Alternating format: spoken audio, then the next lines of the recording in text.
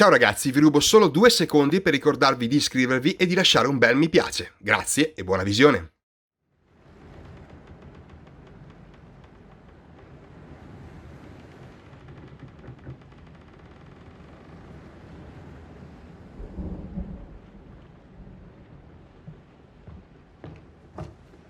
Madam, sir, the ship lies at anchor off New Eden. A tender stands at your disposal.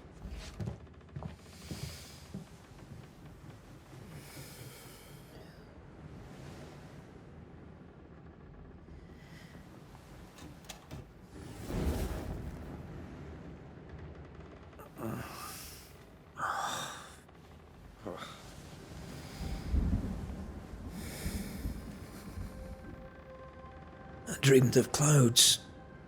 Great long fluffy bastards. Low over the sea.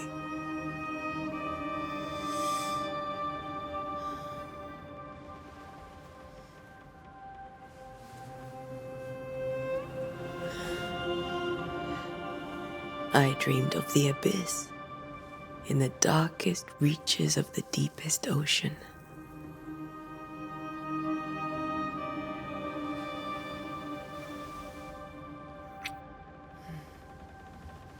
A good day to you, my love.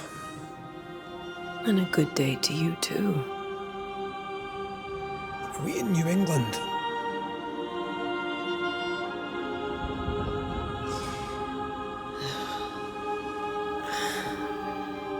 Welcome to America. Something's bothering you. Charles's letter. What of it? The ghost must be uncommonly dangerous, or he would banish it himself. And we shall charge him double. I'm serious. If the Reverend needs help, this can be no easy business. Red, you best be ready. I'll be careful, Master Duarte.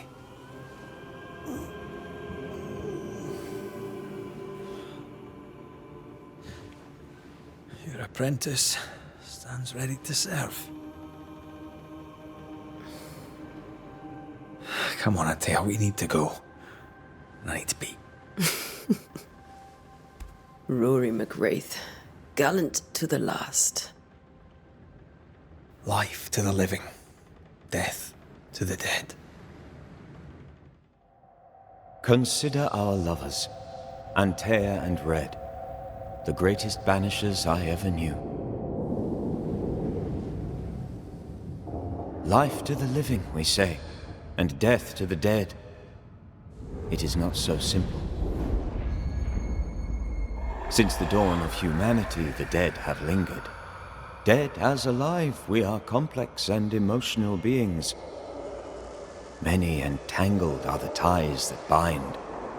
Since the beginning of memory, banishers have fought to sever those ties. Death is but a trifle. It comes to us all. To haunt or be haunted. There lies the true horror. I, Charles Davenport, should know it. The haunting of New Eden scared me to death. I dearly wish I had not begged my friends to come and lift the curse.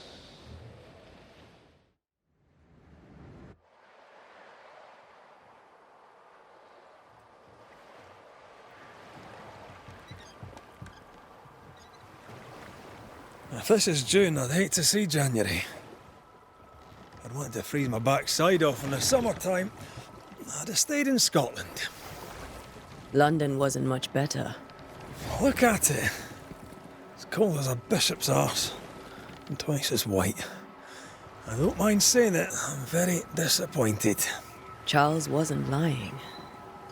New Eden is cold as death. You may well be disappointed.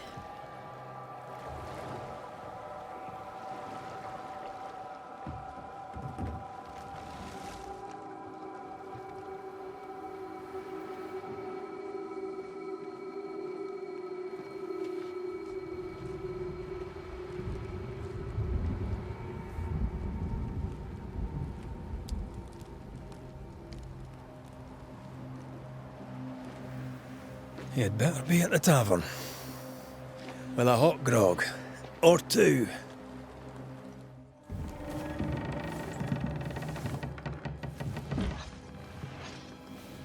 Charlie, we're here. Your prayers are answered. Pour us a drink. Finally. Banisher, please come in. As it is cold, your serving woman may sit while we talk. I'm the help. She's the boss. You're not Charles. My name is Antea Duarte. This is my partner, Red McWraith. Good day to you, sirs, madam. Now, where's Charles? Minister Davenport said help was on its way. I assumed... Keep digging, Fairfax. Good day. Pennington, captain of the train band. This here is Thick-Skinned Newsmith. We're the selectmen. What's left of us? Why is Charles not here? We're sorry for your loss. We'll do what we can for his widow. The Reverend is dead. When? How? A terrible tragedy. Though our faith sustains us, we are still very much in shock. Our shock at Reverend Davenport's killing is so great that we must sit here in comfort, losing precious time. As governor of the colony of New Eden, it is my responsibility... Look at us, sat here waiting to meet the same fate. We could all be miles away by now. You lot do what you want. I intend living. The esteemed select woman can be brusque.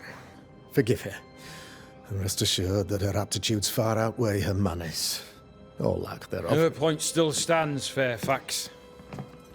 Sitting here, doing nothing, we are as lambs to the slaughter. The Banishers are here. Surely, with their expertise, we may yet prevail. Then I shall leave you and your expertise in ghosts and devils to find out. My expertise in blood and battle is of little use. Mistress Duarte, if I can be of service, yous may visit me at home. On the other side of the street, as it were. Well, Governor, shall you leave or shall you stay? For myself, I'll stay. Our company has suffered terribly. But we are worth saving. And now that you are here, save it we shall. Please, accept my sincerest condolences for the loss of your friend. We feel the loss of our minister so very keenly.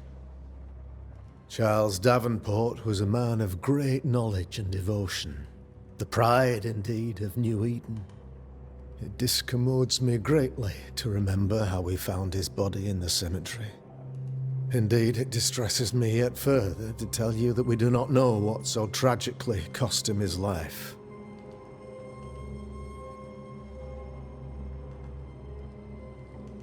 Could your physicians not save him?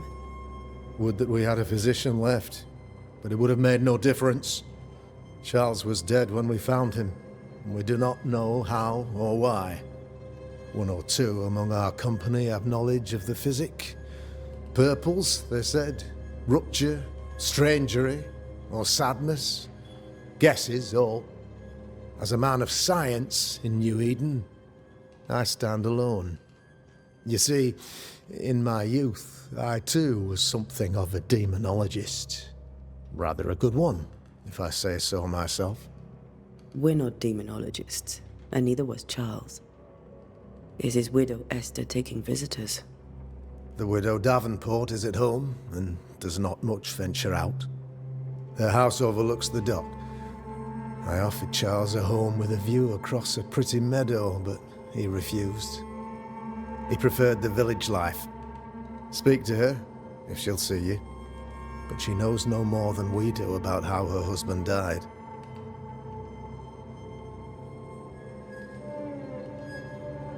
Why is town so empty? Of those who did not die, we are the few who stayed. Though our motivations may differ, all who remain have shown extraordinary faith and courage in the face of our adversity.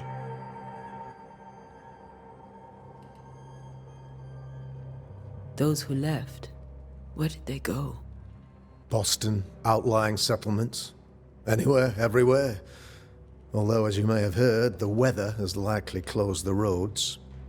Some believe the path through the dark woods offers salvation. I do not.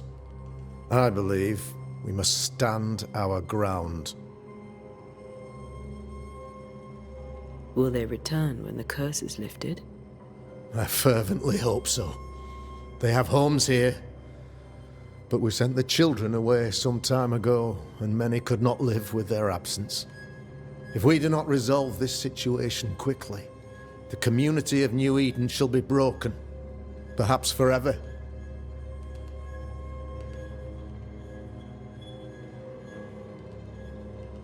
What can you tell me about the curse? I can tell you that it has been our misery for many long months now, and I can tell you that it worsens by the increment. First, there was pestilence and disease. Then came the nightmares. Then came madness. In the end came death, and death remains. But in all honesty, I think the weather is the worst part. This never-ending winter hangs heavy on us all. Worse yet, it traps us here.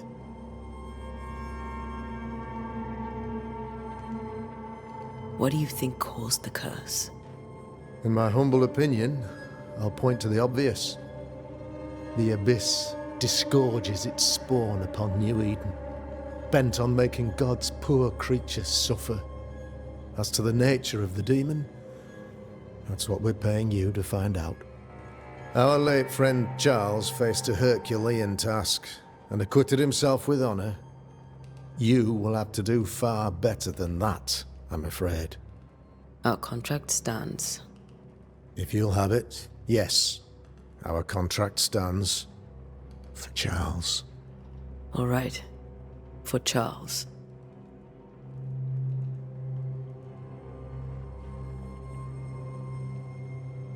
You're a demonologist, you say?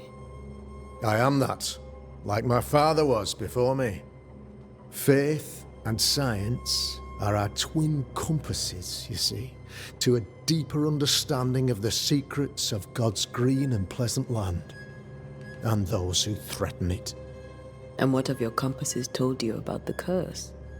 They have told me that Reverend Davenport was better placed than I to solve our problem. Which is why you're here. We agreed it. I shall stand for the company, I said, as the moral authority, the anchor, and the rock, as Charles and his banishers lift the curse.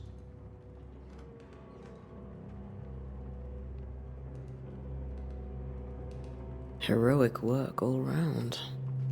Indeed it is, madam. Indeed it is. But we do it all the same. Because we must. Aye. Because we must. Thank you. We have what we need. Then I wish you success. By my instruction, a room is prepared for you in the old schoolhouse. I'll be here if you need me.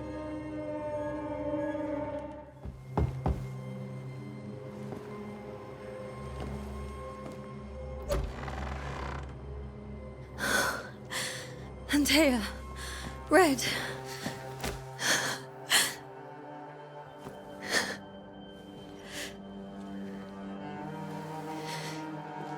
Come in.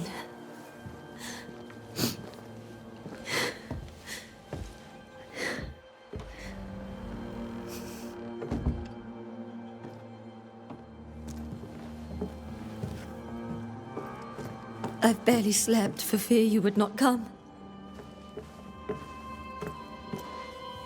I'm at a loss. Would God even allow me to drag you into these dark times? Esther, you're not alone now. We're here. I'm so sorry we didn't get here on time. Truly. I know. Charles kept saying it. Have faith. They will come. If only he had kept his faith himself. What happened to him? Poor Charles. Just one more victim of the curse of New Eden. You know how he is. Was. Restless. Impatient. It's not that he gave up on you, his friends, but that he could wait no more. I believe he tried to lift the curse. I too have questions, but I have no answers. Nor do I now have a husband. Is there anything we should know about? Lord, deliver me, for I cannot endure this. I cannot endure it, and Charles does not deserve it. Anything at all, Esther. Please. I have felt Charles present about the house. His ghost lingers. He needs help. If he's here, I promise I will know no rest until he has his. You can count on us. We'll start with the house. Charles's papers are gathered in his office. Take what you need. Thank you, Esther. How were things, before all this? Before the curse? It was a busy and exciting time. Charles immersed himself in the community here. He had a hand in everything. The people came to rely on him. I'm sure they look to someone else now, but I can't imagine it's the same. What can you tell me about the esteemed Governor Haskell? Fairfax Haskell is well-read and educated, but at times his back can be too stiff. He shares Charles's interest in the unknown, but his passion seems less than practical. He's an academic. Still, good to know our patron has some understanding of our work. We met the captain, too, along with the huntress, Thickskin. Do you know them? I find Thickskin Newsmith's manner a little frightening, but I think she has a good heart. A fine hunter by all accounts. Captain Pennington comes with a reputation for soldiering. He comports himself with a wry dignity, but I suspect that beneath it all, he's just sad. Charles thought so too. There are wounds beneath Saul Pennington's armor, he said, that time and God have not yet healed.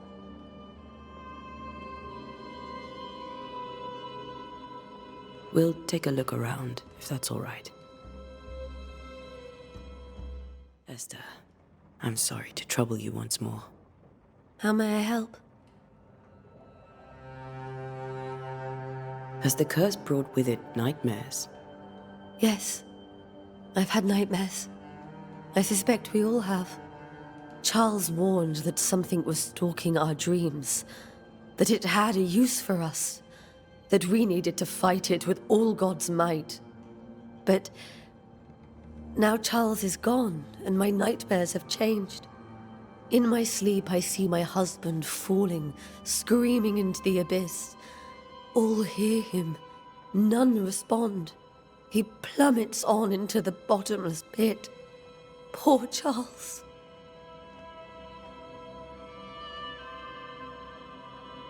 We must make our way to the cemetery. Please be careful, dear Antea. What will you do for my Charles?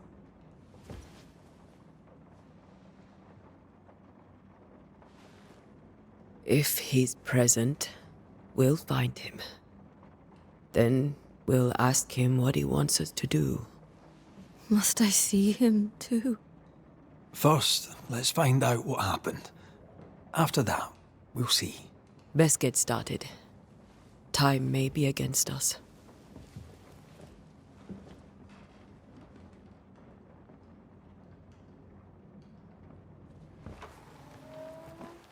You be alright? I doubt it. But I'll do my work all the same.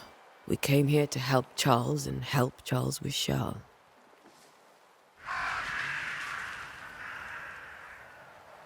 Ask around. See what people will tell you. I'll go to the cemetery and do the same.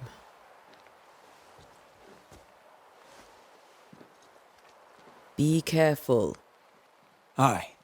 You too. Now is a good time for we old friends to talk. We've come too far, Red and I, not to see you one last time. Your pupil has become the master. If we fight, I'll beat you.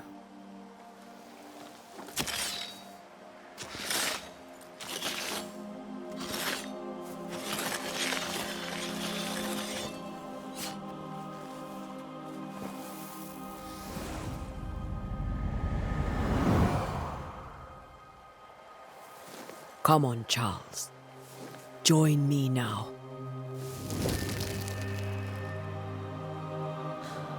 I know you're here.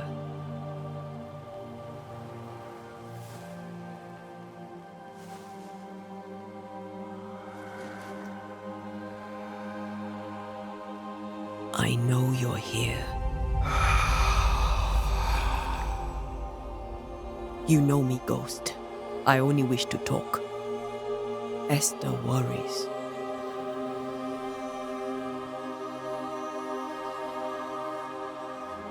Antea, here, at last. Oh, poor Esther. I'm so sorry, my friend. So sorry for us all. What happened?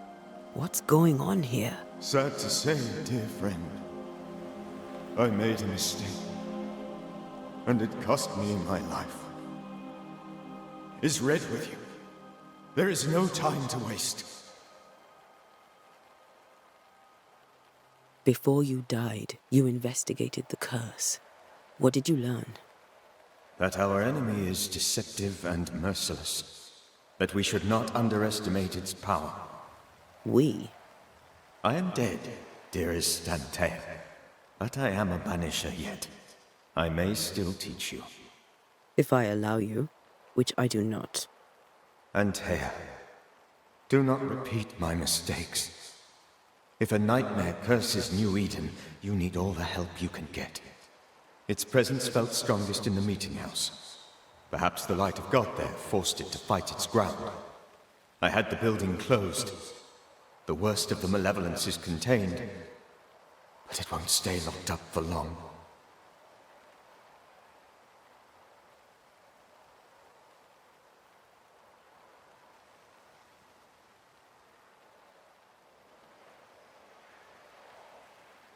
Why did you not wait for our help? The threat was rising. Despair growing. There were so many dead, Antea. So much sickened flesh. So many afflicted souls. There was no more time.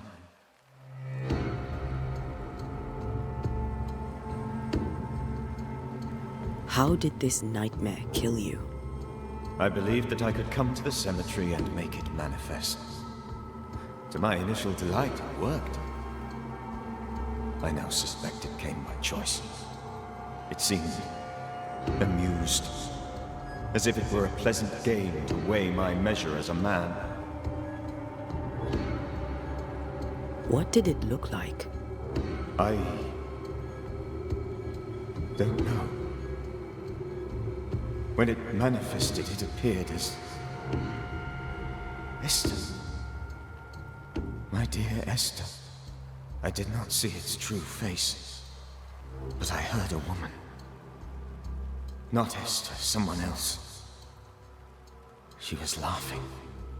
I felt her gaze. My heart froze. I died. The spirit is vengeance pure. The ghost of one who was terribly wronged. I've heard your warning. You can go. No, I must remain. Esther needs my protection. My flock needs me too. You know how this works. You know I won't allow that. I am still myself, Antea. With time, I'll grow stronger. I can help you. The longer you haunt Esther, the hungrier you'll be. You know this. This is different. I'm the Reverend Charles Davenport, your friend and mentor. You know me. You know I am a good man. I knew you. You were a good man. Now you are a ghost, and I cannot let that stand. But I swear it, the nightmare will end, and Red and I shall do the ending. Charles Davenport was a good man and a fine mentor. And you a fine student, though you took a hard line. I never could unpick that from your character. Has life tempered you since? Life has tempered my steel. Death and the manner of it has made you the very thing you once opposed. Goodbye, Charles. Peace on your soul. Remembrance on your... Antea, wait. Wait for what? We're banishers. Death to the dead. Let Esther choose for herself. Oh, Lord, please don't ask me to do that.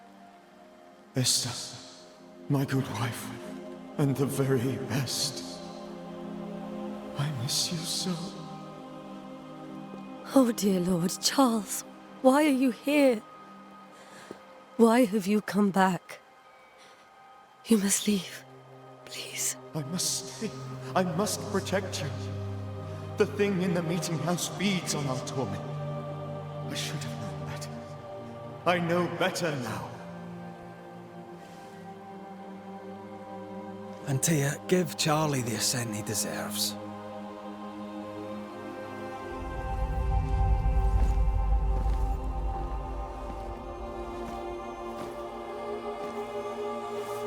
Charles Davenport, you have no reason to stay. Go. Let Esther grieve in peace.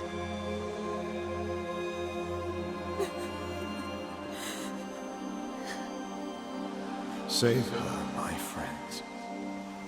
And save yourselves. Save them all.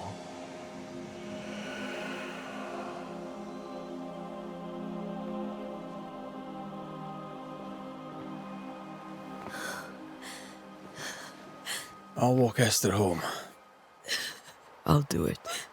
The women can talk. Then all the way to the schoolhouse and make the bed. Charles is at rest now.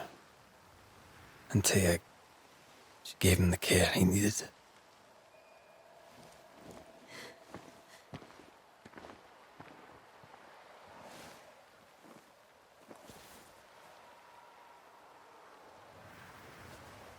Good day, sir.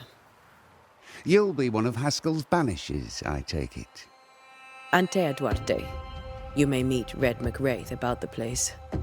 Hugh Bachelor. The governor had me prepare the schoolhouse for your comfort. It has fallen out of use. Will that be all? What can you tell me about the curse? New Eden is scrutinized by God.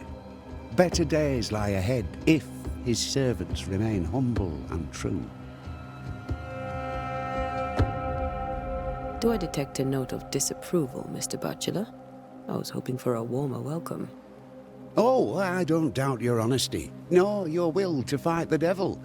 But we have prayed for salvation. And, madam, without wishing to offend, you are no angel.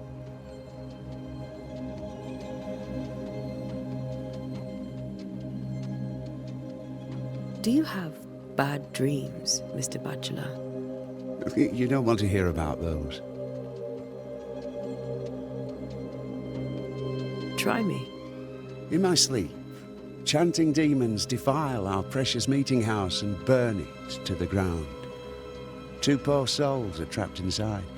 A man and a woman, screaming oaths and curses in strange tongues. I wake with a start and rush to the window. I am relieved to see the meeting house still standing. Did you know the Reverend Davenport thought the meeting house haunted? I did know that. To his shame, the late minister ended services and closed the meeting house. No wonder we are where we are. And what do you think sits in the meeting house? Miss, if the devil sits in our meeting house, it means that we, the people of New Eden, have failed to repudiate his works. Obviously. Where are the children? Several died of fever. We could see disaster coming. We thought we'd have to bury them all. We sent the children to safety. We sent them away. That can't have been easy. It can't be easy now. No. No, it is not. Farewell, Mr. Bachelor, and you may wish us luck. I shall not wish you luck. I shall wish you salvation. We did the right thing. Charles was our friend.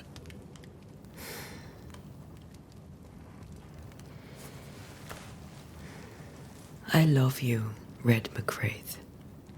But But when it comes to ghosts, your heart makes you reckless. It's dangerous.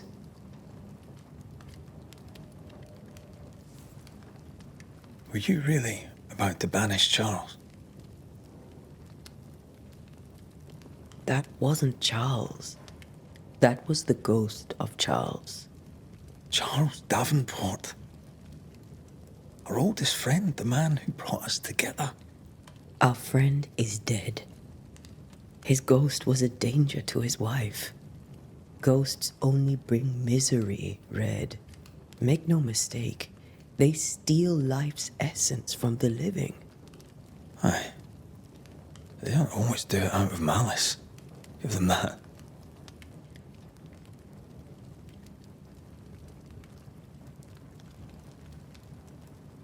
The dead have no business with the living. Letting go is hard. Even for the dead. Ties bind fast. And we are paid to cut the knot. Would you banish me? If it came to it? You'll not escape me so easy. You I would bring back from the dead. That's not funny. I'd fill you with fresh essence. I'd give you so much essence you'd return bloated with life. Steal essence from the living to feed my ghost. You wouldn't, eh?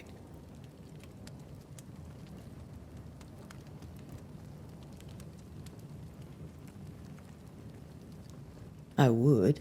Then I'd kill you again for dying before I do. Sometimes you scare me. I know. Do you think Charles was right? This thing in the meeting house could be what did he call it? A nightmare? I really hope not. Such entities are legendary ghosts, even for banishers.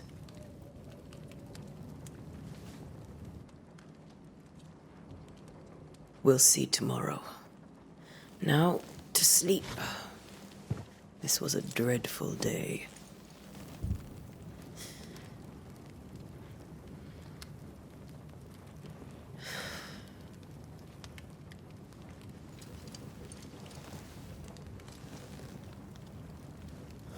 Poor Charles. Poor Esther. Aye, poor Esther.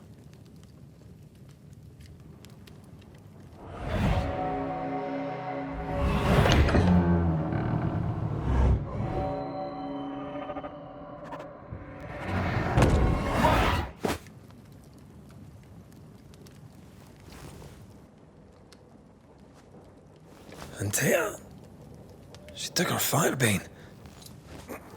She says I'm the reckless one.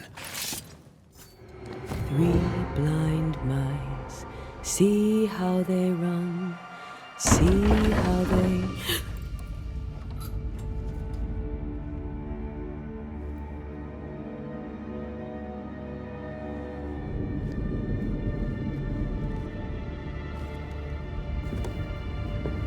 And Tia, blind. Oh, Red, can't you see? We never stood a chance. Antea, you hurt? Where are you?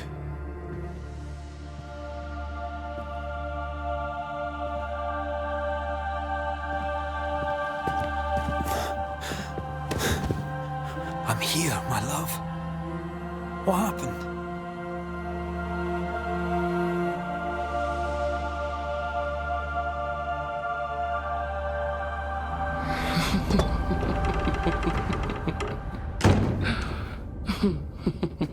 I'm here, my love. How mundane. Show yourself! God came to the man in a dream and said, "Behold, thou art dead."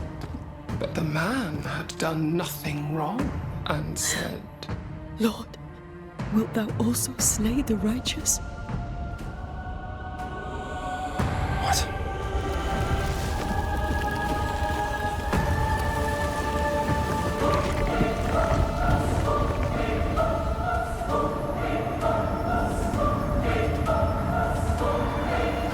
"Will you slay the righteous?" Not alarmed. I bring you aid. There is no aid. There is only dereliction. Where's Antea? What have you done with her? Hell's balls. Lady, if you hurt her... You cling to love, a fool to the last. There is no love. There is only defilement.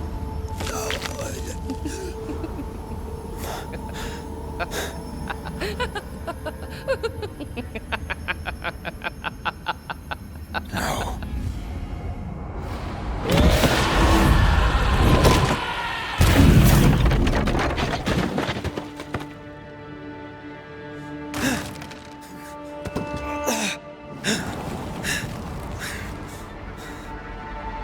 Antea!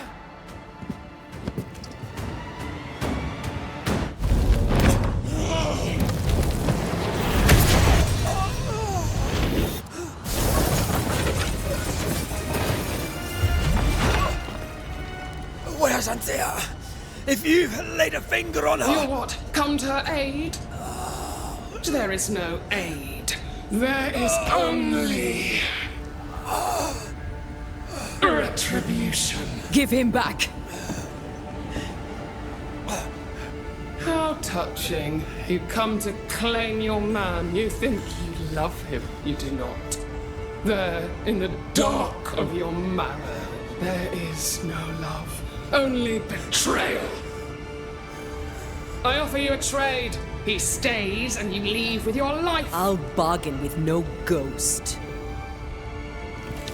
You have a brain, yet you think with your idiot heart. You're weak.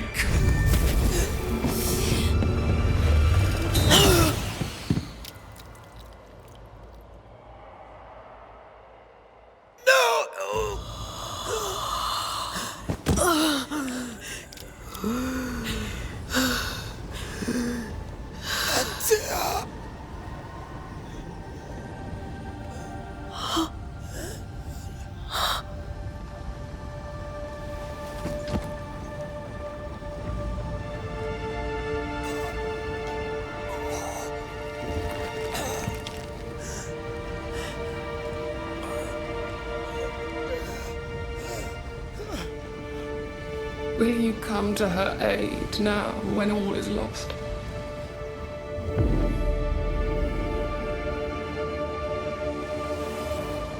If you do, I'll be waiting.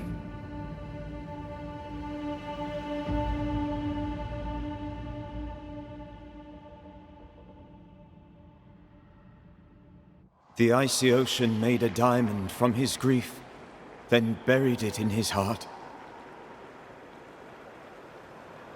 The weight of his failure dragged him down.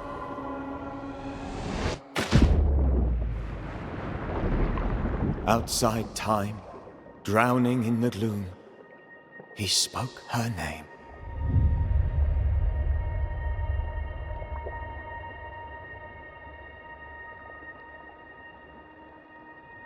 Take me instead, he screamed, soundless, into the cold and silent waters.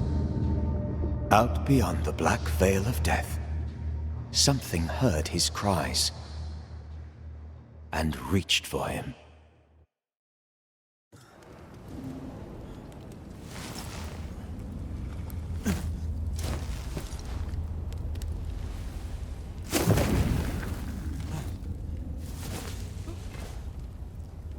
Let her go. Take me instead.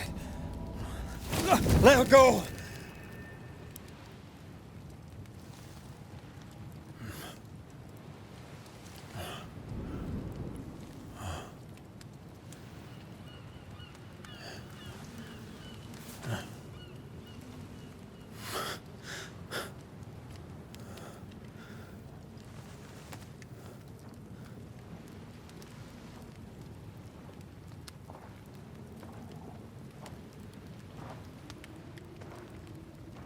Ah, you're awake. Who are you? She who rescued you. Tended you for days on end. Weeks, maybe. Weeks? Oh, God. What have I done? Get your strength back before you beat yourself up. She's dead.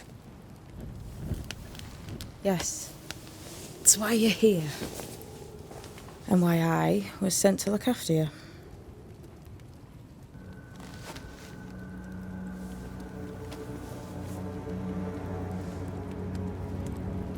Who are you? I feel like we've met, but I'm sure we have not. I feel like I know you forever, but do I? You're confused. It's normal. You've been near killed by a nightmare, you've lost your beloved, and now you've a witch by your sickbed. Witch? Witch. I go by Seeker. Find the Banisher, said my mistress. Tend him, and answer any questions he asks you before you leave him be. So, how do you feel? Does it matter? Of course it matters. Means you're alive, and you haven't given up.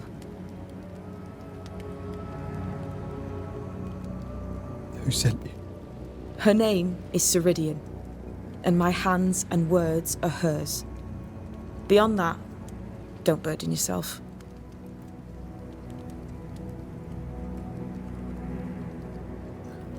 Ceridian. This little seeker who asked you to find me, is she Scots or something? It's Ceridian. She's too old to be from anywhere in particular, and while, yes, I found you, she told me where to look.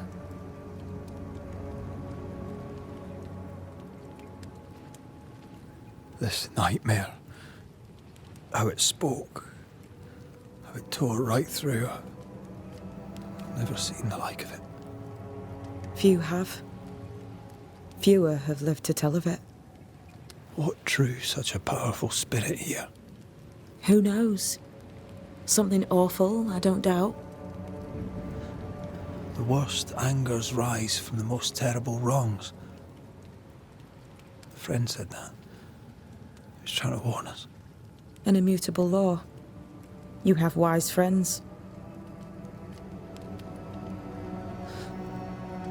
What am I to do now?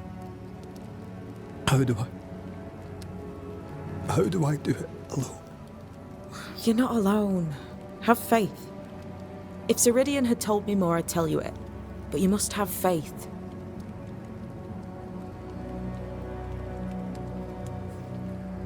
Have faith, you say, that you do not know me.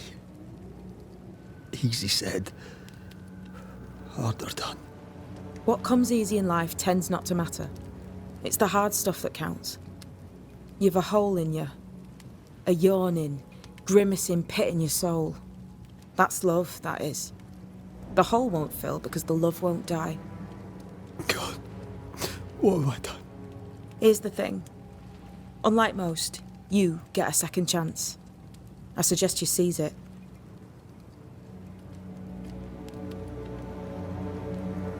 Why'd you pull me from the water? What's your business with me? I have no business with you.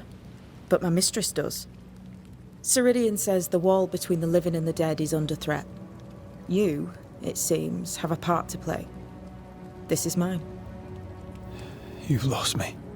No, I found you. But so did your grief. And it demands to be felt. You may think you're done with your ghosts, Red McCraith. But they aren't done with you. I'll go now. Rest. Why ever my mistress saved you, she has good reasons. The best. Where are you going? Home. To Ceridian. She needs me. Where shall I find you if, or when I need to? Maya Marshes. Great big swamps other side of the woods. You can't miss them. We'll know when you're coming. Till we meet again then. That's right, Banisher. Now, turn around. What? I'm leaving.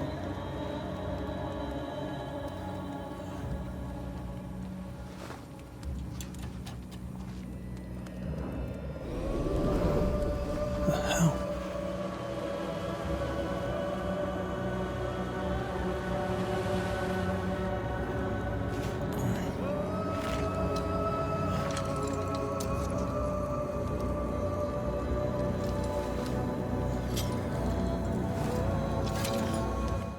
Right here, my love, right here.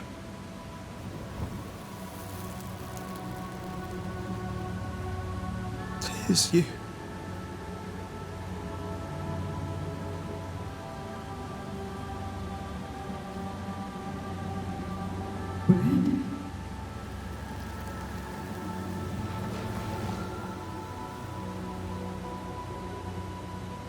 No!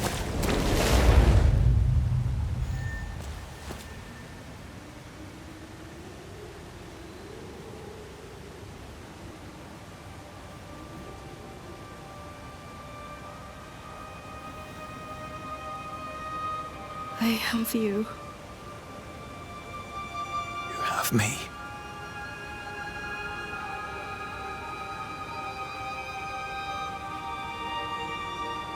Come.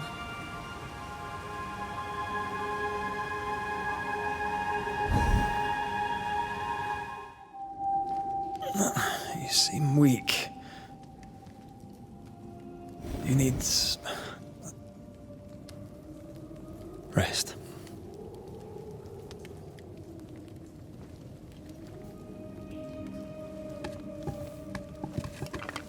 I feel hollow.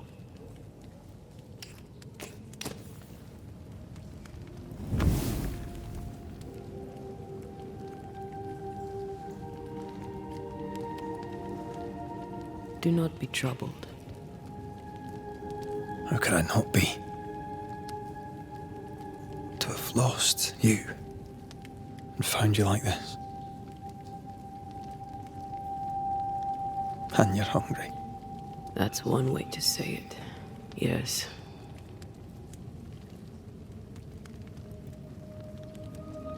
What can I do?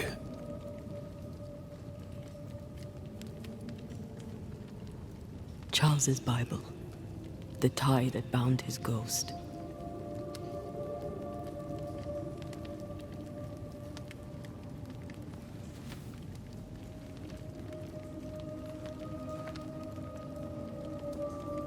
Some essence remains upon it.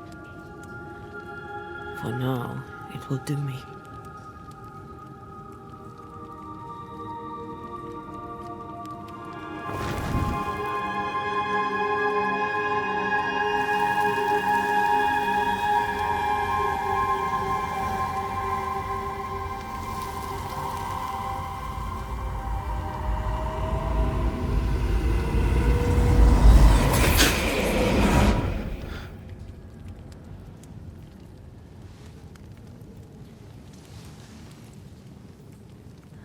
I needed this. I feel better. Look at you. At us. I know. Don't get me wrong. I'm glad you're here. I'm glad you're back. Truly. The living should not truck with the dead. I've known that since childhood. I learned the hard way. You never told me this. What happened? It was a lifetime ago. For now, it doesn't matter.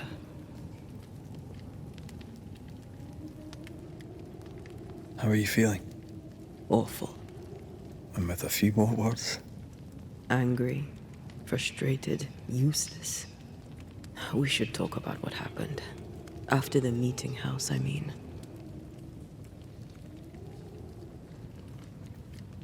What do you remember from after you died? I remember the suddenness of my death. I remember nothing but... After that, a nothingness. Timeless, lost. And then I heard you. You spoke my name. I searched for a way back. I woke up in a cave. Been rescued by a young woman named Seeker. A witch's apprentice. She was proud to tell me that. Her mistress had sent her to take care of me. Witches rarely show themselves. Intriguing that one would help us.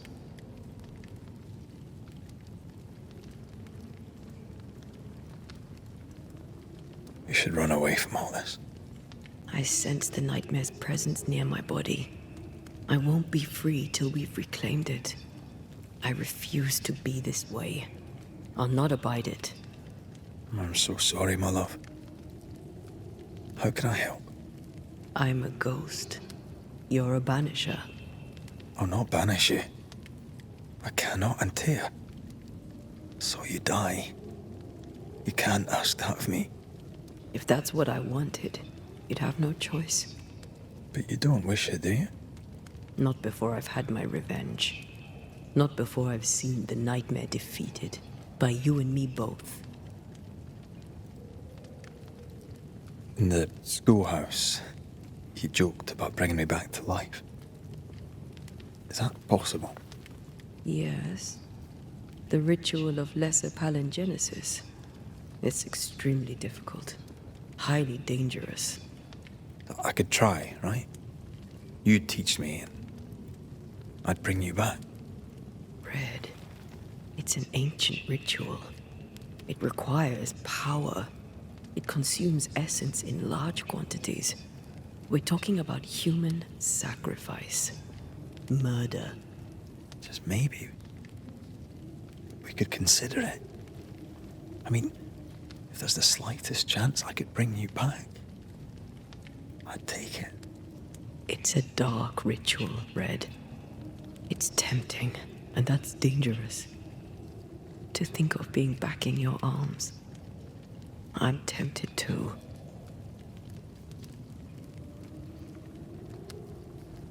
Could I give you your assent? That would be the simplest solution, but not the easiest. Why? My body is my tie, and the nightmare still holds it. In the meeting house, but before she let me fall, I swear she dared me to come back. She's as devious as she is powerful. She won't just hand it over. Then what shall we do? If we are to return to New Eden Town, we must first learn more about our enemy. Charles said nightmares don't appear without good reason. Yes, we have a mystery to solve, witches to meet, people to find, and questions to ask. And then you'll help me go, one way or another. I will. I swear it, Mother. Rest. You need it. I'll stay close. Ben, you're back! Beg pardon. Thought you was someone else.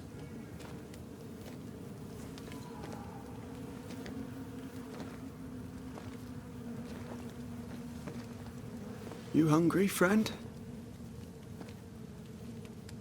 The stew is thin enough, but I'd be glad to share.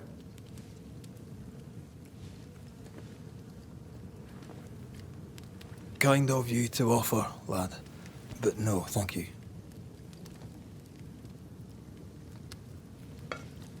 Been a while since I've seen another human's face. You come from camp? You a hunter? Of sorts. Red McCraith. I'm a banisher. Like in the stories. Jacob Lind. I'm a trapper. That's a real job.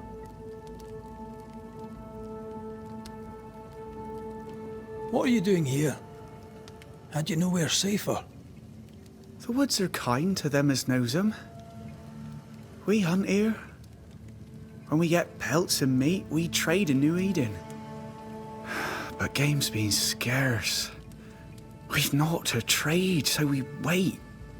When even the wolves are starving, you know it's going to be a bad winter. How long have you been out here alone? Dunno. I lose track. And I'm not alone. God is with me in the scriptures. Would you like me to read to you? Another time, perhaps. You're exhausted.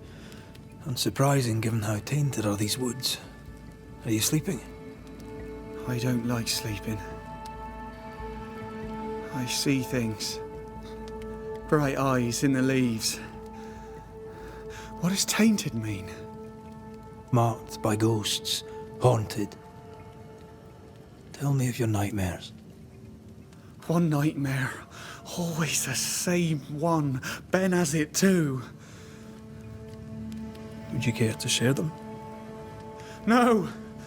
No! 'Tis a nightmare. Nothing more. Who's Ben? Another trapper?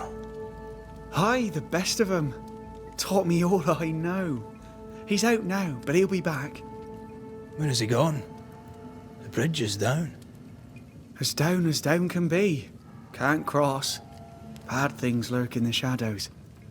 They scent flesh. Game's low. Game's low and Ben's gone. He'll find game, he will. I know it.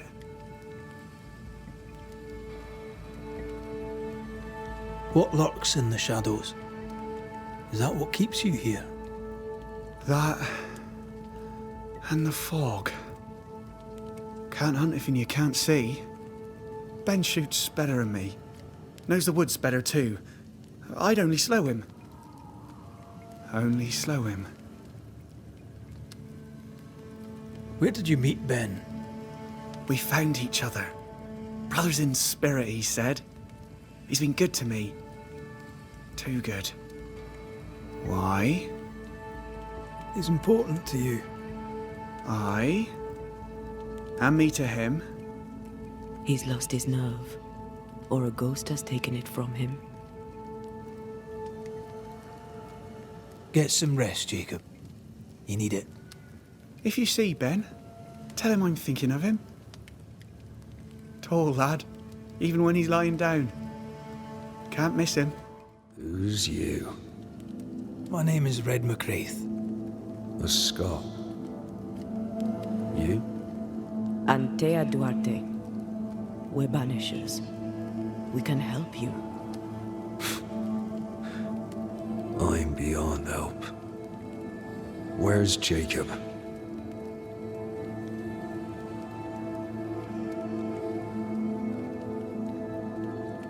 How long have you and Jacob been out here in the woods? Some winters now, but this one, it never ends. No way out, no way in. We were alone, not an animal in sight. Know when things changed. We got stuck. These godforsaken woods. You tried many times to leave this place. I tried and failed. Week on week, month on month maybe. We went in circles. The woods are tricky, sir. Treacherous. Mean. Round we went, round and back again. Jacob said you both had nightmares. The same nightmare. Aye. And yet we got no sleep. Couldn't tell truth from fantasy. The shadows seemed to flicker at the corners of our eyes. We know what befell you, Benedict. What keeps you here? He does. He waits and waits and waits on me.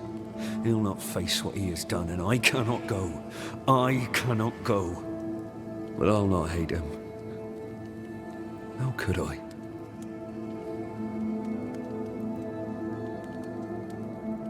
We thought he'd acted willfully, planned it. Tell the truth, we thought him a liar. No. Jacob is a kind and godly man. Pure and true, always. He's the very best of us. And yet, though I denied it, I saw it coming. I became wary. Some part of me knew what he was thinking, 'cause I was thinking it too. What do you want from Jacob? Do you seek revenge? I seek no vengeance. He is I, and I am him. What does he need that he may let go? He needs to face the truth, to accept what he has done to both of us. At night, he'd read scripture. God would mind us if we were good and honest. Jacob taught me that. We were good. We lived honest lives. We kept to ourselves, minded our business and no one else's. So tell me, Banisher, what did we do to deserve this? I'm sorry. Despair can drive a good man to a bad place. God only visits hardship upon us because he knows we can bear it. Thank you, Benedict. Perhaps we'll talk again. Perhaps we shall, Banisher. Perhaps we shall. Oh, there to you, Jacob. Mr. McCraith, sir? You were struggling, yourself and Ben. Why'd you not leave? Leave? No, can't leave. This here is home. We trap here, we eat here, we tan pelt to leather here. Our lives are here. Can't leave. Did you not try the river? The fog had to lift sometime, and if you stay, you'll starve. We have enough. Thanks to Ben.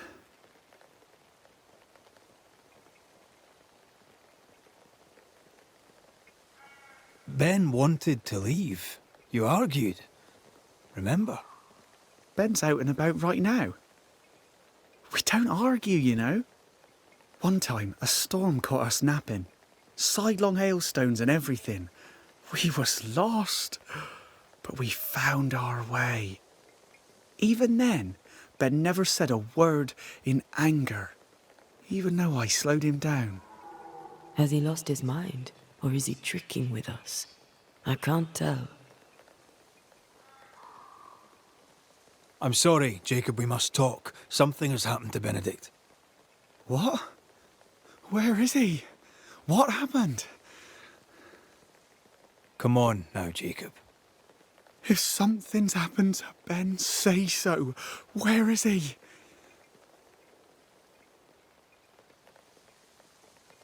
Benedict is in pain. For his sake, you need to remember what happened. You need to remember what you did. But no. I would never. I couldn't hurt him. I love him. Jacob, look at me. It's safe to remember. Now tell me, what happened on that cliff top?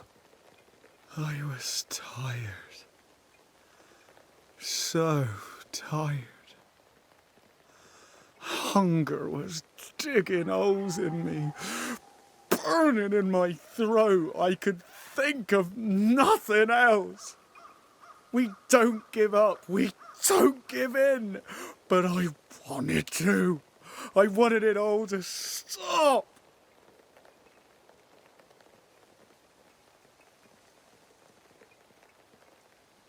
So you made it stop. Do you remember now? I failed him. I failed Benedict.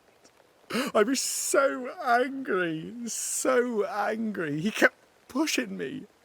We argued, and I couldn't think.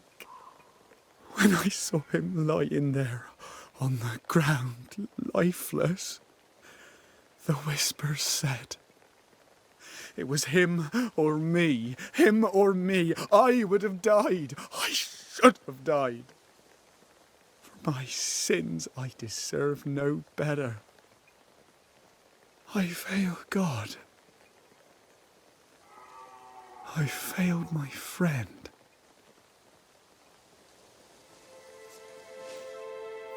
I'm a monster. I deserve no mercy. No.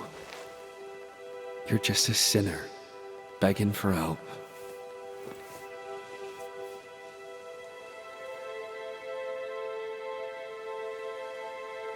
We both faced a choice, simple and awful, to kill or to die. You struck first, and here we are.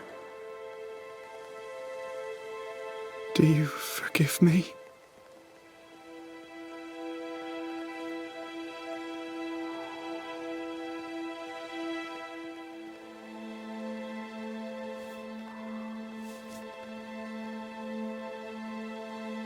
Our fates are in the hands of others now.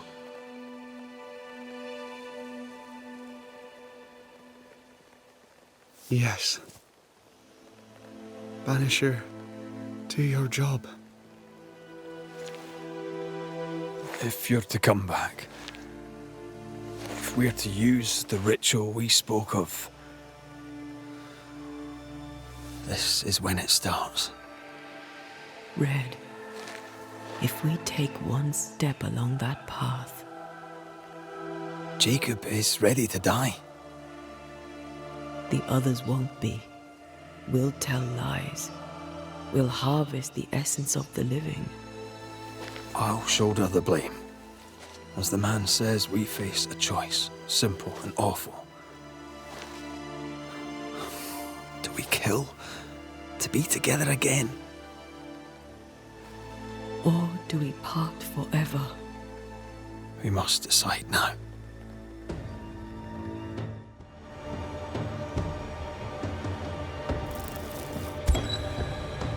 Jacob Lind, you believe you merit no mercy, but your suffering must have an ending. You murdered your friend, the man you called your brother. You fed on him. Then you denied your part in his ending and bound his spirit to this realm. You can never right this wrong. But the truth and your death will ease his suffering. There can be no half measures here. And if the righteous scarcely be saved, where shall the ungodly and the sinner appear? Benedict, my friend, forgive me.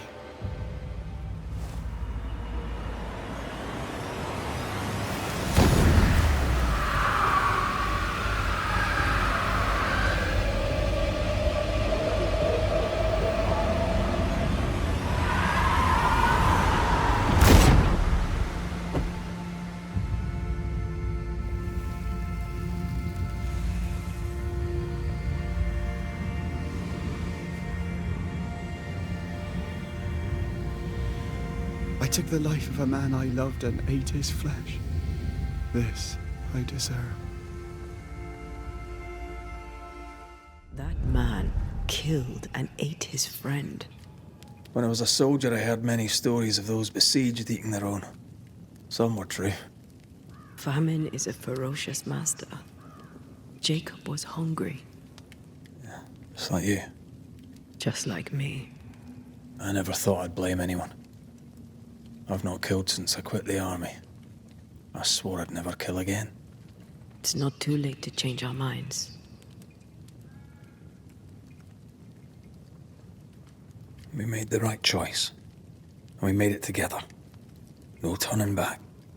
Then, so I may have my resurrection, we'll steal human essence. We'll kill people for our own ends. Living, breathing people. We'll be banishers no longer. Right. That's that settled. Thank you. I hope you've no regrets. Soon I'll reclaim my life.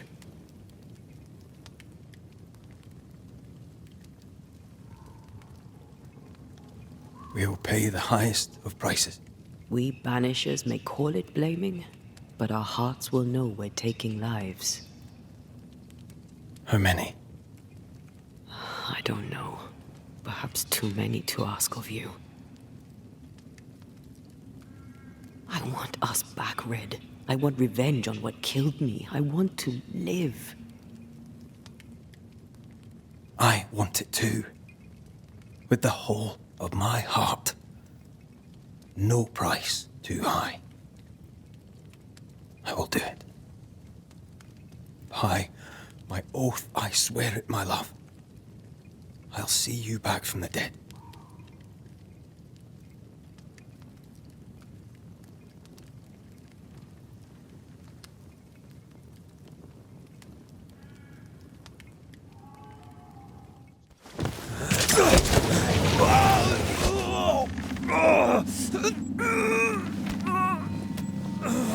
Those balls.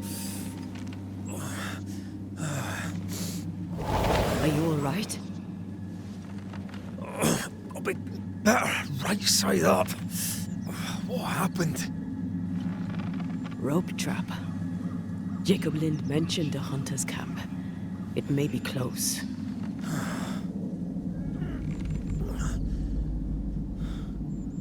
Something's there.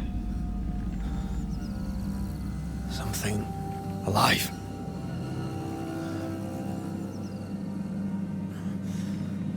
Yes.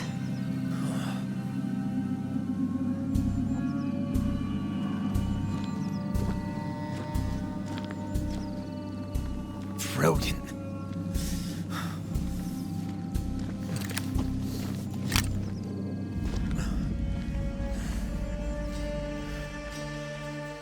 Who are you and where did you spring from? I've come from New Eden Town. That's a very long way from here, sir. Who are you? My name's Red McCraith. I work for the selectmen of New Eden Town. I'm a banisher. Didn't you and the other one die in the meeting house? I fell in the water and the tide took me. I survived. Up to now, anyway. I've never seen a banisher before. I expected more. Could I please continue this conversation with my feet on the ground? Easy now.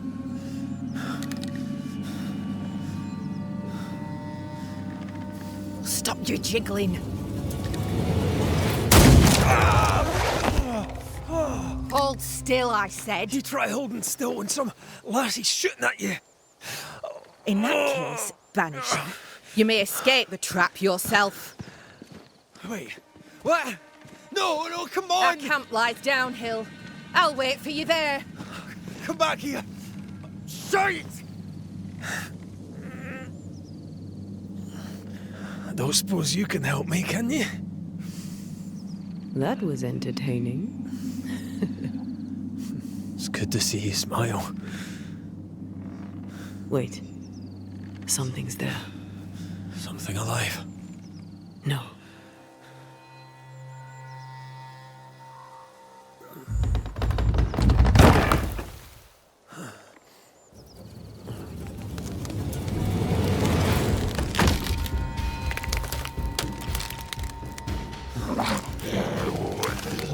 A bone walker. The Shite!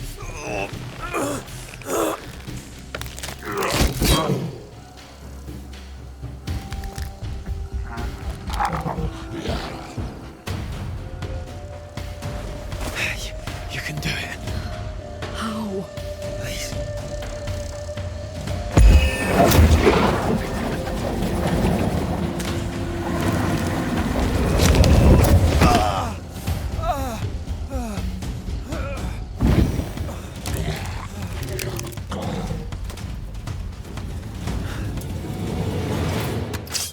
So, you found us safely, Red McWraith. Aye. Well, thanks to you. I had to know you could look out for yourself. You're welcome to stay until you're told to leave. I'm Kate Newsmith. Far as you're concerned, I'm in charge round here.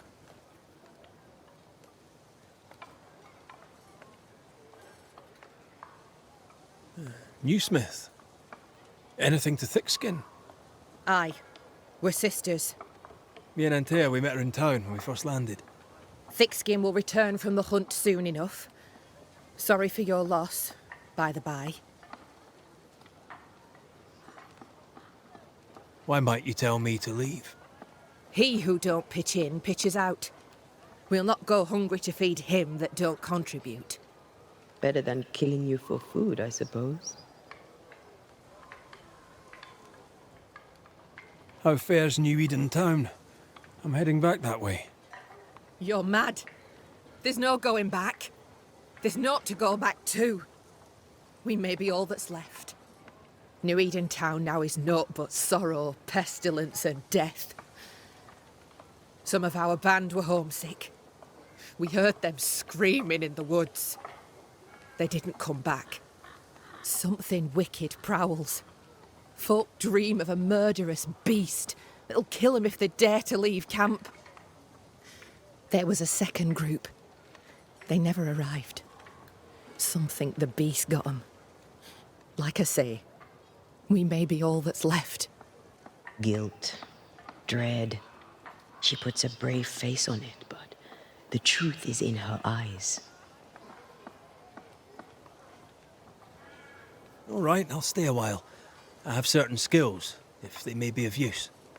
Our hearts are low. Nightmares plague our sleep. Do what needs doing, help who needs helping. Well, give me some names. Prudence Hake. A widow, like so many. She cooks. Lately she's cooked shite. He who puts the food aright is a hero indeed. Aye, I'll make the rounds. I'll pay my respects to Widow Hake and see what's the bother. If you can't find Prudence, ask Jane. They're close. Also, please check on our blacksmith. His already meagre skills have lately declined. Talk to Jane, talk to Prudence, check the forge, talk to anyone who needs help, which is probably everyone. Right, got it? One empty cabin remains. A tree fell on it. But you may have what's left. Welcome to the Dark Woods. In your forays into the woods, have you seen many bone walkers? What the hell's a bone walker? Corpses possessed by malignant spirits. The dead walking. You'd know if you'd seen one. God spare us. Have you? Of course not. Standard question. I have to ask it. Bone walkers seem drawn to us, but not them. Is it you? Is it me? We both? Can I ask you, what do you know about the nightmare? I have bad dreams, aye. The worst kind. We all do. A nightmare is what we banishers call the creature in the meeting house. It's a breed of ghost. A bad one. Aren't they all? Town was doomed. My sister knew it. After your mishap, it was time for us to go. Your bad dreams. Care to share? Might be the hunger. Might be the fear. But we all seem to dream the same dream. A beast. A wolf, but not a wolf. Larger, stranger. It howls and hunts from the shadows. Intriguing indeed. But still, just a dream. Is it? Thick skin apart, those who leave don't come back. Some blame the beast. We stay close to camp now. Tell me about this beast. Though we've heard it howl, none have seen it. We've heard screaming too, and those who've travelled on have not returned alive. We hope against hope that they've found their way to Boston, as we must, if we're not to starve. But our dreams say they did not. There's really no way out. We can live here, on the edge of starvation, keeping our cheer as best we can. Or we can die in the woods, prey to a drooling beast. We choose to live. I must ask you about the camp. Ask? Where's your sister? Out, making the rounds, hunting if she finds game. One new smith stays, while the other new smith goes. She goes out alone. She's thrice the hunter anyone else is here. We'd only slow her down, she says. Have you been here long? Huh. Not one of us knows for sure. Time here flies for some. For others it stands still. There's no night, so counting days is difficult. What would Thickskin say? She'd say about a month. She'd be lying. We both counted days, but the numbers didn't tally. I gave up. The nightmare twists the perception of the passage of time. These folk have not escaped the curse. Who about the place needs help, do you think? Something's not right at the forge. You could start there.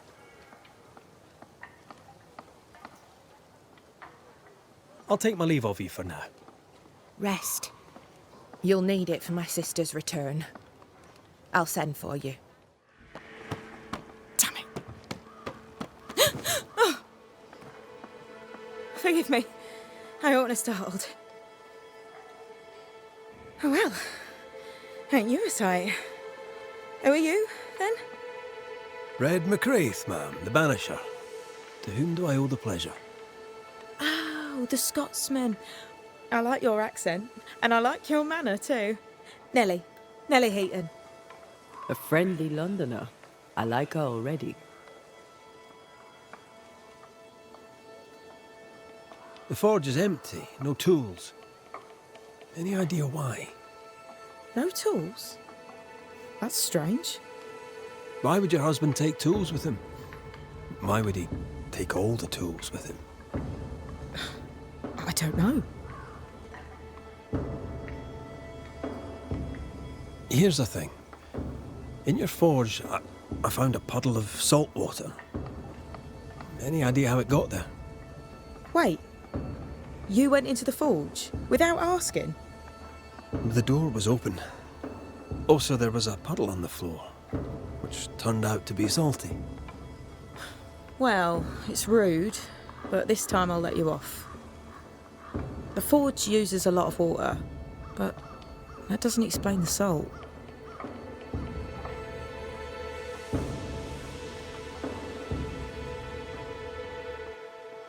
It had the mark of a ghost. What think you of that? A ghost? My lord, am I in danger? Honestly, I don't know.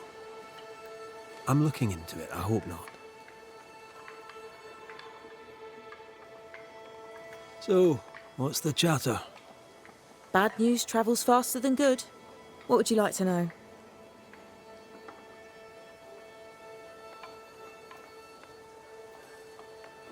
How's life about the place? We're doing our best to make things work. The beast is worrisome, 'tis true. But Thickskin knows what's what. I'm sure we'll be fine. What think you of Thickskin New Smith? She ain't perfect, that's for sure. But she's independent, fair-minded, strong in body as in character. She cares for us.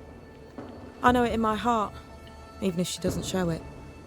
Why else would she shield us from the beast? What can you tell me of Kate Newsmith? I like her. She's different from her sister. Sensible, watchful. When she speaks, I listen.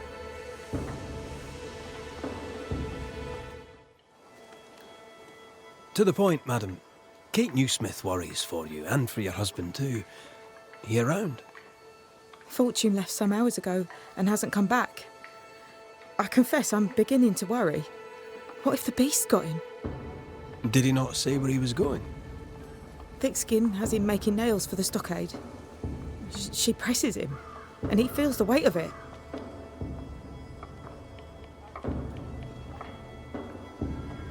Could he have gone out in search of material? Doubtful.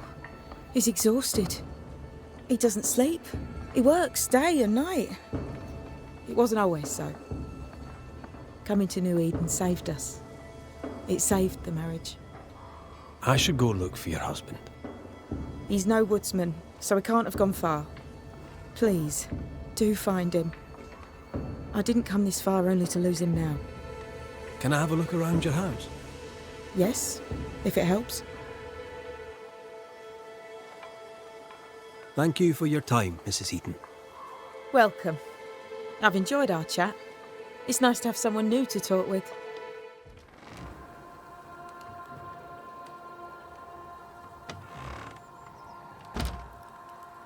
I thank you, whoever you may be, for whatever you have done. I thank you. I thought I was done for. Fortune Heaton, sir, and so very pleased that you came along. Red McCraith, the Banisher. Weren't there two of you? There were, yes. As it happens, I've been looking for you. You have? What for? So, you're the blacksmith. What's that like then?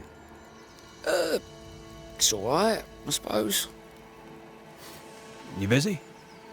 Yes, of course I am. Lots of building work to be done. That means nails, whole lot of nails, like an ocean of stupid bloody nails. I love when a man takes pride in his work. How are things with Nellie? Good, yeah, good. It's, nice. Having a wife, a home. Nellie is, a fine woman. Clever, brave, generous and kind. She's a blessing.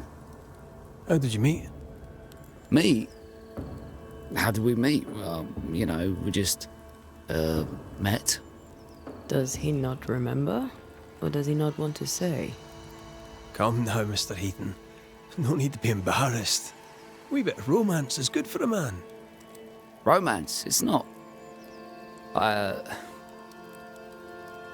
I helped her with a thing. She helped me with a thing. We stayed together, helping each other with things. Doing right by one another can bring a couple together. Doesn't always need romance. What are you doing out here anyway? Do you not fear the prowling beast? I needed a walk, bit of fresh air, bit of light. Forge is... well, it's dark and hot, isn't it? I didn't mean to be a worry. We all enjoy walking the woods while burdened down with smithing tools. Why'd you bring your tools? Yeah, why did I bring my tools? Why?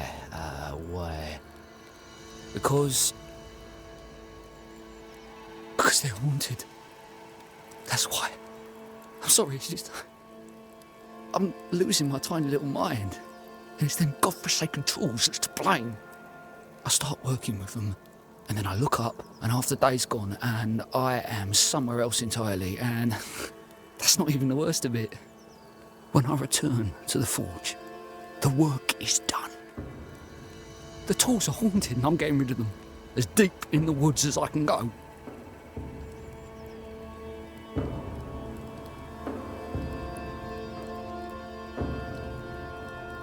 Did the haunted tools tell you to kill your wife? No. Yes. Maybe. No, I would never hurt her. Yes, they told me to hurt her. Maybe I'd have hurt her.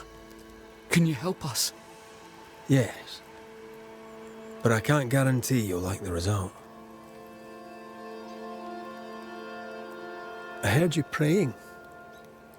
I thought I recognized the text. You did? Sure? Nellie painted him a pious Puritan. Aye. Thought they sounded Catholic. Oh, well, just coincidence? Look, here's the truth. I'm a convert. I did it for Nellie. Was Catholic. It was a convenience more than a calling. Keep it to yourself, please. I need to fit in around here.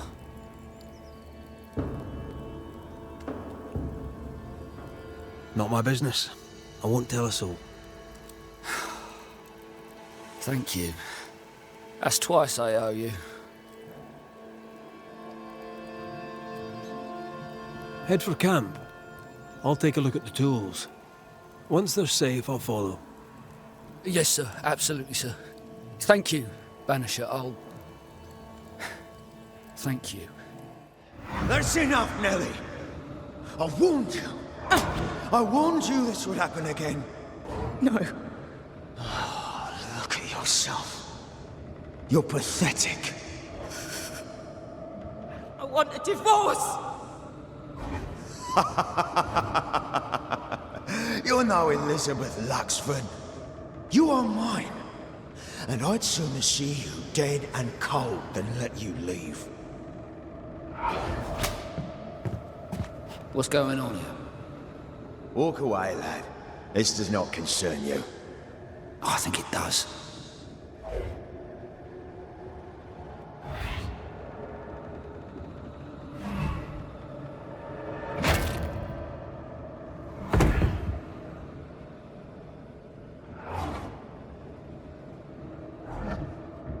What do you want to do?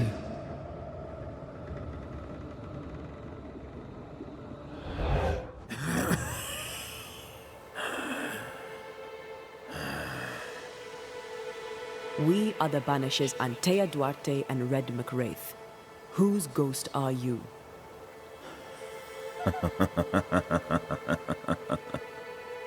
Do we really have to listen to this bastard? Nothing good ever comes of talking to the dead. At times, I'm tempted to agree. Who are you and what do you want with the blacksmith? My forge. My wife. My name. All mine. The bastard stole them. Is he telling us our blacksmith's a fraud? Why are you here? I want what's mine. Stolen away. Pried from my grasp. I want my work. My name. My wife. Your wife is not your property. She was no one! A drudge who fancied herself a herbalist. I plucked her from the dirt. I made her. All right, no. I'll not entertain this man a moment longer.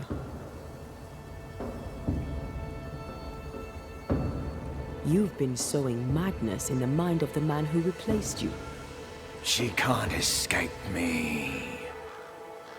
Are you looking for revenge? I claim what's mine. She schemed it. He seized it. And I shall have it back. That night, on deck, Nellie asked for a divorce. What happened then? We saw what happened. I want to hear him say it. What happened on the boat? Ungrateful, scheming, errant, whore.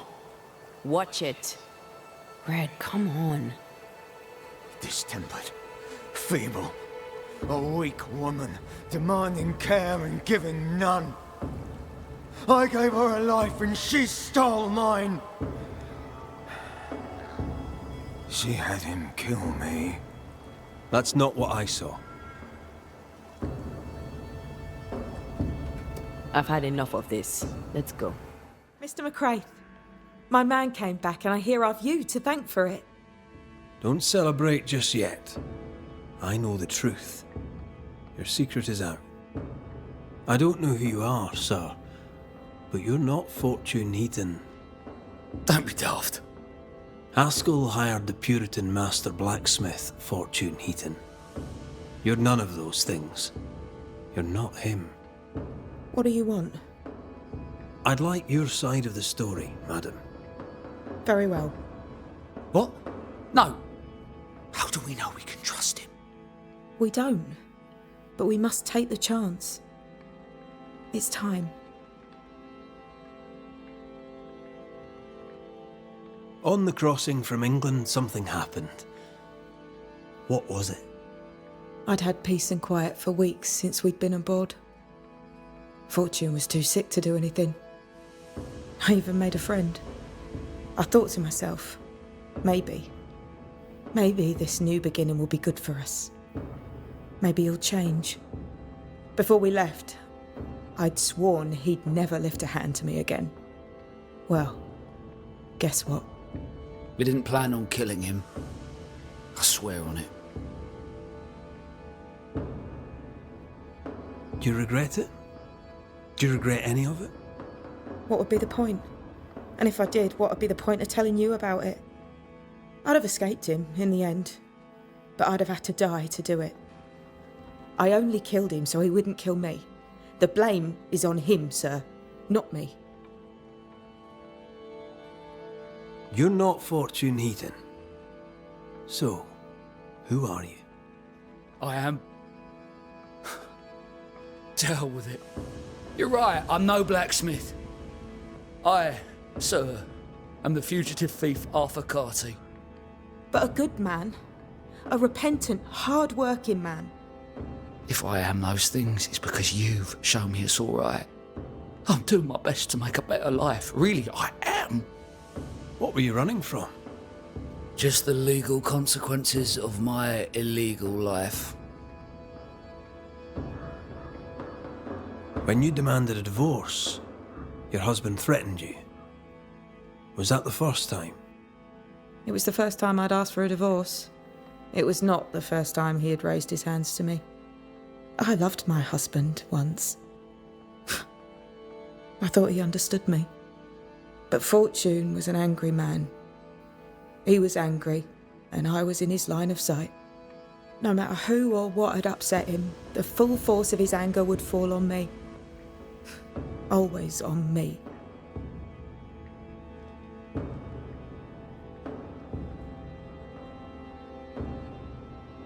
How did you two meet? Funny story. Best you tell it, Nelly. On the crossing, Fortune was sick. He stayed below deck. When the weather allowed, I would take the air. One night, a voice came from the shadows. I should have run, but something in his tone told me he was kind.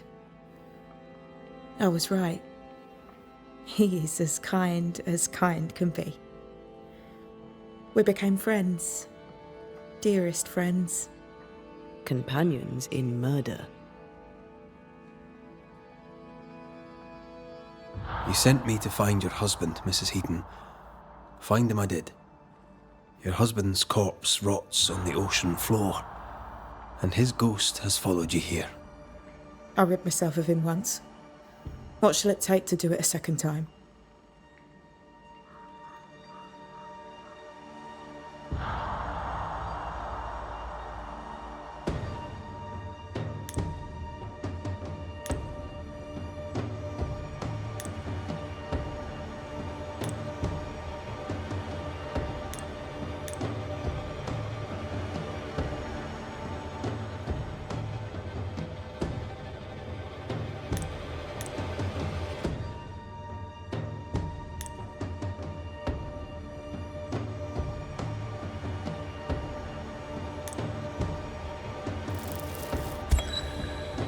Fortune Heaton.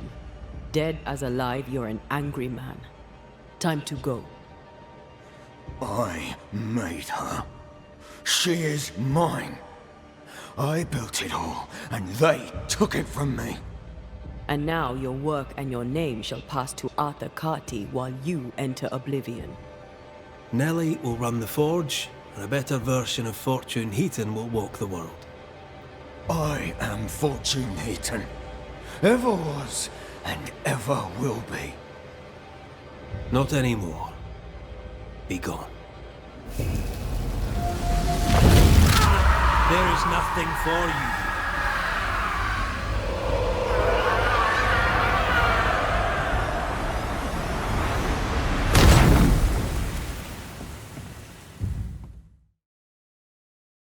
So? I've done my rounds, as you asked. And? The blacksmith and his wife were haunted by an angry ghost. It won't be coming back. I suppose I shall believe you. Anything else to report? Other hauntings are likely. I've no particulars as yet. All right. So, I'll thank you kindly, Mr. McWraith. You've done your part and earned your place. My sister should soon return. She'll surely want to meet you. Until then, you may stay. I'll take my leave. I do. Kate came by. Thickskin is back and wants to see you.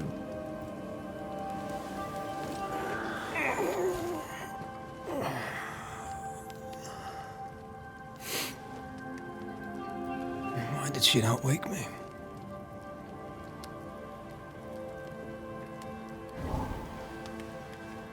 Perhaps she resented playing the messenger.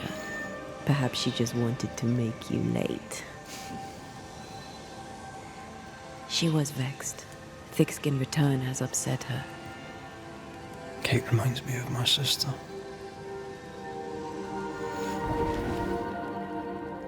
Aoife. Clan MacRaith's little spitfire. Always at my heels. Or giving father's guards all kinds of hell. She was a wee thing, but strong. And the big men in armour didn't scare her. She had more brains than her, and more wild too. In sparring, she'd beat me handy.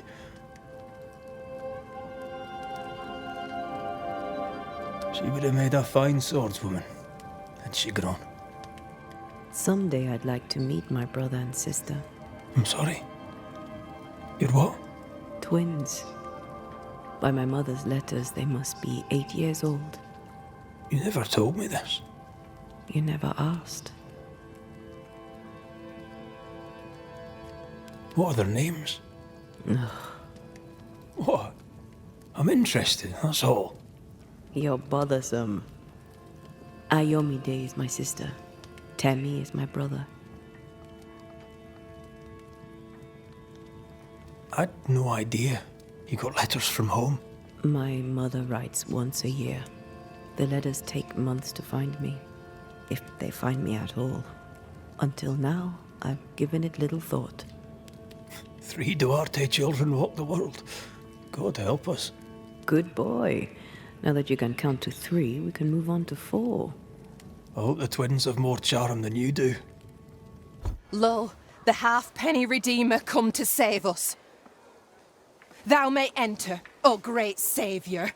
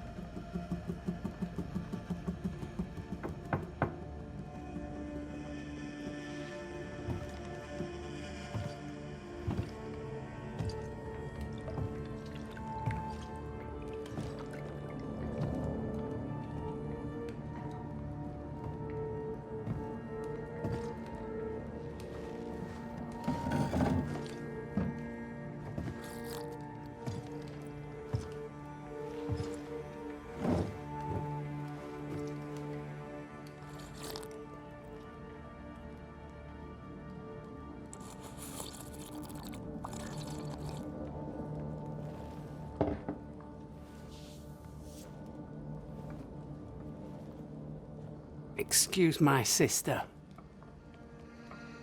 Underestimating her would be a mistake. She's tougher than you. You're alive.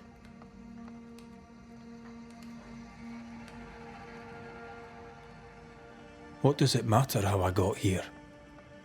I lived, and that is all. Aye. Living be what counts. Is there news from New Eden town? When you went to the meeting house, I gathered me flock and left. I've heard nothing since. Your faith in us gladdens my heart. I wasn't wrong, was I? But folk here still believe in you. What became of those who stayed? Dead, or near it. I'm neither foolish enough nor mad enough to go find out. She thinks you a madman or a fool. Maybe I'm both. Don't crow. Foolish madmen abound. What about the missing group of refugees? What about them? Kate told me they went missing before reaching your camp. Any chance they survived in the woods? Not the slightest. Otherwise they would already be here. Those poor bastards are long dead.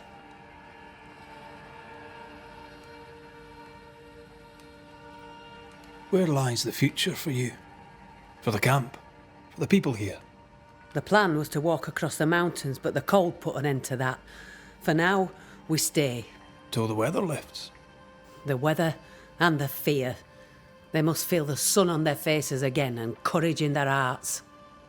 Courage rises in the darkness, woman. The sunshine follows after.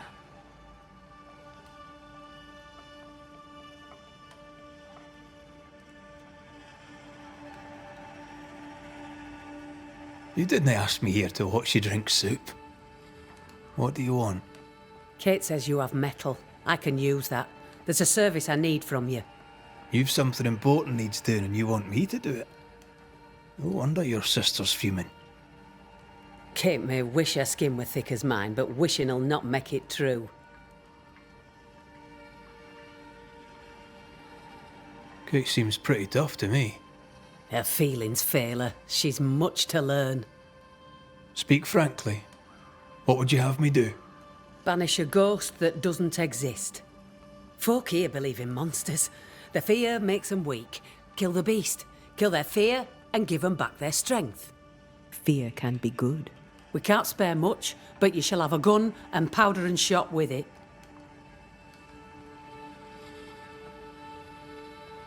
You know the curse is real.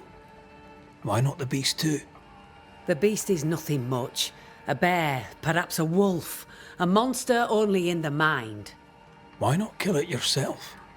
Because when the Banisher kills the beast, everyone here will believe the monster dead. 'Tis honest work. I presume you'll pay for it. I have the means to pay you.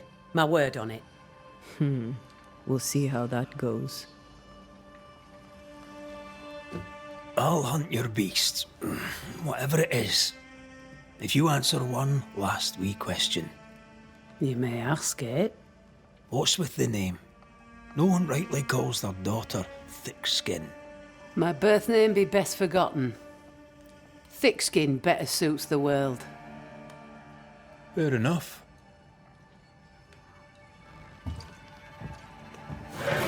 In the wild, we carry muskets.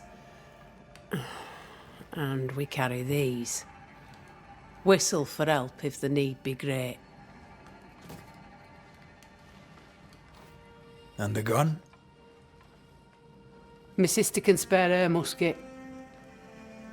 If you can get it from her.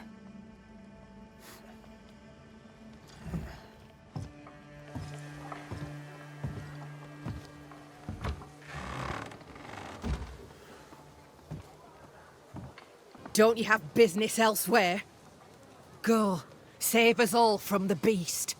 Go do my sister's char work. I need a musket. Thick-Skin said I should have yours. You'll rot in hell first, and so will she. This should be good.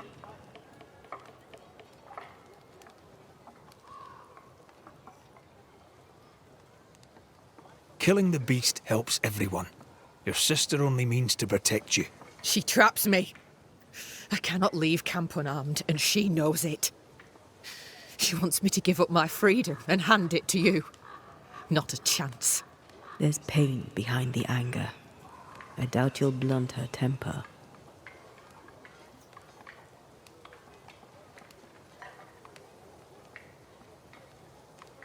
Your sister protects you. Be glad. She does not protect me. She constricts me. Thick skin measures worth by metal. The strong will live and the weak will die. She chose you to hunt the beast with my musket. She doesn't have to say a word about what she thinks of me. I'll bring you back your gun. I swear on it. You won't make it to New Eden Town without a gun, and we both know it. I'm sorry. I wish there were another way. You don't look sorry. Take the gun, Banisher. Take it and get lost. The flint's a little tired, but she strikes fine. Unlike some, she won't go off half-cocked. Climbed down from your tree then, have you? Aye, with no help from you. What's your name, lad?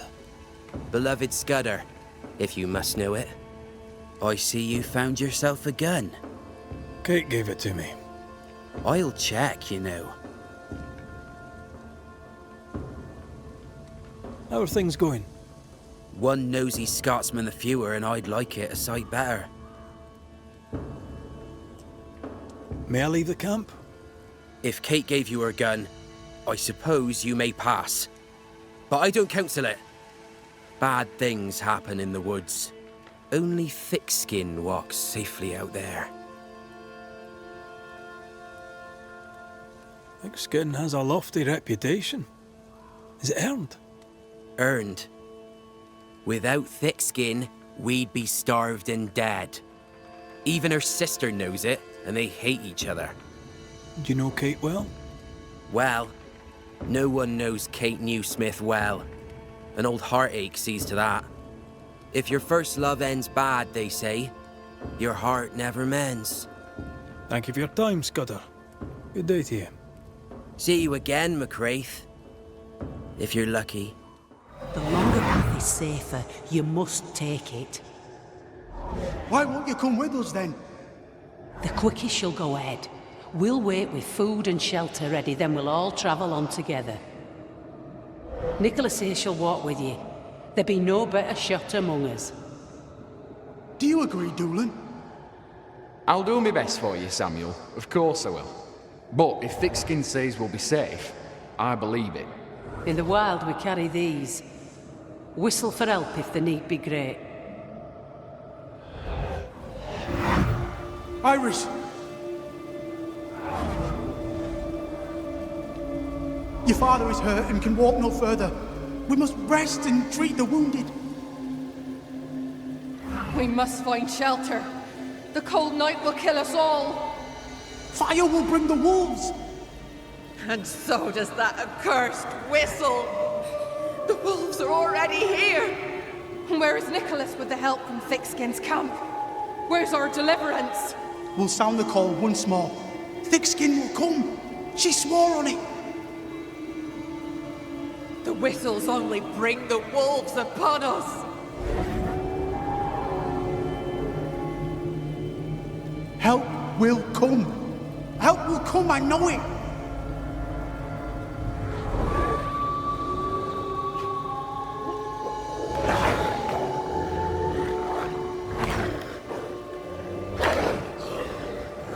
The Lord have mercy upon our souls. The huntress has killed us. Rot in hell, thick-skinned Newsmith! Rot in hell!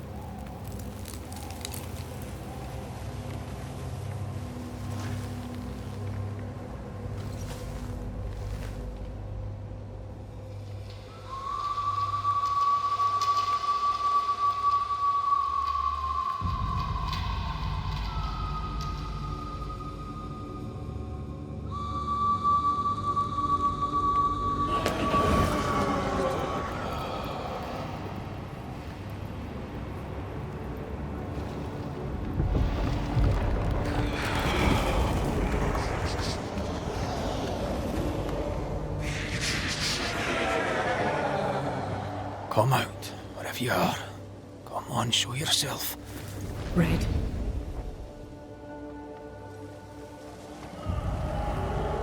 It's behind me, isn't it? Yes. Of course it is. Every bloody time.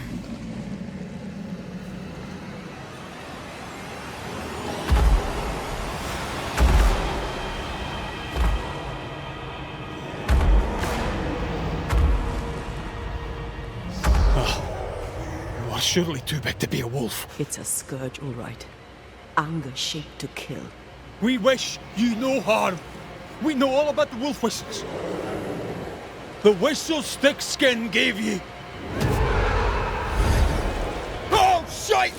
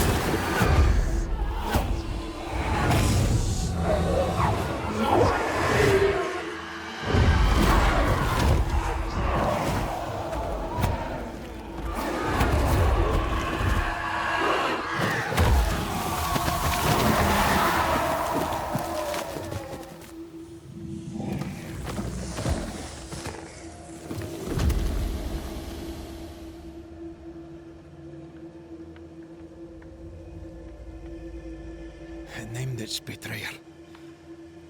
Not Thickskin. Kate. It spoke her name with just one voice.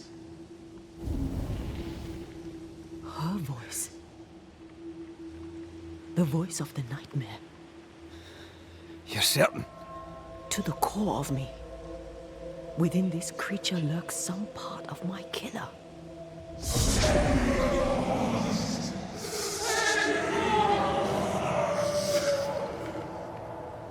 Thickskin and Kate both accused. Is anyone in these damn woods innocent? Then it were real. This beast. How did I miss you on my travels through the woods? Because it did not want you. It wants your sister. Stay, Scotchman. I can use you. You gave them dog whistles. You sent them to die. Those with metal would have reached camp, and I'd have used them too. Those who died won't need feeding. The weak die that the strong may live. You tricked them. I tested them. This be the way of it. This be the way of the world. We have a hidden watcher. The sister.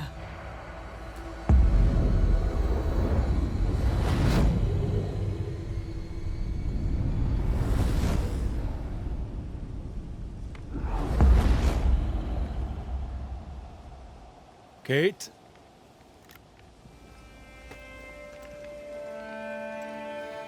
Show yourself.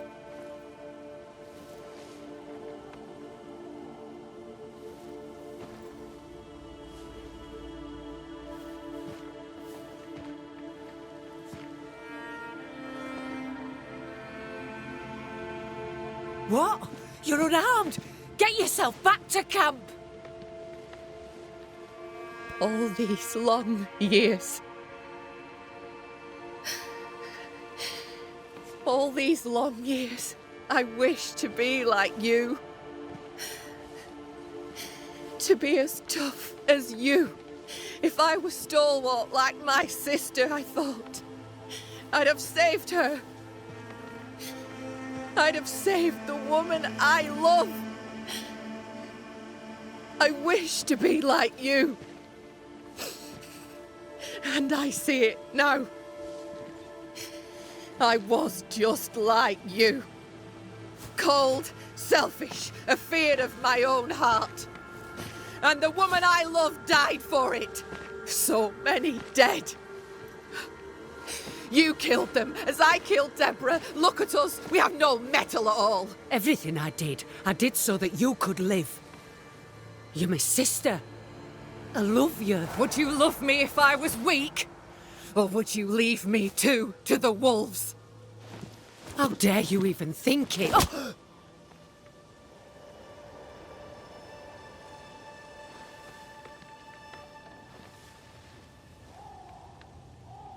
I dare because I care. Enough! I've done your hot work. I banished the monster you swore didn't exist, and now I know the truth. I know what you did. I made the hard choice. Do you think it pleased me? Do you think it were easy?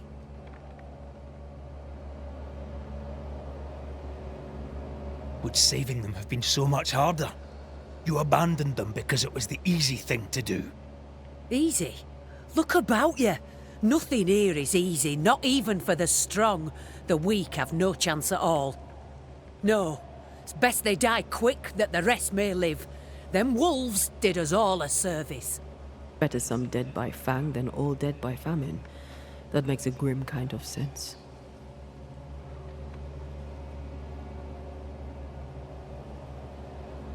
Do you trust your older sister? Rely on her? Fear her? What does it matter how I feel? I know what's true.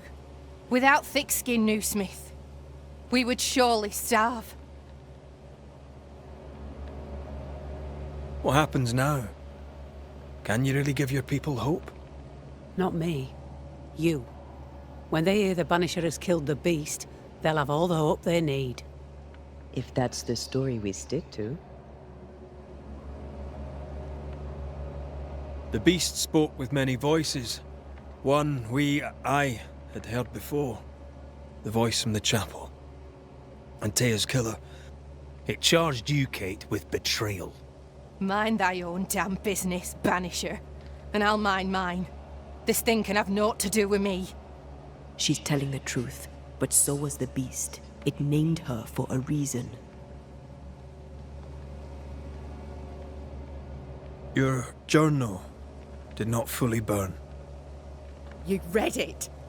How dare you? You loved a woman. She died.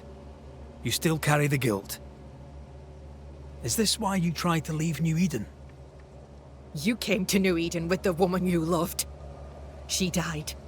You're still here, aren't you? She's afraid. She fears a reckoning. Let's give her one.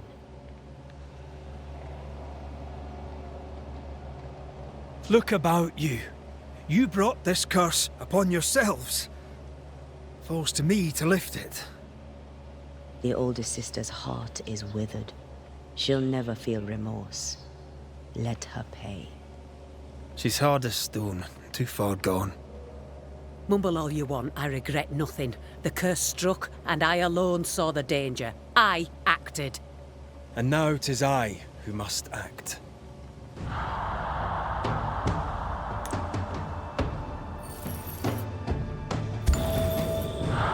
You ruthlessly sacrificed the innocent to ensure your own survival. Or can't I let you away with it? To heal, Kate must be free of her sister's grip.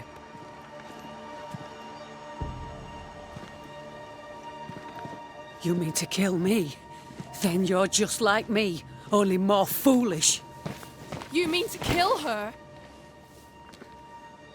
I mean to save her. A malignant spirit lives in thick-skinned Newsmith. And I will banish it. I've no evil spirit. I've done nothing wrong.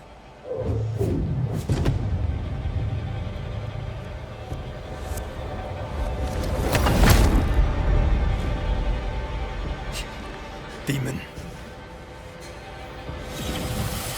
Sprite. Evil spirit. I banish you. Great tormentor. I banish you. Kanilfa. Andrisnangi. Life to the living. Death to the dead.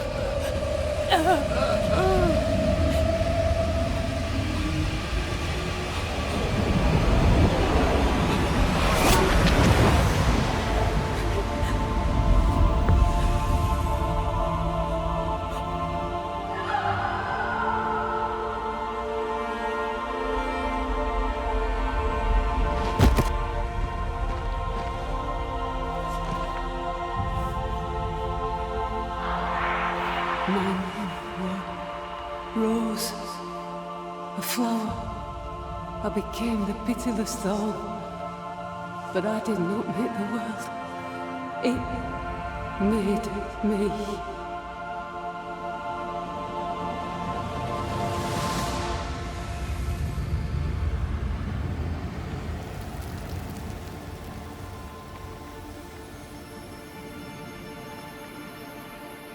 Red, look.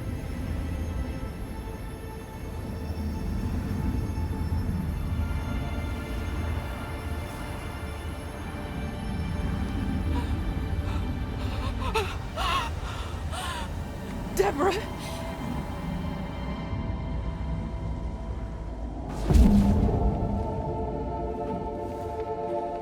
God spare me, no.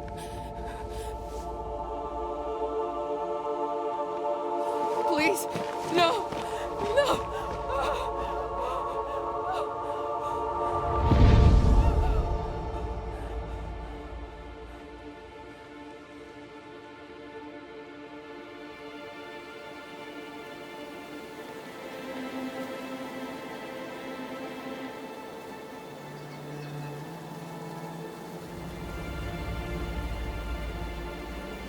The curse is lifted.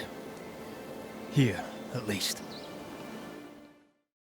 You're thinking. So are you. Penny for your thoughts. I was thinking of Kate. Of her horror when she saw the ghost. Of her pain when she lost her sister. She was desolate, and yet relieved, and terrified. I can't shake the picture.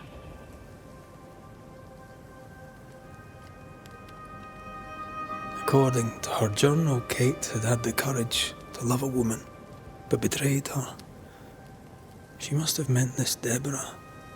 Whoever this ghost is, her resentments extend beyond the new Smiths. May her wounds heal well. Sisterhood can be complicated.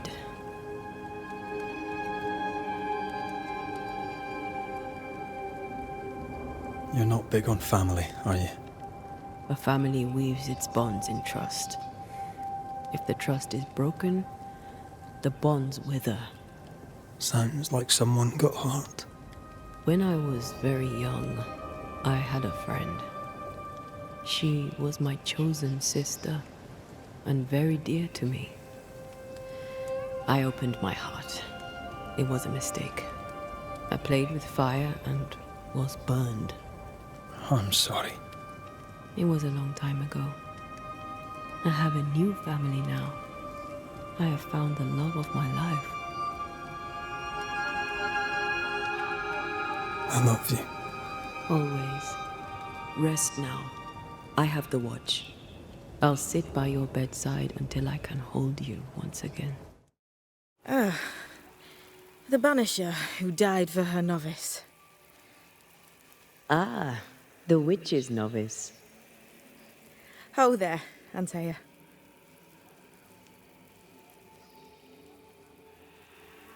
I've heard a lot about you. And I you. On my return, Ceridian told me our poor wee banisher would turn up haunted. A haunted banisher. Well, it is funny, isn't it?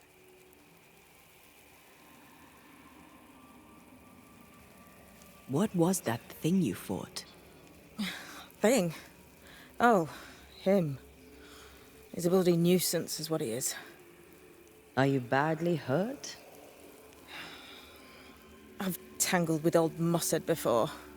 A couple of minutes to myself, and I'll be fine.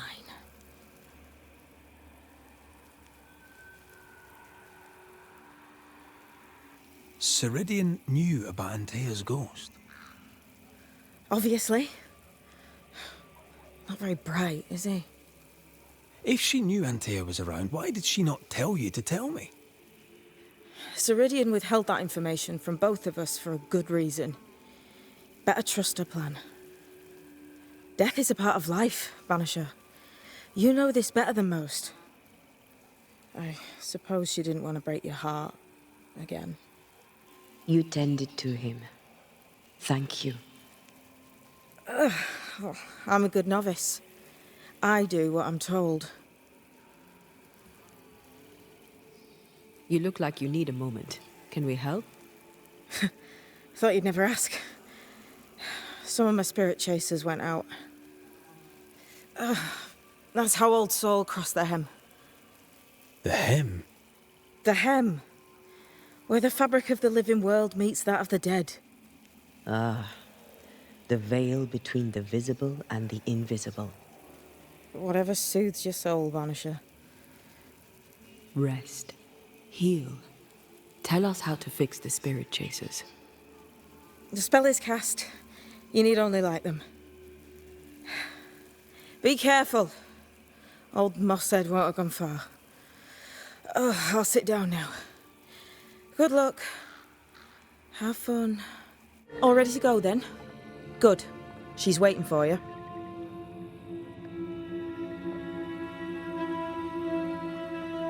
Go where? To see your mistress? Ceridian, yes. In a boat. It'll be fun. No, we're going to New Eden. The nightmare's grip on the world is too strong. The fog is too thick. You cannot enter its stronghold. There's no way back to the meeting house. Not yet. And not without help. We've done fine on our own so far. You're dead. Maybe you're not doing quite as well as you think. You're blunt, but I take your point. We'll talk to Ceridian before we move on. That's better. Follow me. Careful. Don't rock the boat.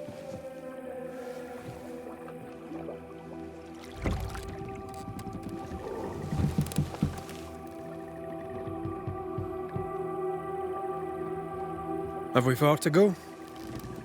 How far is far? Don't worry. You'll be safe. Safe?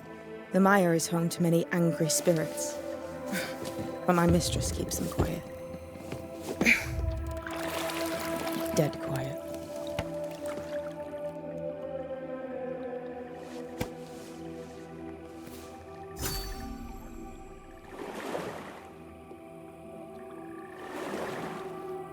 That spectre you fought looked like a harvester. Banishers and their labels. He'll surely be back. So will I.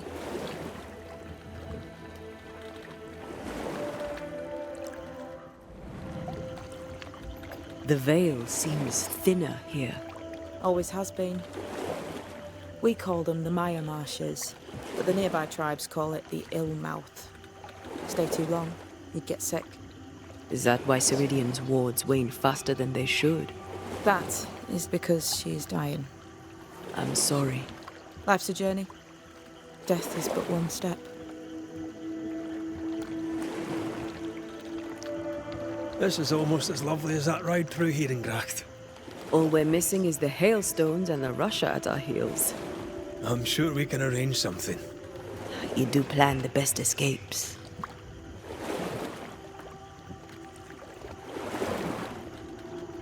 This old soul. What does he want? Destruction, bloodshed, Ceridian's head on a plate. They must have known each other once. We could help you banish him. You banishers are so arrogant. He's Ceridian's business. Best we don't interfere. The spectres on the shore aren't moving. The marshes are well protected. Are those soldiers? That, Miss Duarte, is Old Saul's army.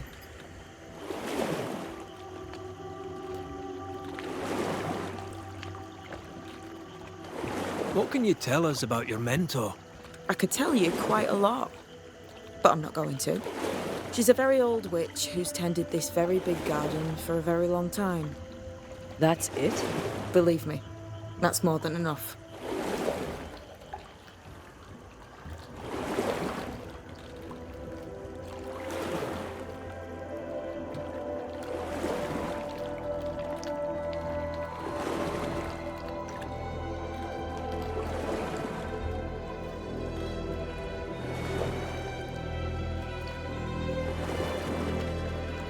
Welcome to Ceridian's Island. There is much power here. Oh, you noticed that, did you? Like I say, welcome to Ceridian's Island.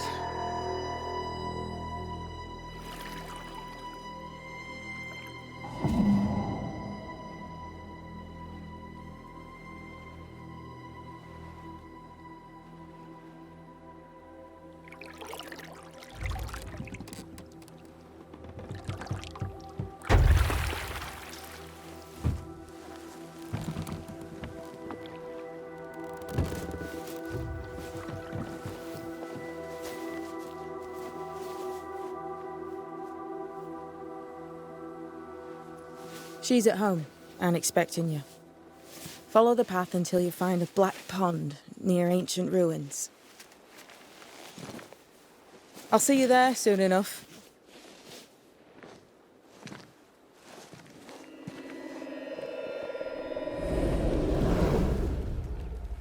How does she do that? It's a trick, right? There's more to that one than tricks. The girl is gifted. No, that's not quite true. I knew who I was, it's just... I was lost, and I had nowhere to go. I had no when to go. Does that make sense? Time lays traps for the dead. It's never fair. His voice was a beacon. The light in the darkness that led me back to me. And to the world. You have a powerful connection, you two. Or will have. Or had. Possibly all three.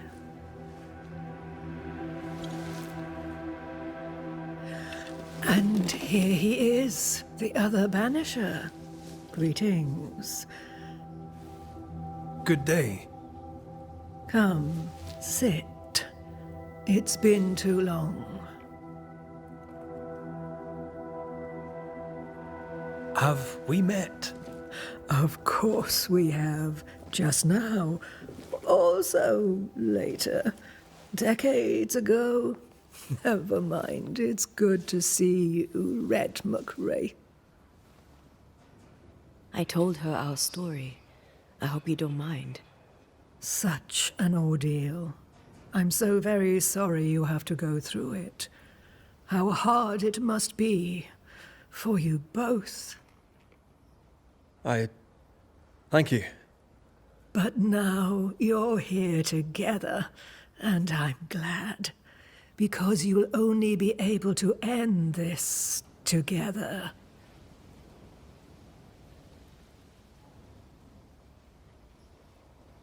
Why have we found so little native presence in New Eden? They have been here, but they have never settled. Wise men and women know that the region, the Maya marshes especially, are rotten. Is that why you settled here? Here, the hem is thin and frail, and the Maya rich in agitated spirits. It is also secluded and hard to find. Both excellent reasons to remain. Here, we may hide away and mend the hem.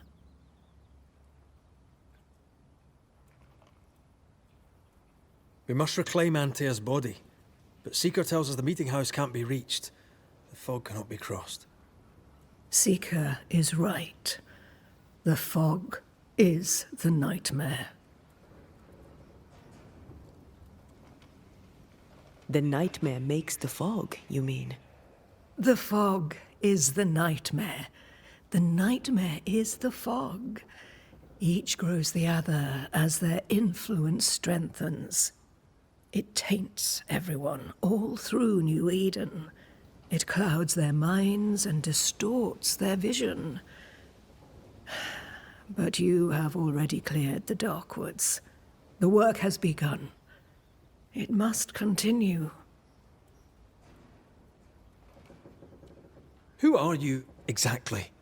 Who is Seeker? We, Banisher, are witches. Aye, that much I knew.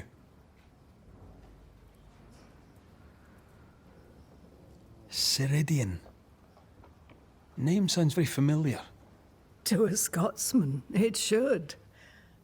Once, a long time ago, I too was named Seeker. An old friend called me Ceridian. Little Seeker, he said. Ceridian, aye. When I needed a new name, I took the one he'd given me. Or at least a form of it that fits my tongue. Ceridian. Fits me well, I think. You brought us here. Why? You have many questions, and I have little time. Your novice mentioned it. I am sorry. I am not. Soon I'll be one with the trees, root and bark. But that is not why I asked you here. Dearest dears, the path ahead is yet unclear. But know this. If you are to defeat the nightmare, your hearts must be open. Open, of course, to each other. No barriers. Your bond must be strong. How can we defeat it? How can we even begin to match its power? You surrender. Unconditionally. To each other. When you died, dear Antea, New Eden crumbled. But some yet live. Seek them out. Help them. The nightmare won't like that. No. You are, after all, a threat to her existence. And rightly so. She believes you cannot reach into her domain. She is wrong. There is a way. The void.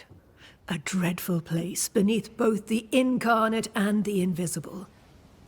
When you have learned to walk the void, you may use it to enter the nightmare's den. First, you must free the people of New Eden from her grip.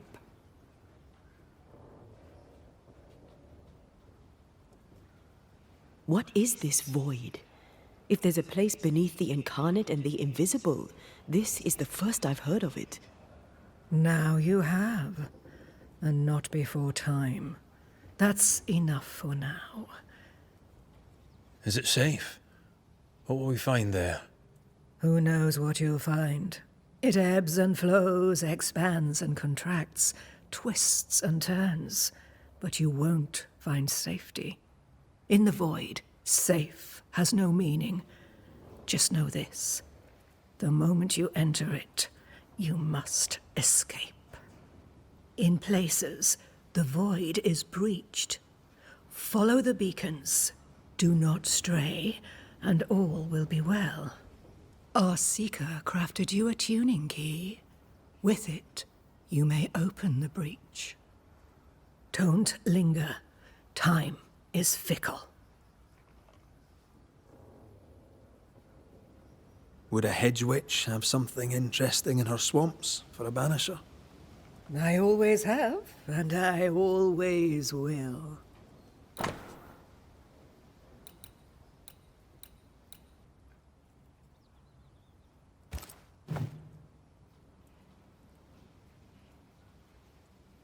The nightmare in the meeting house was by far the most powerful ghost I've ever faced. From where did it come? Unforgiving wrath is a bottomless well for vengeful spirits. But in this case, I suspect an even more vile source involved.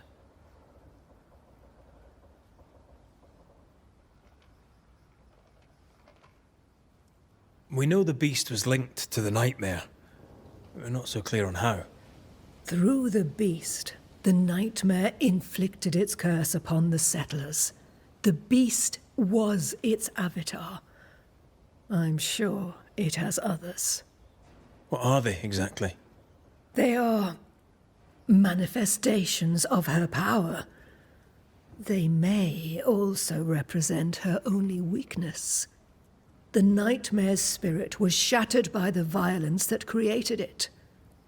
Properly studied, the pieces may provide the key to lifting her curse.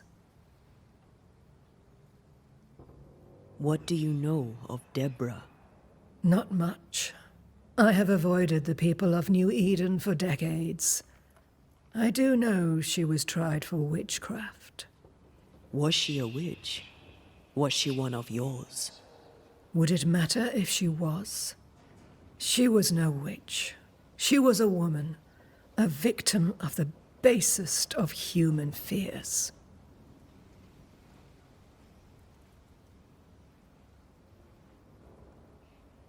By the beach as I drowned, you sent Seeker to find me. How did you know where to look?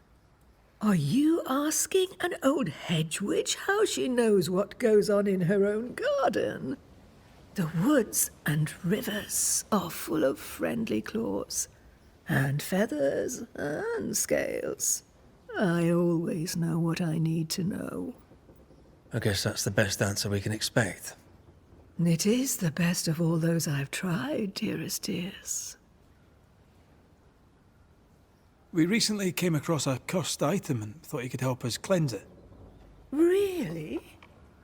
Why us? Well, you know, spells, curses, witches.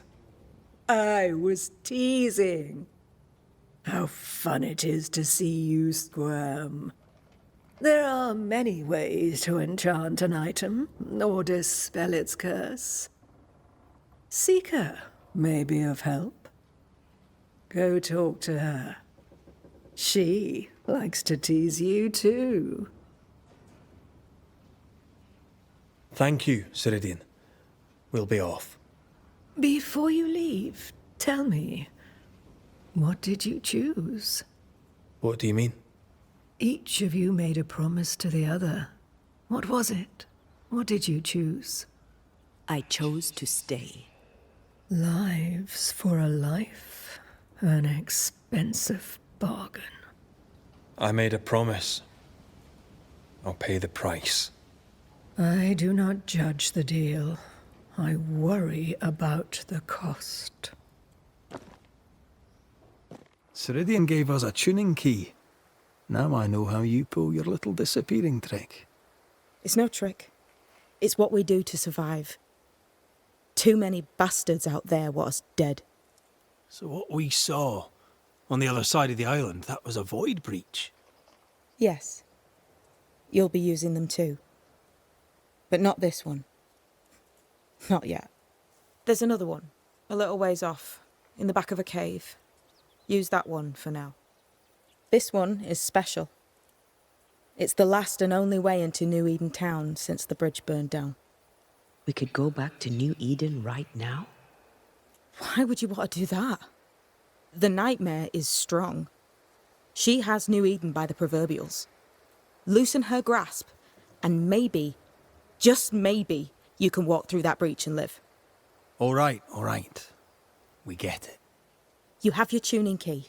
Hold on to it for dear life. That shouldn't be a problem. Once through the breach, there's no turning back. Keep going and don't look back.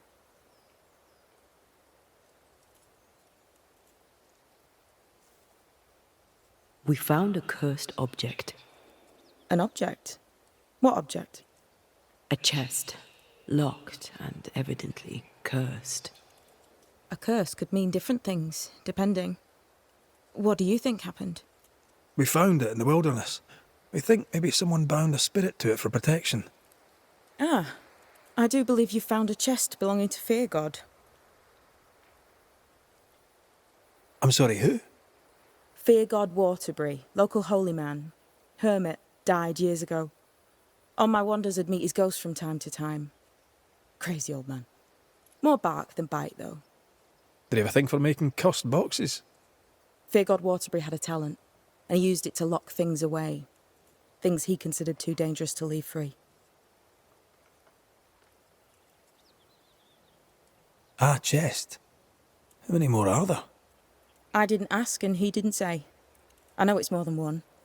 I guess it's a lot more than one. He had a thing for collecting trinkets and locking them up for safekeeping. Why?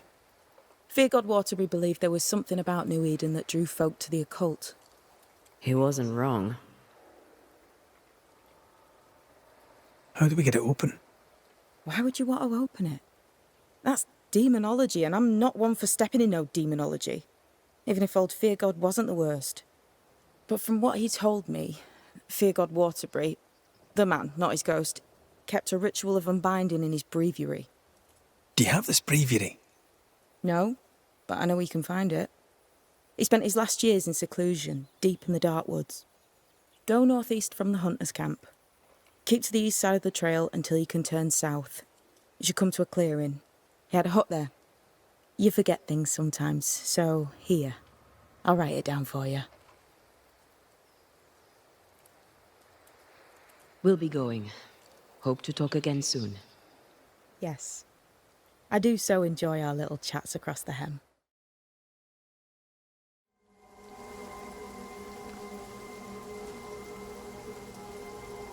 Are you all right? I'll do. But that nightmare over there, we know so little about it. That worries me. What about you? Whatever the reason, that nightmare is here because of something these men and women did. New Eden reeks of their guilt. I died because of them. Curse these people. Curse them and their secrets and their sins.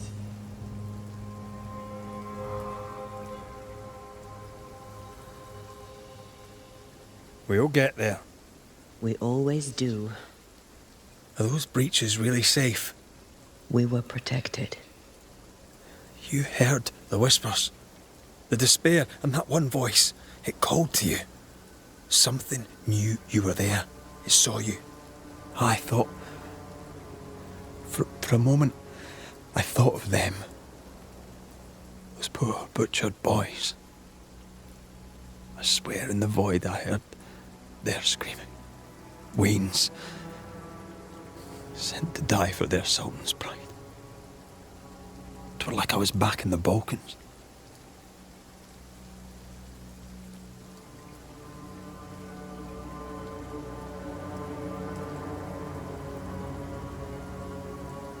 Those ghosts are gone. You asked for their ascent and I gave it to them. They're not in the void. I know. This void. Is it hell? Like in the scriptures? The scriptures? Whose scriptures? It's just a... What if all the teachings of my youth were wrong? What if what we just saw is what awaits me for my sins? I became a banisher to help the living by ending the suffering of lingering ghosts, but we don't end their pain. We condemn them to an eternity of suffering. We curse them. Rory, you are the kindest, most compassionate banisher I have ever met. Don't let an old god scare you into thinking otherwise. This void is the work of no god. What if they come back? What if the souls I blamed come for me? They'd have every right. The spirits of the living are consumed in the ritual. They're not coming back. All is well. As long as we stay together, all is well. Aye. All is well. Right. Friends, find fortitude in our success. Exiled from our homes by the devil's machinations, we congregate before the Lord in this new meeting house. We gather, we worship, we overcome. And we shall be well protected by the holy ward my son now makes under my instruction. For I have spent hours countless in your service, poring through books and papers, devouring the oeuvre of my peers, that our meeting house be safe. Fairfax Haskell, for whom the word pompous was invented. Half-built? Yes. Open to the four winds? Yes. But already it is resplendent with our faith, a shining reminder of our renewed belief in better days. McCraith, Mr. McCraith. I thought you. What happy portent, what most excellent news. What blessings. I applaud your valorous deeds. O fate, I say, dead sir, I thought you dead. Maybe I am. Do not make light of such matters, my friend, for the devil's wrath is wide awake, and his claw scratches at our door, metaphorically speaking. I'm alive. I promise. My friends, I shall deliver this sermon another time. The battle with the devil's legions is ongoing, and Mr. McCraith and I have much to discuss.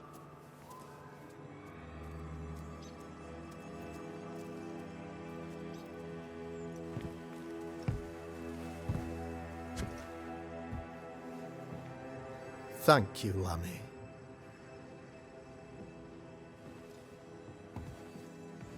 Behold this miracle of ours, Mr. McCraith. Exiled we, yet in our darkest hour we find the moral vigour to build this humble monument to resilience. But you and I must speak of darker matters. For we, erudite men of higher learning, know that evil yet walks. There is much work to be done. Indeed there is. Yes, yes. Forgive the inelegance of my welcome. You are alone. Do I surmise that Miss Duarte is no more?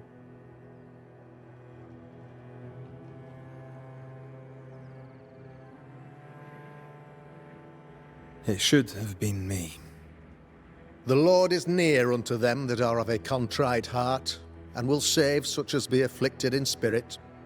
I'm so sorry for your loss. Grief is a journey, long and painful, but you do not walk the road alone, I promise you. Oh, I know. I know. In time, God healed my wounds. May you too find peace.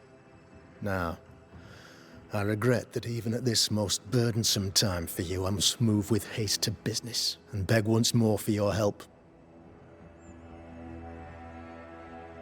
What's going on? It must be serious if you're asking for my help. Since your defeat at the meeting house, the devil, heartened and emboldened, goes from strength to strength. He insinuates himself among my people, reveling in the suffering of the disease he unleashes upon us.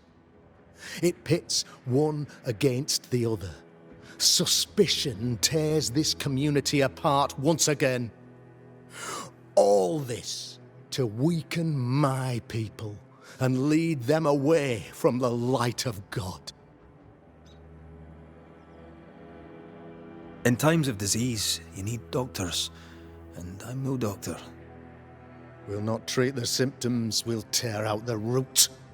An agent of the devil walks among us. A witch! You must find her, or him, as it may be. You and I share great expertise, but I'm a man of position, while you, sir, are much more familiar with field work. Go, meet my people, walk amongst them. Learn which of them secretly serves the demon, that we may expunge this evil malady from our body politic.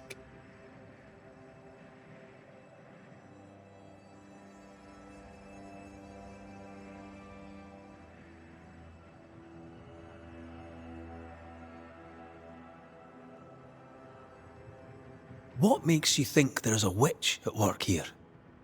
Aye, sir, I'm a man of God and intellect. I can read the signs. When a so-called mystery disease afflicts half of my people overnight, there can be only one culprit. 'Tis the devil's doing, sir. Probably through one of his servants. For you see, I understood immediately that the water in the well had been tainted. There are no strangers here. You could self-accept it. No one has fled. The guilty woman, or man, I suppose, remains within the village. As evil walks, the evil are emboldened, but this witch shall see her downfall. Or his, of course. As did the last one. As will the next. Some years ago, you may have heard tell of this. I made my name on the execution of a terrible witch. It pains me that I must do it once more. This illness, tell me of it. Upon my arrival here in the Harrows, I immediately set about protecting the place with consecrated tokens. Safeguarded from the curse, we all felt safer, for a time. Then some devil poisoned the well, our only source of water. Someone on the inside, mind. Spoiled water proves nothing.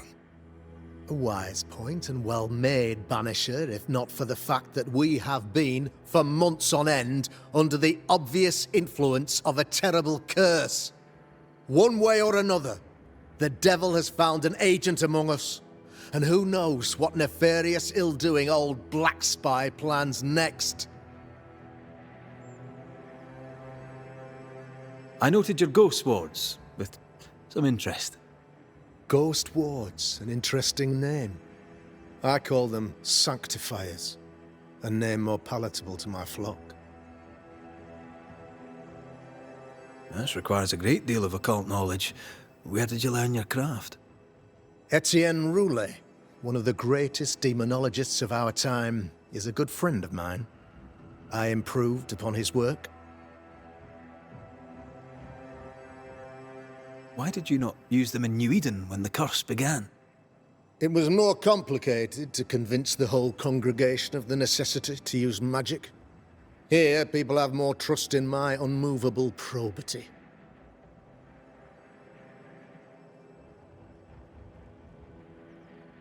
A man in your position must know what goes on in his own community.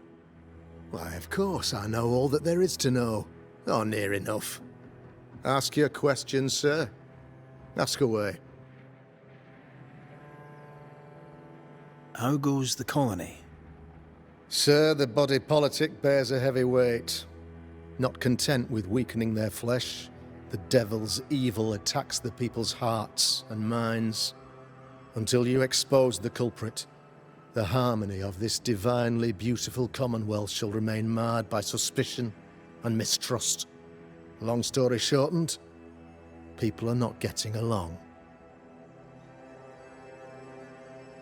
How did you, a man of position and faith, become a demonologist? Ah, yes. If you'll indulge me for a moment, I shall explain, in the briefest manner possible. Though blessed with intellect and no little faith, I also had privilege. I had the means for an education, time and place with which to study. For a time, my father was a pupil of Henry Boggart, the great demonologist. He had the books, I had the aptitude. When he passed, I donned his mantle. My father taught me about duty. I have gifts, faith, intellect, position. I must protect them. I must use them to protect my people. This is my duty. This is my burden. Your son, how would you describe him? Lamentation. How would I describe him? Well, he's curious. Inquisitive, I mean, as opposed to peculiar. Although he has his moments there, too. I tried to teach him demonology, to make him the third generation of witch hunters. But he revealed no disposition. Occult knowledge could only obfuscate his good nature. At heart, he is a naive boy who reads a lot and doesn't say much.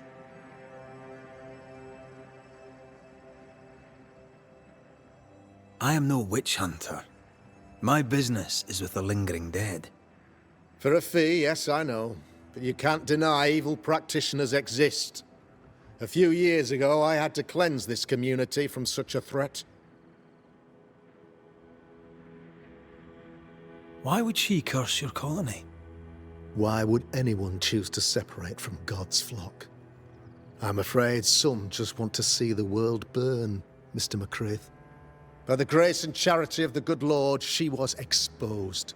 It was my honor to serve him in sending her to hell where she belonged.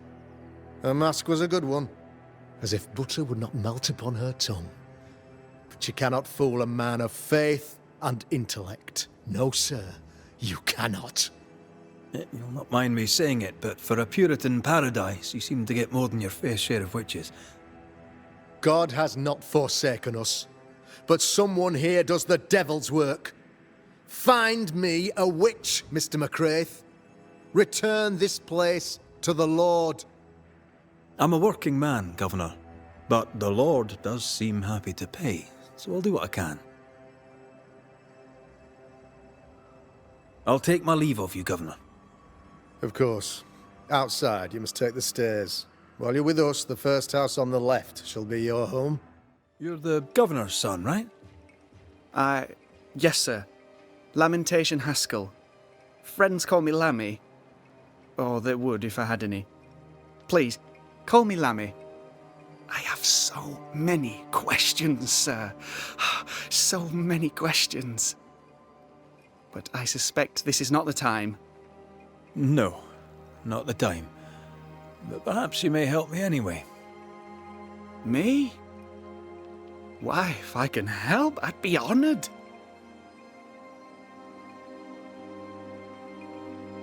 Those ghost wards are quite unique. They are, aren't they? Conceived by Etienne Roulet, but made by my father. Do you use them as well in your line of work? Not really. I mostly talk to ghosts. I don't repel them. Of course. Still, each tool has its purpose, and these troubled times we need all the tools we can get. Magic is glorious when wielded by the righteous. You seem to know a lot about it. Oh, if only, sir, if only. I'm still learning. Many of the subtleties and nuances escape me yet.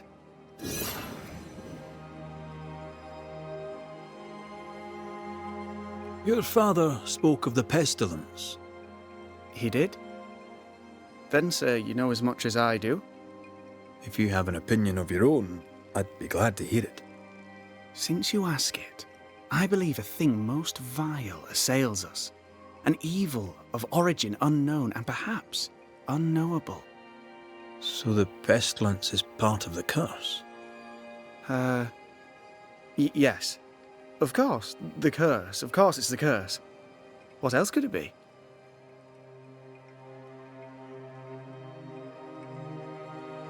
Must be hard, being the Governor's son and all. Is it? I don't know. I've never been anyone else's son. Hard to grow up in his shadow, I would have thought. Only if you like the attention, not me. I just want to read books and learn stuff. People leave me alone mostly. I like that. Mostly. So tell me, Lammy, what do you do? What? How do you spend your days? I assist my father, especially with the ghost wards. That keeps me very busy. When I can, I continue my research into the mysteries of life. Wildlife, mostly. If I can find any. Those that aren't dead have left New Eden. Who can blame them? Your father believes there is a Harrow's witch. Have you noticed anyone acting strange? I'd answer, sir, I surely would, only things being as they are, everyone is acting strange. The curse brought illness, illness brought division, division has led to strife. We could do with some healing, sir, we could. We need you to bring us peace. Good day to you, Lammy. Good day to you, sir. Red McCraith, sir. The Banisher, at your service. May I ask your name? Bachelor. Hugh Bachelor. I was the school teacher here in New Eden. in the times before. I do not need the services of a heretic today, and nor do the people of New Eden. He seems pleasant.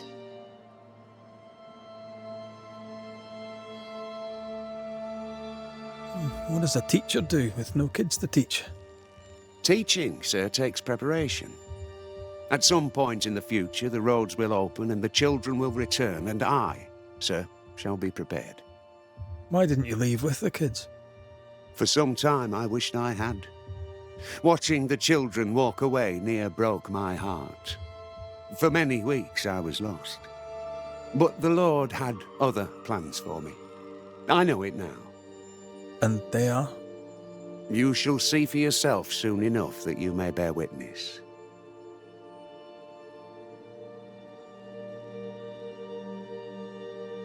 What news around and about? I'll make no report to a troublemaker like you. Seen anything strange of late? Do you speak of the disease eating at the fabric of our fair community? We've sealed the well, closed homes and houses, and said our prayers. It has not worked. Apart from that, have you noticed anyone behaving strangely? I have to ask. I have seen the alewife, Mistress Barrow, lurking by the well, hands in her pockets clutching at her herbals. And as I think of it, before his house burned down with his wife and brother in it, Caleb Watson and the alewife had a sharp exchange of words. 'Twere as if she'd cursed him. If there is a Harrow's witch, I'd start looking there. If I wanted a word with her, where would I find her? She tends to the alehouse, brewing God knows what witchery and mischief in her cauldron. I must take my leave of you, sir. It's justice. Start anew. Shout on these people. They can't hurt us. But how could you make him kiss it again? Oh there. Are you all right, sir? We're closed. Now. Out with you. Leave. Leave. I can tell from your surly demeanour that you won't mind me asking you a couple of questions. I'm Red McCraith. I'm a banisher. I'm searching the area for evidence of witchcraft. And you, I can tell, are itching to help me. Show your shiting shapes, goose peddler. No witches here. Only myself, Caleb Watson. Tell me a tale. What have you heard round about lately that might be of interest? Gossip's for shite bags. Not being a shite bag, I don't gossip. The governor bade me make the rounds. Is anyone acting strange?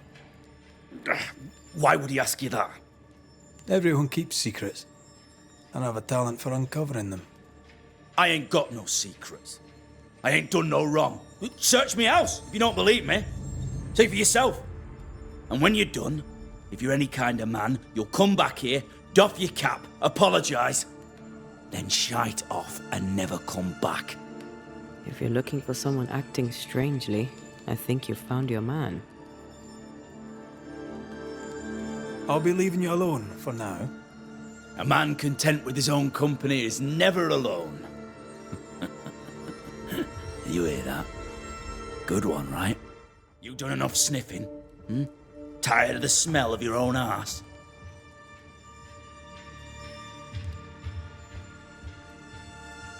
You said you had no secrets. That was a lie, am I right? Everyone has secrets. I can smell your secrets from here, mate. A pox on you. And a pox on your questions, too. You'll not take him head on. You must take your time. Outflank him. There's burned debris out back. I found bone in it. Where does it come from? You must have little business if you spend your time sifting through my rubbish. It came from the house. Probably. I read your letter to Ruth. It's clear you loved her. Were you telling the truth about Alexander's infidelity? My name is Caleb Watson. And before God and all present, I swear that the letter I wrote to Ruth was a load of shite. Lusting for his beloved Ruth, I set out to ruin Alexander's name, 'cause I'm a greedy little prick. You're frank. You don't sound like you regret it, though. No. The past's the past. Dead and buried. My brother is but a lingering memory. It was terrible what happened to your wife and brother. Might have helped if you'd mentioned it. You must be grieving. Do you mind if I ask where they're buried? Shite on me shite bag brother, and shite on you too. They're both deep in the dirt up at God's Acre, and I'll speak no more of it. What's going on at God's Acre, Caleb? Shite off with your God's Acre, and good riddance to both. God's Acre concerns you not. You need to tell me what happened here. Stop hiding. Nothing happened. Buried. Oh, quiet you. And you can shite off, taking your nothing happened with you. Shite off. We've been to God's Acre. Quite a tale it told us. You're not Caleb, are you? Or at least not entirely. Ah, can't fog you. Alexander Watson. Long tale short, Caleb tried to bring his dead wife back, and I live here now. So many questions. Where to even start?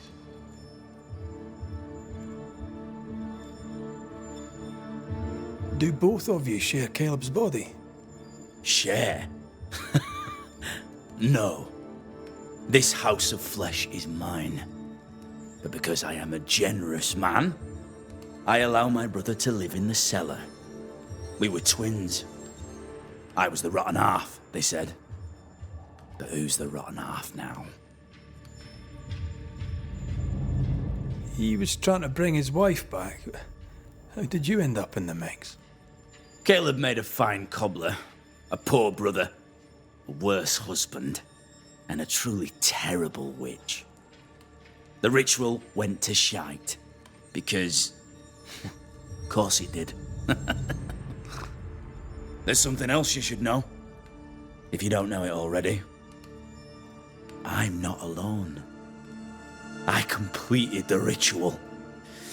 My darling Ruth is in here too.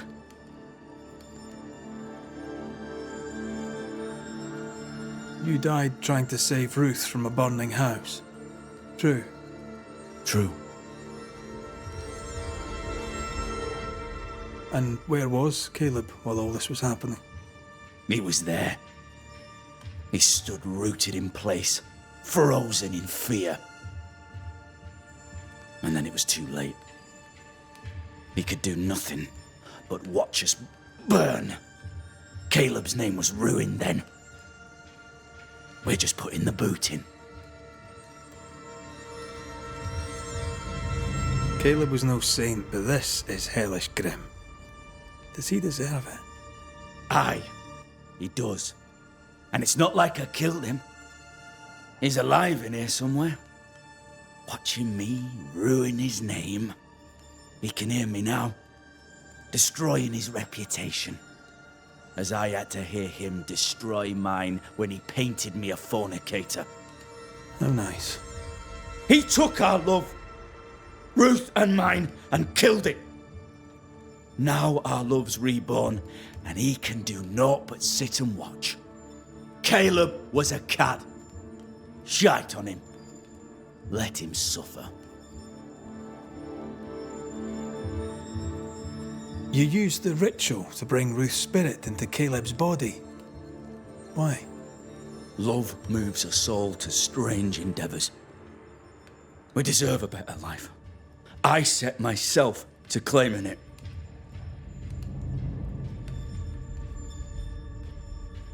I understand your anger, more so your desire.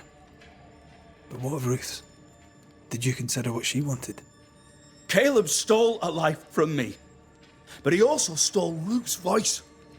She shrank beneath him. Of course you wanted a second chance at life. I'd like to hear this from Ruth. May I please speak with her? No! We've carved ourselves out a little happiness at last. I'll not have you break it. Please, leave us alone. Give us this. We need to speak to her, one way or another. If he won't tell us anything, perhaps the house Ruth died in will. I'll be leaving you alone for now. Alone? Not really. What do you have there? Stop right there, you rank ramp. Whatever you found, it ain't yours. You buried Ruth's heart in the ashes of the house that killed her. I find that odd. You, a ghost, went digging in the ashes of a dead woman's house. You're ill-positioned to call me odd. Don't think I haven't felt your presence before. Stow your tongue while I speak with Ruth. Ruth, can you hear me? Can you speak? Pock off and die. I'm in charge here. No. Hush ye, Alexander. I'll speak. I'm Ruth. I hear you. I'm Antea Duarte. We're here to help. I'm glad. Please, end this nightmare. Help me. Go to hell in a bag of shite. We're fine, and you have not the right, you hear? You've not the right.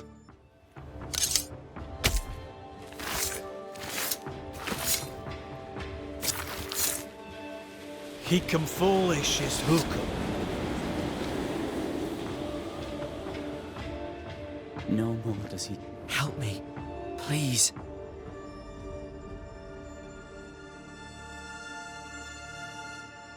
Who taught Caleb the resurrection ritual? To say it was taught would mean he'd learned it. He read it off a page. As a sorcerer, Caleb makes a fine cobbler. The thing about Caleb, he was a good listener. As he worked, clients would bend his ear. The Haskell boy, for one. As Caleb pinned the governor's shoes, young Lammy would talk magic. Nonsense, really. But Caleb was listening. Wait, Lammy Haskell gave Caleb the resurrection ritual? After Lammy mentioned the ritual, Caleb became obsessed with it. He begged. Lammy, in his misplaced generosity, gave it. Caleb was intent on dark work. Lammy furnished written instructions. Caleb's letter changed your life. How did it feel at the time? It tore me in two. I loved Alexander, but I deserved to marry a man who would be true. Caleb seemed decent. I believed he loved me. I thought I'd married the better brother, but I'd married a liar. A liar and a devil. And yet, not even he deserves this. No one deserves this. How did Caleb treat you? With adoration. I was an idol, worshipped, yet unloved. He was the sculptor and I was the statue, smiling down, unmoving from my pedestal with nothing to say. Now I'm sewn into a festering sack with the quivering remnants of my husband and the angry ghost of his dead brother. Please, let me out. Ruth, your husband Caleb's botched resurrection ritual brought you back, but allowed his brother Alexander to take you hostage. Once we deal with the Watson brothers, you shall be free to ascend. Do what you must. I'll suffer it if it leaves me free to go. No! We can stay. Please, Ruth, let us stay. Look at you. You're counterfeit, a sham of a thing. Your so-called life is no life at all. Caleb lied and stole your love. But when the time was right, you lied and stole his body. We're ending this nonsense now.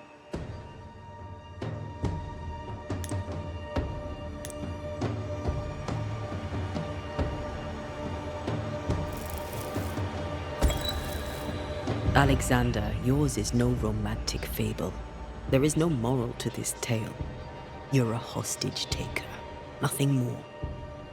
No, Caleb can go to hell, for he well deserves it.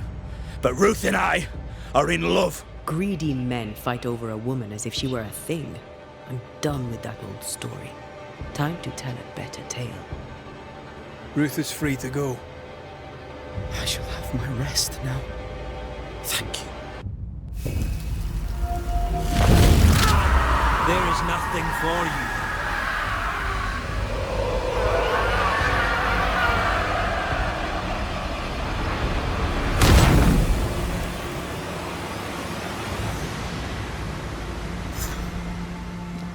Are they gone?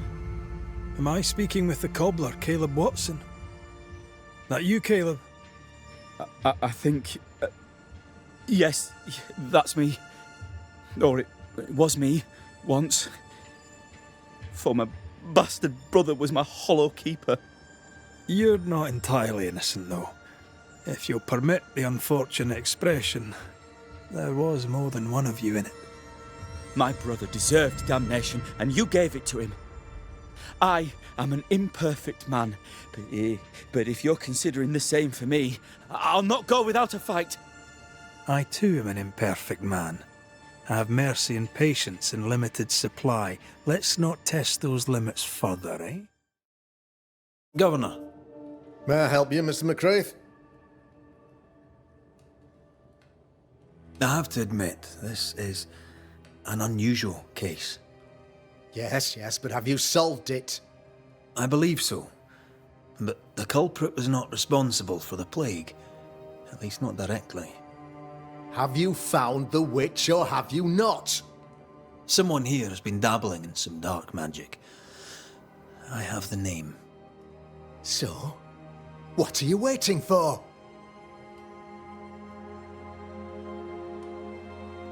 Don't you want to hear the name? I do not need to. The principle is what matters. Not exactly. The name is Lamentation Haskell. No, it can't be. My son is studious. Curious, too curious at times perhaps, but he does not have a bad bone in his heart. He showed Caleb Watson a ritual. The cobbler used it and became possessed. Even if true, it would only mean my son was exposed to corruption. It happened before. Bring me proof, Banisher. Find the real source of evil. I'll get it. Mark me. I must find your son, Governor. Sooner rather than later. His interests take him hither and thither. If he isn't here, he must be working on the outskirts. He's been sprucing up one of the abandoned houses there. I ordered them emptied when the sickness hit. Yeah, take the gate key. Go there. See for yourself. You're wrong about him. You're wrong about my son. Needless to say that I count, of course, on your discretion.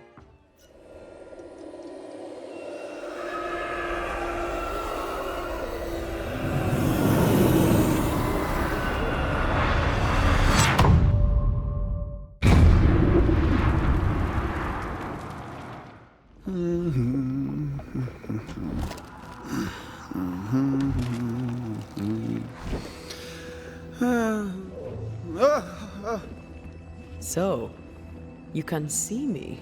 Aren't you full of surprises, young Master Haskell? You may talk. A Banisher ghost. Amazing. How on God's earth did you find me? Never mind that. Thank the Lord you did. Thought I was going to grow old in here.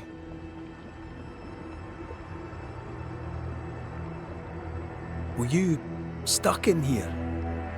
In the Araloo?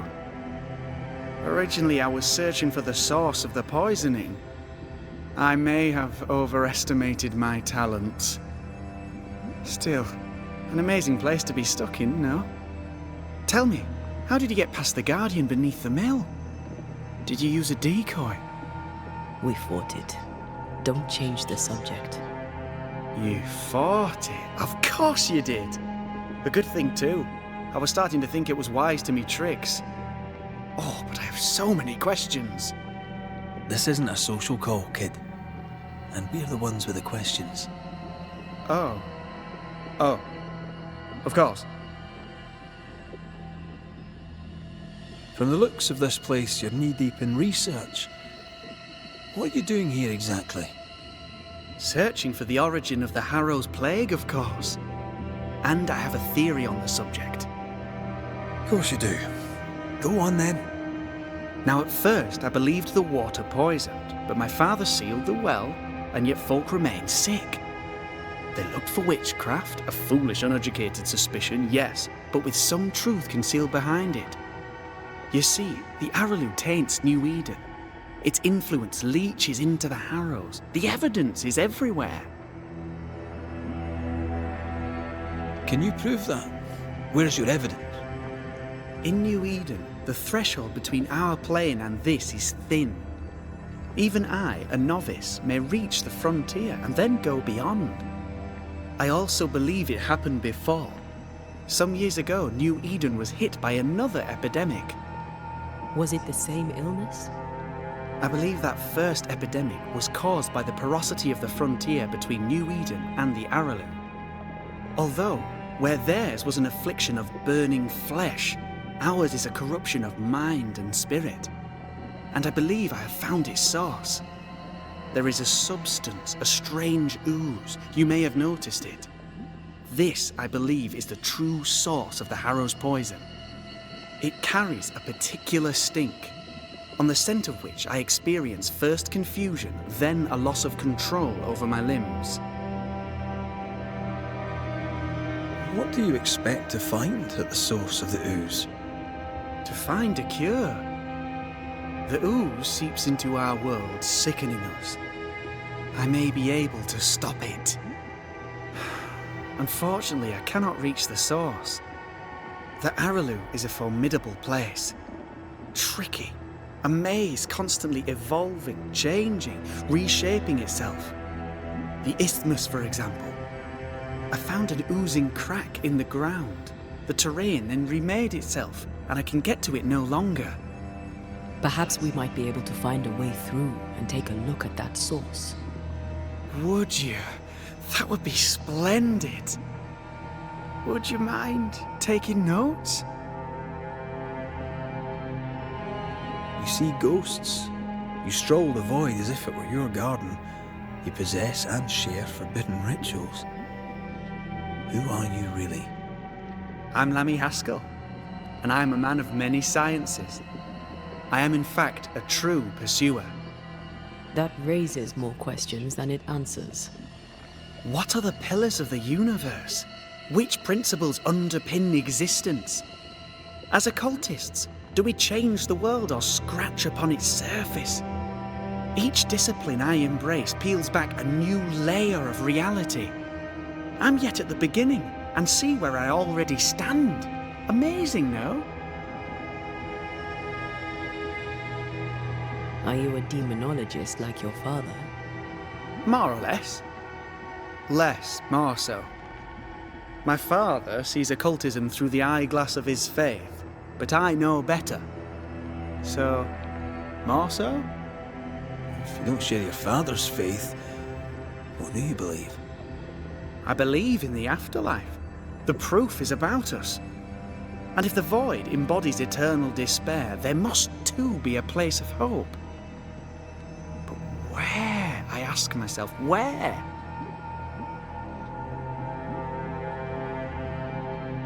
Your father is convinced a witch poisoned his well. Caleb Watson was cursed by a ritual you gave him. I'd focus if I were you. We must counter the devil with knowledge of his tricks. That, my father always said, is the purest of God's work. Aye, you can imagine your father saying that. When I was 10, he gave me my initiation. Demonology, sir, as he would say. He saw me as his heir. Then, of a sudden, the books were forbidden. so I stole them. The very same books he'd forced upon me as a boy. I understand them where he does not.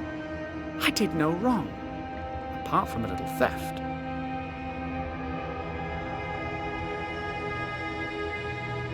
We must talk of Caleb Watson. Why in the hell would you give him a resurrection ritual? Ruth's death hit poor Caleb hard. He was alone, and so I would often stop by his workshop. We talked. He took a keen interest in my studies and was a good listener. When he learned that she could possibly return, he had one question. How? Men bonding over bereavement and black magic. A pretty tale indeed.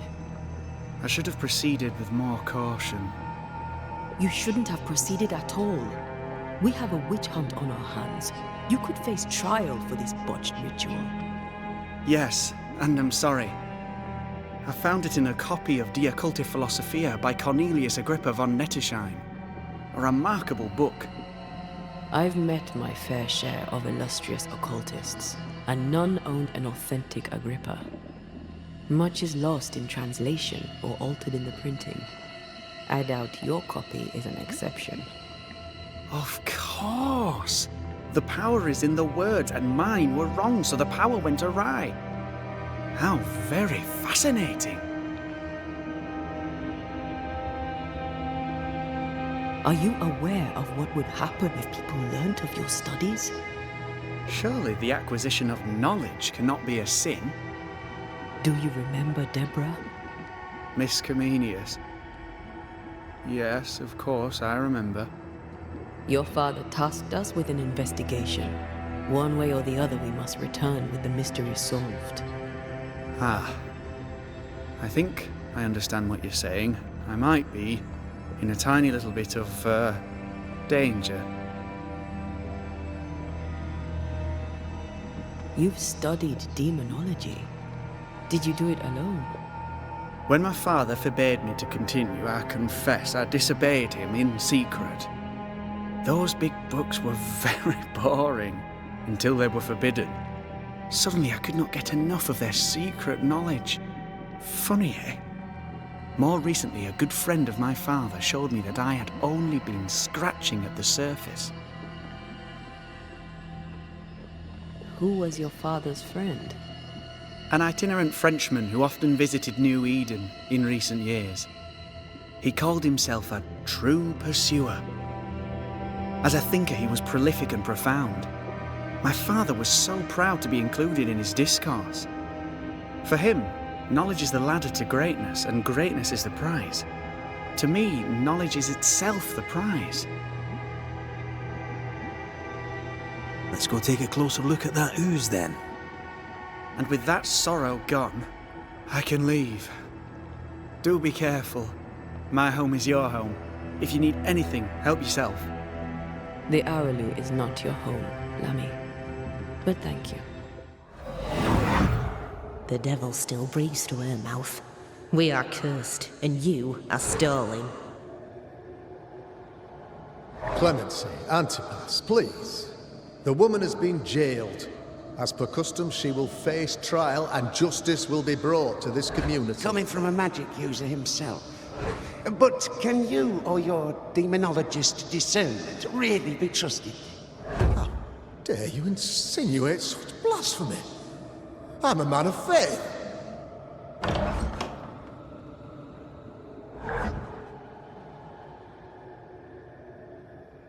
Then do what God commands of you.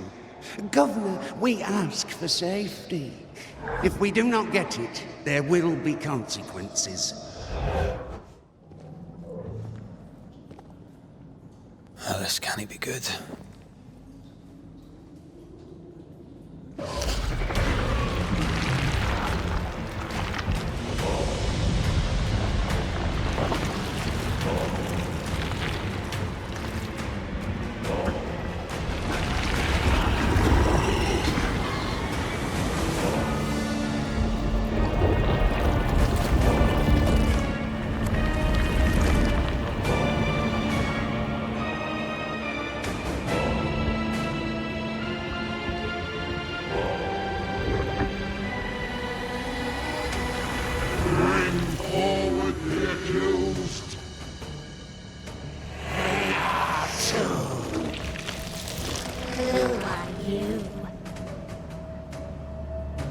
are you? Confess! Let them speak! If we speak, shall you listen? Impudence! Provocation! Read the charges! Dead rule in the grave! You have blood on your hands and weakness in your heart! Guilty! Sworn to vanquish evil! You conspired with witches! Sworn to banish all ghosts. Instead, you embrace one. The charges: cowardice, oath-breaking, deception. The verdict: guilty. The sentence: pain hereafter.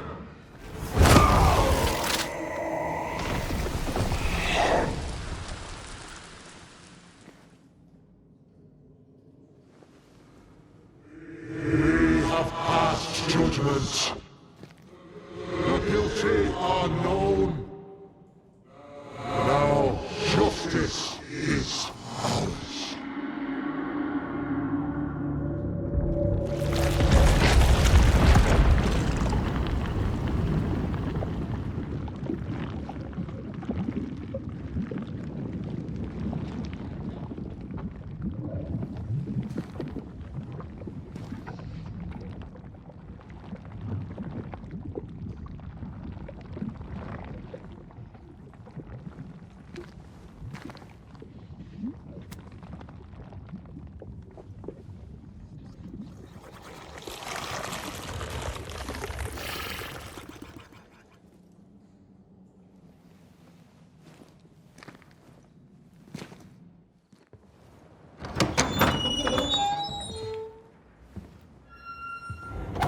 The Lord's promise of salvation from hell pleases them. The Lord's salvation from misery and sin here on earth does not. This doesn't look like salvation from misery and sin.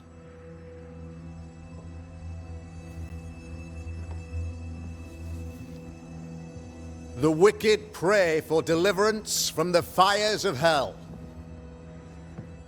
while piling the kindling high. They proclaim their love for their Lord, yet in his name they serve themselves. Their self-regard crumbles in the light of their hateful iniquities. So true. Mr. McCraith, my friend, I'm so glad you agree. Now, the wicked man never questions... I have your answers. What? Yes, good. Perhaps we should discuss this privately, if you'll give me just a moment. It's quite the story. You might not wish to hear it. Neither may the good people here. Please, this is not the time. We want to hear the story. Let the Banisher speak. Tell them, Red. Tell them good. Aye. There's a story that starts with a question. A question for you, Governor. And maybe for all the good people of New Eden. If I give you a witch, will you do what you did to Deborah Comenius? Comenius, say you? The school teacher walked with the devil and paid the appropriate price. That's the beginning of the history and also its end. Is it, though? Now, I've learned much about Deborah Comenius and what happened to her, and it tells a very different tale. And what story, pray you, does it tell?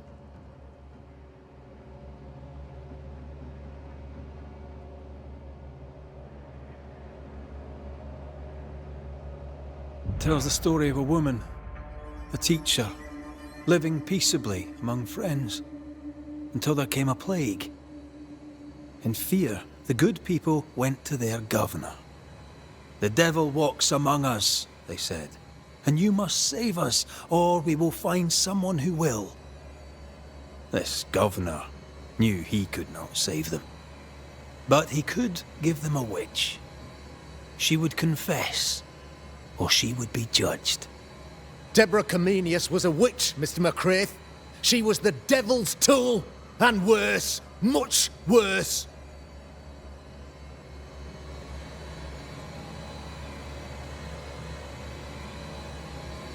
The trial was not fair. You had no proof, and you knew it. Credible witnesses gave believable testimony, sir. Witnesses like Gibbs, who pressured you into a guilty verdict to avoid being suspected of witchcraft yourself. There was pressure, I'll not deny it. But I did what I did to protect the colony. It was a difficult time. You're a pompous coward, fearful of anyone different, as human as that is. There must be a man to judge, or there is no order. A man to make the judgment, and a man to enforce it. Of all people, you know this. I live and let live. I choose only for the dead. I choose for the living. These people are sinners, sir, and must be led back to the light. This is my mandate, my duty. Admit it. You toy with magic you don't understand. You, sir, are jealous. I, sir, am tired.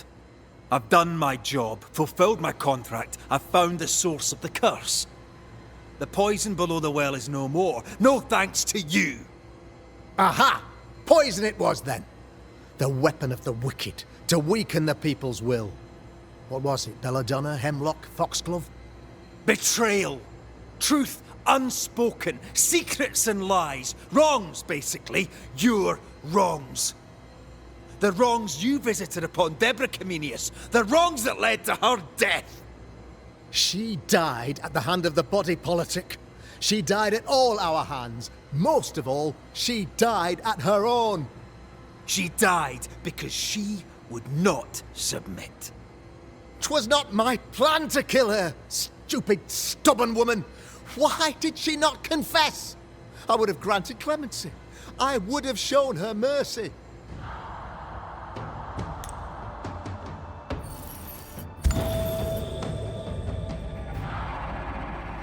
You had the power to stop the madness, but instead you chose to let it run all the way to its barbaric conclusion. You brought the curse down on New Eden. Then you called we banishers in to fix your mistake.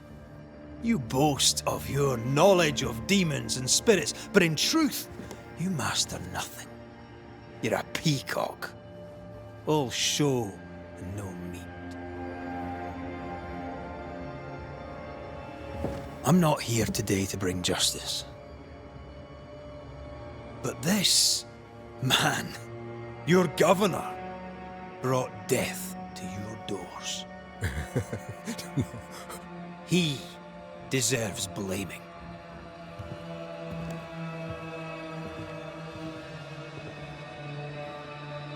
And shame on me if I don't do. Hell's bells! Friends, have I ever not served the interests of our community? Have I not protected you? Have I not loved you?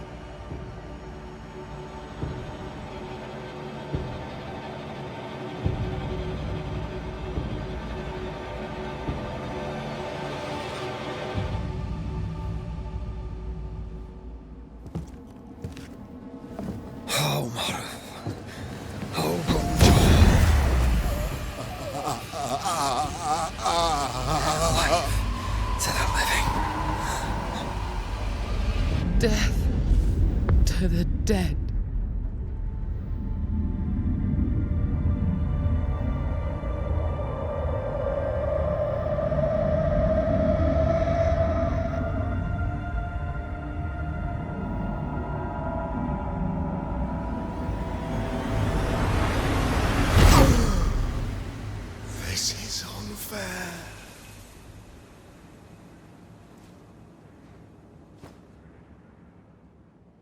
Is the evil gone for good? Far from it. Then, who will protect us?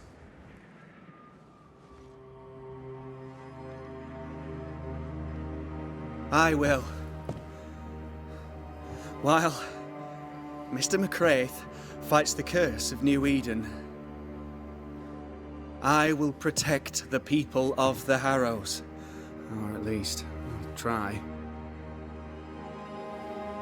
Now let's all return to our homes and pray for forgiveness and the strength to bear the consequences of our actions.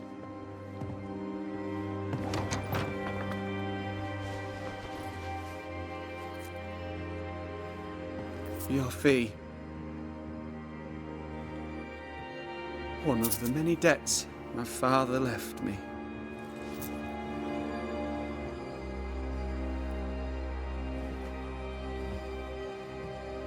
You'd best put your own debts first, young Master Haskell.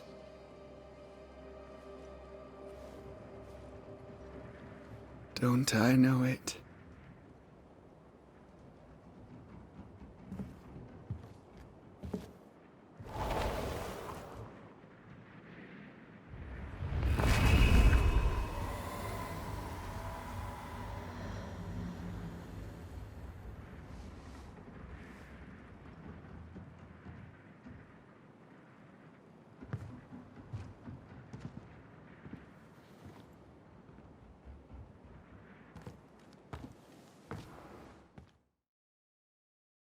You're angry. Can tell. Of course you can. Aren't you angry? I'm more disgusted. Disgusted by what we saw down there. By the sins Fairfax Haskell committed in the name of his god. I hope they all burn in hell. For that I hate myself.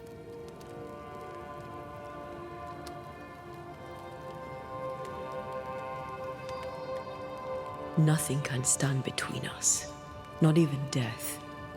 Not even death. The closer we get to my body, to the truth about what happened here, the stronger I feel. My senses rise. It's as if I can taste the silence, smell the scent of wood smoke, feel the warmth of your body, feel Deborah's wrath. I feel it as if it were my own. I know her rage.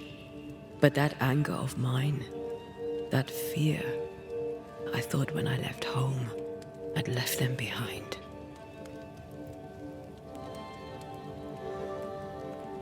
You thought by becoming a banisher, you'd overcome your anger and fear.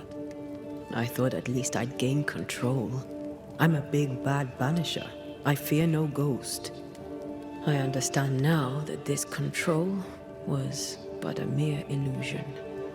So much so that the sister I thought was gone for good seems to be winding her way back to me. Your sister. Ayomide, wasn't it? No. As a child, before I left Cuba, I had a friend. I chose to call her my sister. That night, the night I died, I dreamed of her. I dreamed of Calendre. Did you go looking for her?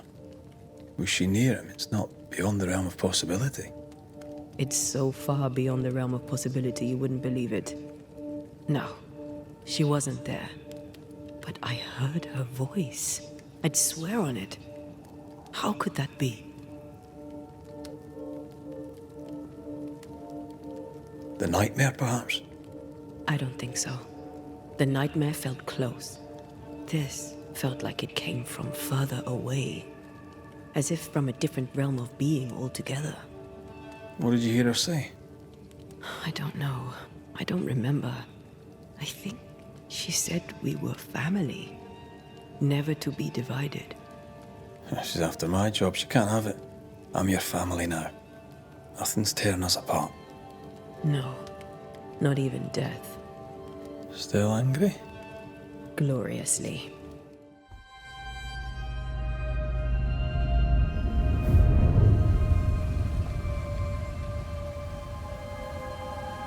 For years, Kate Newsmith believed she did not measure up to her sister.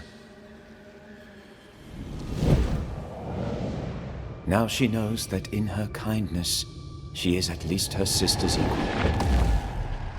Thick skin has paid for her sins. But what of her sister? What will Kate do now?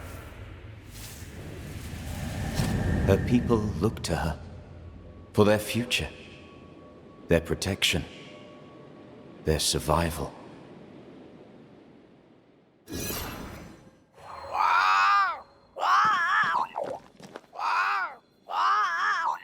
Ceridian?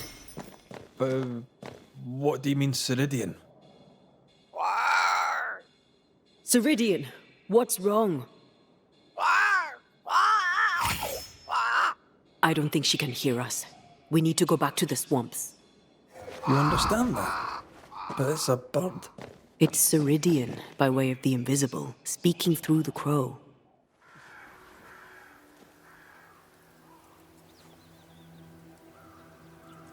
The Banishers are here. Already? How unfortunate. You called us. Did I?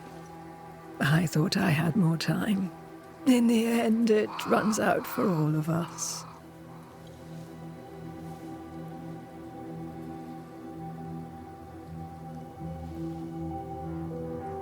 As I depart this old carcass, I leave no burning heart behind.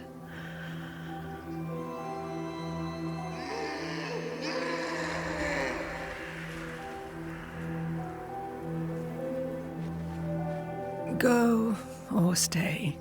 To prevail, you must first set your heart at peace. When at last you face the nightmare, you must both be clear on what you want. You must. What do you mean? It is not for me to give you answers, only to prepare you for what awaits. Then we can all go to sleep. Seeker doesn't hate you, Rory. She's just not used to being trusted. Protect her. For me.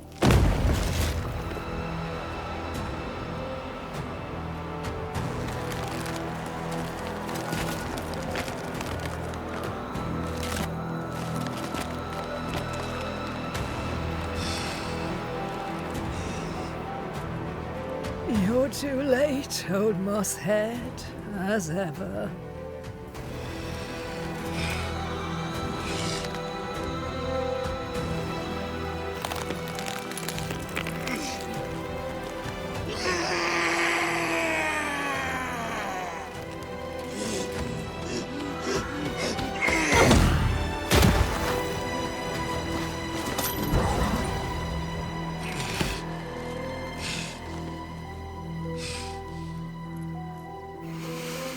Time for peace. I forgive you, old man.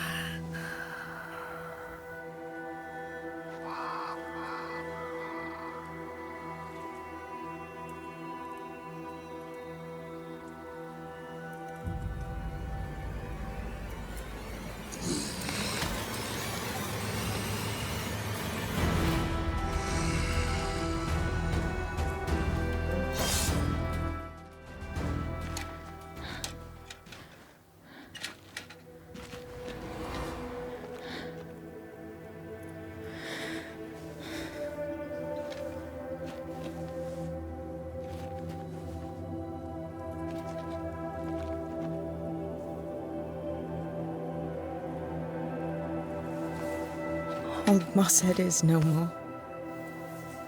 He'll never drink from your skull now, will he? Another ancient promise broken.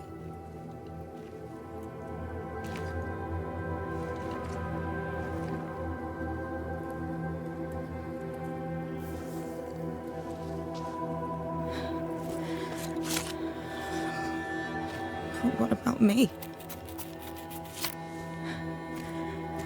How do I live now?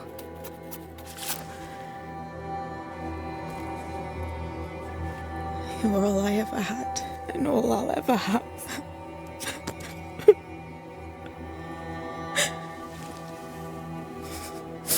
Can I set the world on fire now? I just want to see it burn. A pity. Farewell, then.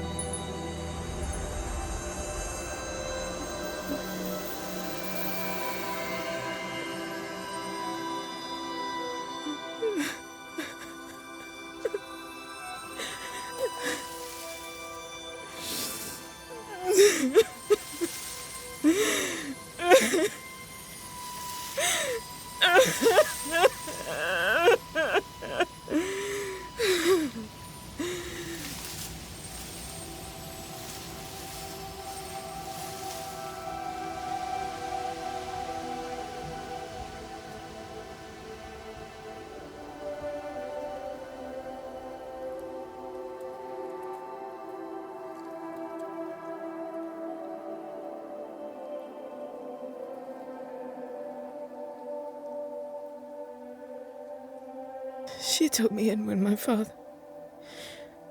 no one else wanted me. She taught me to stand up straight.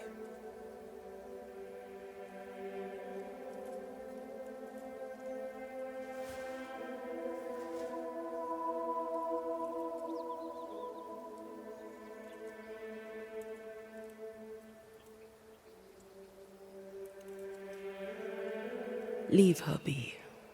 For now.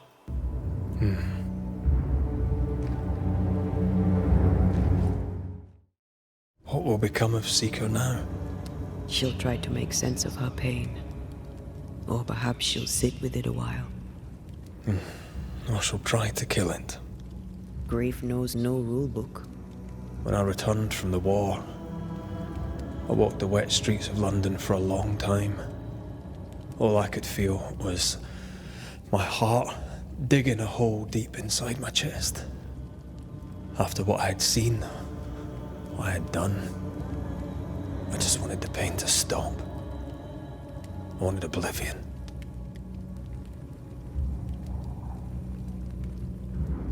You were at your lowest. We all live through our own rock bottoms. You pulled yourself through. I drowned myself in ale. You're the one who pulled me out. Poetic, if melancholic. What's going on, Red? I feel lost. I can't even stand myself. I can barely stand to look at you. Something eats me from within, and it's growing. I don't know what's happening. I'm scared. I scare me too. I am untethered from the world, but through you I still feel like myself. I cling to this. The closer we get to my return, the further from life I feel. I care nothing for the living. I only care for what I can take from them. Do you feel that way about me too? No, of course not. What are we doing? We're reclaiming our world. The only way we can. Are you sure? This is what you want? We made an agreement. Are you having second thoughts? I don't know. Maybe. Ceridian's death has changed things for you. Yeah. She had power, purpose. She had love, and she still chose to leave. Maybe she's right. Should we reconsider? It may not be too late to change our minds. But you must promise me, Red, whatever we decide, we stick to it. We cannot change our minds again. I swear it, my love. This is it.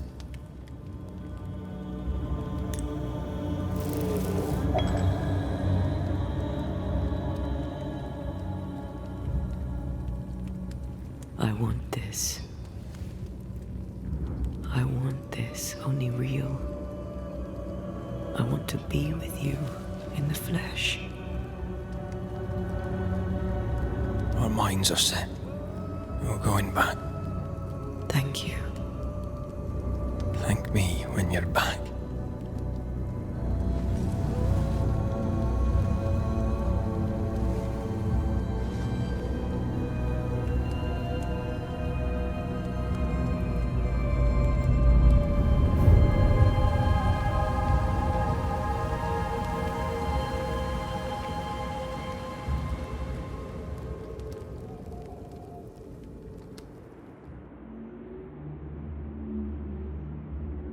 Is it worse to lose your faith in your fathers than it is to lose faith in yourself?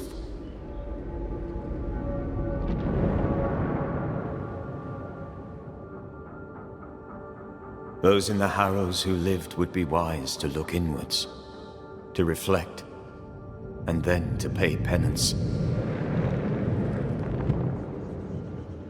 But none carry a greater burden than young Lamentation Haskell.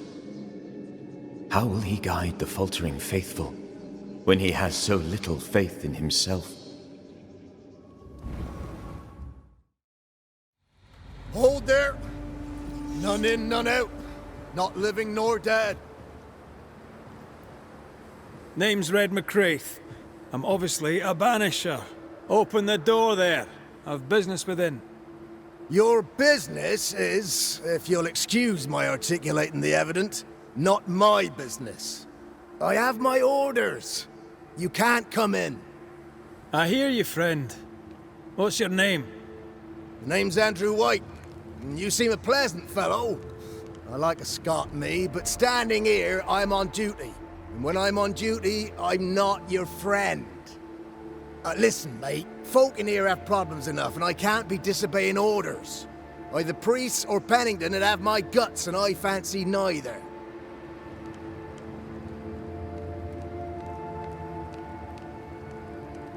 Pennington knows me.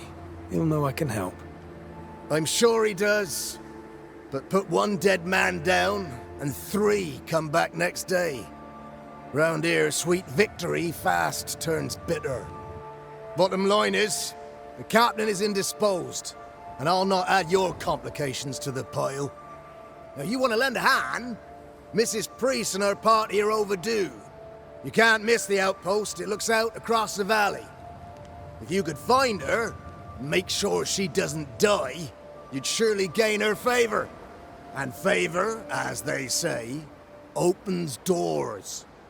Get in a fight and find your boss and dig her out of whatever hole she's in. All right.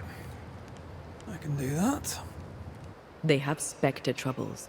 Let's first clear the nearby nest to relieve the fort, then deal with the missing. How holds the fort?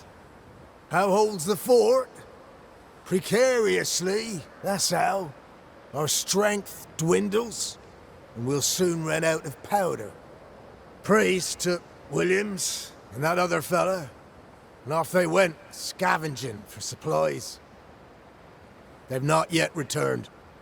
It's dangerous out there. The scavenger may easily become the carrion. Heard any good scuttle lately? The dead are coming, and you want to gossip.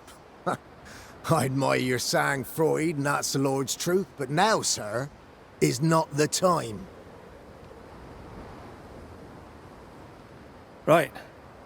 I'll likely be back. Find our friends, Banisher. Or put them to rest. I'll try. As soon as I take care of the Spectre's nest, I'll go looking for the outpost. A timely arrival. You'll be Haskell's banishers. Thank you. Thank you both. You can see me? Clear as day, just as I can see. This is my husband. I am Helen Priest. Antea Duarte. This is my partner, Red McCraith. It is rare that the living can see the lingering dead. All I know is one day I woke after 7 long years of grief, and my Sebastian was back. It was as if my prayers had at last been answered. That was enough for me. In times of danger, I am duty-bound to protect the woman I love.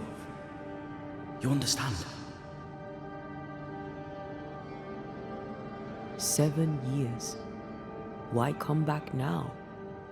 It did not feel like 7 years. Suddenly, I felt her pain calling to me. Divine intervention or otherwise, all that matters is that my dear Sebastian is back. Now, when I need him most. Andrew White sent us. He thought you might be in trouble. Plainly, you needed your guardian angel. We needed more than one. Thanks to you, we'll resupply the camp. Matthews and Williams did not die in vain. This was a risky expedition. But Helen had no choice. If the survivors were to rely on Pennington alone, the fort would have already fallen.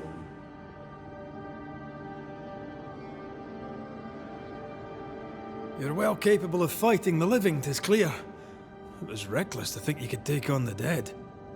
We have lost many of our comrades. We measured the risk. It was not reckless. Pennington did this while monsters relentless besieged the fort. But make no mistake, these men's deaths are on the captain's conscience. If he has one. How so? 7 years ago, a plague came to New Eden. Pennington quarantined the sick in the mines, walled them up. They were dark times. Hard times. None knew what the morrow would bring. We all lost much. Too much. As second in command, Sebastian volunteered to stay. Walled in with the others, he held out the longest. He died a hero. And now the Forsaken are rising. They demand revenge. Who would blame them? I watched them die.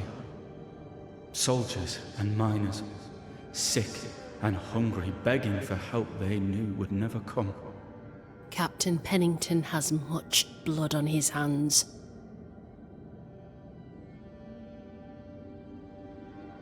Pennington can't have taken his decision lightly. It must have been hard on all involved. Is it harder, to your mind, to send someone to their death than it is to do the dying? We should get back to the fort. We will escort you. Captain Pennington?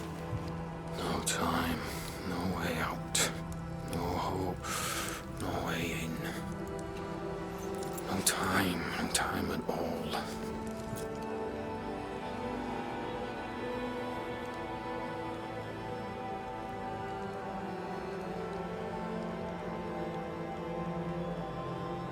Captain Pennington, sir. Mr. MacWraith, you live. There's work to be done. Work? You had work, a mission. To bring one last glimmer of hope, to gladden our hearts before the pit takes us all. You secretive bastards haven't helped. The job is done. There's no more hope and little enough time. All that remains is the pit.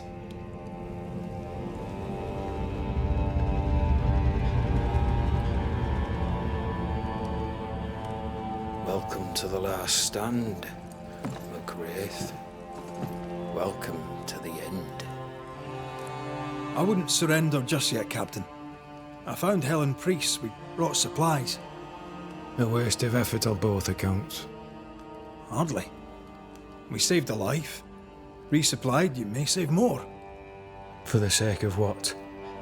For the sake of days, a week perhaps? You've saved no one. You've prolonged the terror. The dead will come. Our throats will feel their bony fingers soon enough. The end is inevitable. It is if you will not act. You're the officer, take command. Surely you can't intend to do nothing. You sound like Priest. She has changed. Her return to Fort Jericho has made her impulsive, irrational, quarrelsome. I believe she did not fully grieve her husband's loss. Returning to the scene has, it seems, reopened the wound. It festers. She'll join the lieutenant soon enough. When our defences crumble at the last, the pit shall take us all.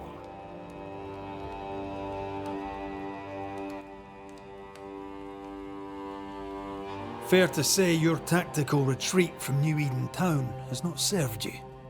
The town was doomed to fall to the curse. We disagreed on everything. There was nothing left to do but leave. We did not know there'd be no escape. Smith gathered the board and the governor let the affair flock to him. We never agreed on anything in the first place. I crossed paths with the new Smith party. Thick-Skin did not make it. Shame. She had a proper head on her shoulders. Without her, the band will suffer. The governor is no more. His son takes charge. They rebuild as best they can. Little Lammy Haskell? Truly? Well, better him than his father. May the vacuous peacock rest in peace. As the commanding officer, you must know all the local lumps and bumps. The lumps and bumps can smooth themselves. I have other priorities. Why did you come to New Eden, Captain? Why here? Far from the many wars we fight, you mean?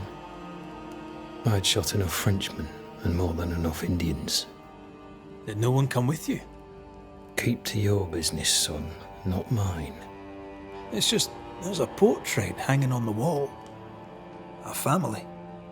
I had a wife and daughter once. I'll not entertain you with their story. Tell me more about yourself and your career. I did my duty and had the fortune to return alive. That's all. We who are intimate with war tell no tales. I thought that too. I was wrong. Silence allowed my ghosts to prosper. 'Tis good to tell our stories. If ever I do tell, I'll not be telling you, son. How do things stand, Captain, as you see them?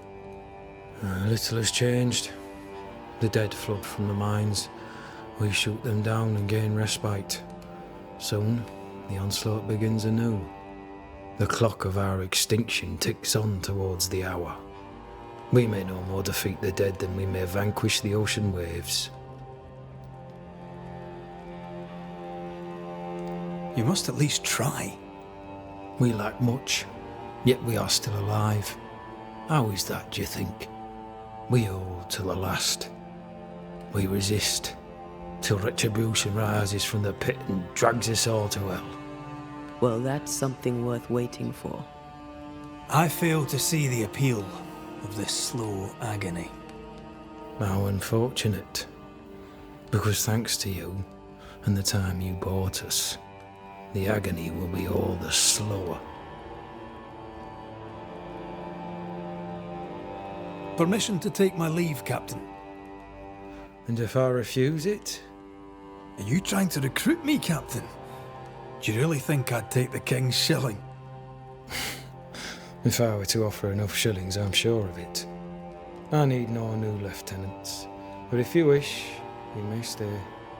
This key unlocks the unused watchtower. You'll bill it while you're here.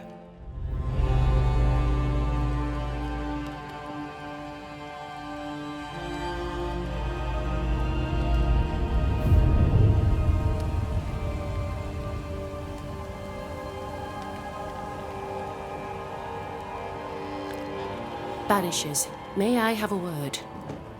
Helen, something wrong? Apologies for disturbing your rest.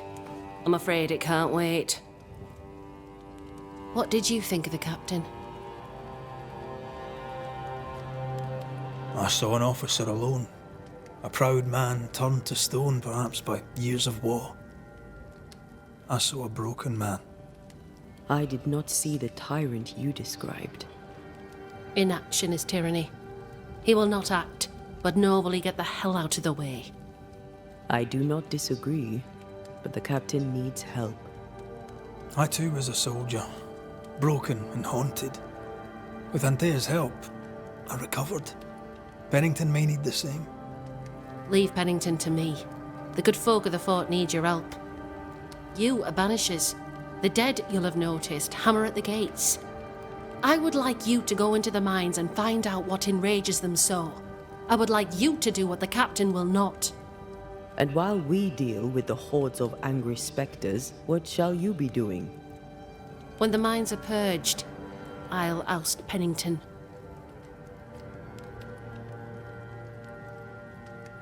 How goes it with Sebastian? I'm not sure. I had never let go of my grief. I was bereft, empty. His absence gave me substance. I clung to it. Useless, really. My husband died in the dark with nothing but my handkerchief to soothe his last moments. And now, he's back. If each worthwhile thing in life is to be lived, and then when it is gone, to be grieved, then what now? I have to believe our love is enough. Love is all. Grief can hang. And yet I cannot hold him. I cannot feel his warmth. He is there, but he is not there. That hurts. All things are fleeting. Gaze upon the ghost you love and you can't deny it, bitter though the thought may be. Yes, 'tis a blessing and a curse, yet against all reason, we persist. Let us make the most of time remaining.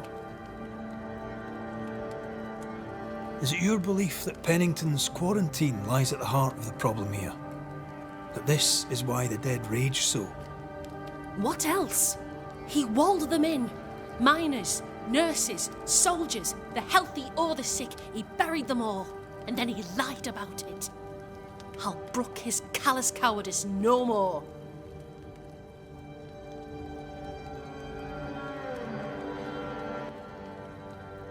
Much goes on around here, and you seem to know about all of it. I try, and I could do something about it if the captain was out of the way. What brought you to New Eden? I came with Sebastian, willingly, mind you. My father was a soldier. I knew there'd be travel. Sebastian courted me for 3 years. I swore when we married I'd follow him to the end of the earth. And here we are. How's morale about the fort?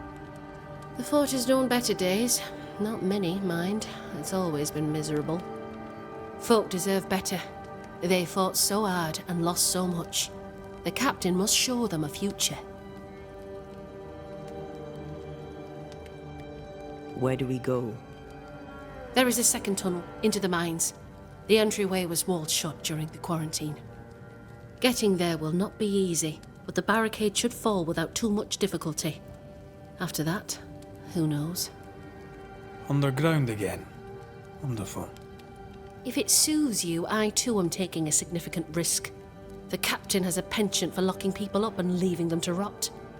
Some years ago in New Eden town, the captain locked up an innocent woman. A fate I wish to avoid. Pennington the jailer. Do you speak of Deborah? What did he do? I was away from New Eden town at the time. Rumours said she was a witch, I later heard. And so too did the captain. The court agreed. Who knows what urges drove the captain then? He is a secretive man, and always has been. We should go. Then it's agreed. When you're ready, you'll investigate the mines. Take the hoist to the waterfall, near the outpost you first found me. From there, it is not far to the tunnel. Keep your wits and all your luck about you. Difficult though it be to walk these dark tunnels, I'll guide you as best I can. Thank you. When you're searching for the source of the wrath of the hordes of the dead, It's nice to bring a friend. I fear their anger justified. This place knows much tragedy. Pennington did a great and terrible thing. Your death must feel like an outrage. I am a soldier. I took the shilling. Death is part of the bargain. One dies so many may live. I served the sick and the dying. When my turn came, I was ready. But now, in the fort, there is no noble sacrifice. One dies, so all may also die. Tell us a little more about Helen. I'm not sure what more I could tell you. My wife is a strong woman. What you see is what you get. Every day I feel blessed to have a partner and best friend by my side. I had never expected her. When she came into my life, I came home to myself. Made me want to be a better man. Oh, I know the feeling. She gave me a handkerchief. I died clutching it. A symbol of our love. She was and is ever in my thoughts. She is my world, now until the end. What shall we find down there? The rage of the Forsaken. They trusted him. He betrayed them. He abandoned them. I doubt they can be placated. We'll be seeing you. Very good. Sebastian Priest. In the mine, you were to tend to the sick. Instead, you afflicted them. What? No. This is a heinous lie. I gave my life for it. You turned into a tyrant until revolt emerged among the exhausted survivors. They must have gone mad down in the dark. Their rage found a target in me, the captain's man. I died innocent. I died a hero. You lied to yourself, to your men, to us. You lied to your wife. Why did you really come back? I didn't. I never did that. It's not me. It's all a lie. I love Helen with all my heart. Pennington must pay. You must make Pennington pay for his crimes. These must be Sebastian's remains.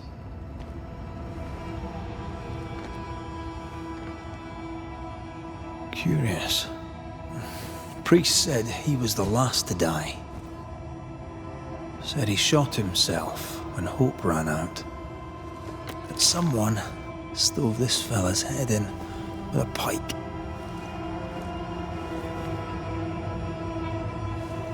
This was no romantic suicide. This was bloody murder. Plus, there's no ghost tie. And look, the mark from before. No ghost tie. So why did he not pale and become a spectre like the rest? Sebastian told Helen a story. His prominent chest wound was part of it. But it's a fiction. He spun her a lie. I'm starting to doubt the lieutenant's ghost. I think it's an effigy of Sebastian sent to get close to Helen. Maybe even to Pennington. Not a spectre. Something more elaborate. But what? And why?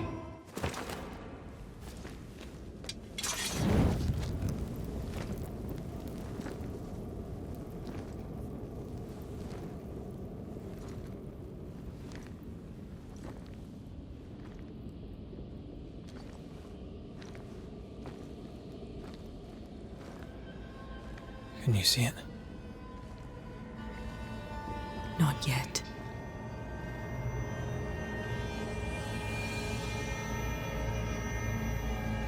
I hear you. Pennington. Have you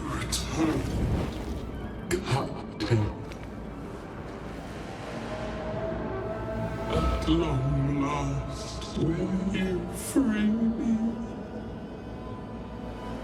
What happens if we do?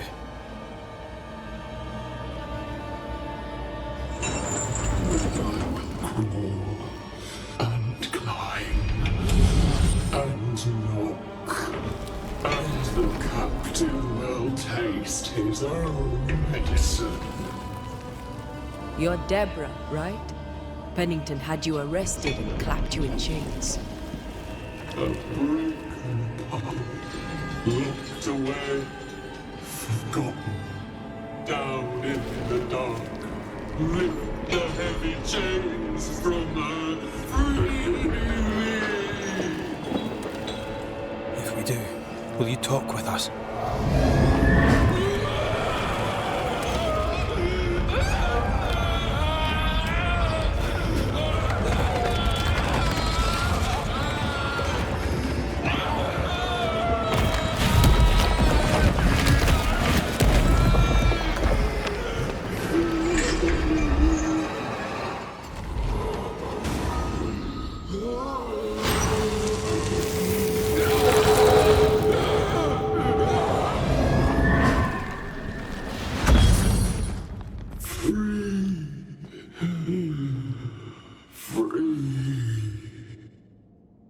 It's over. Go in peace.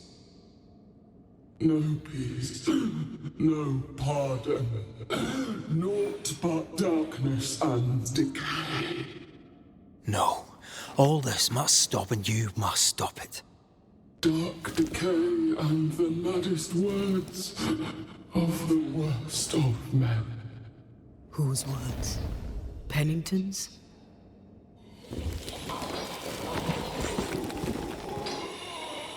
The worst of men.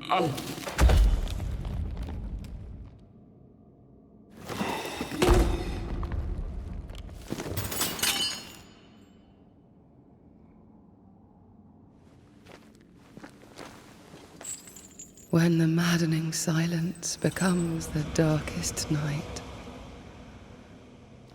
the faintest voice is welcome as the dawn. Deborah.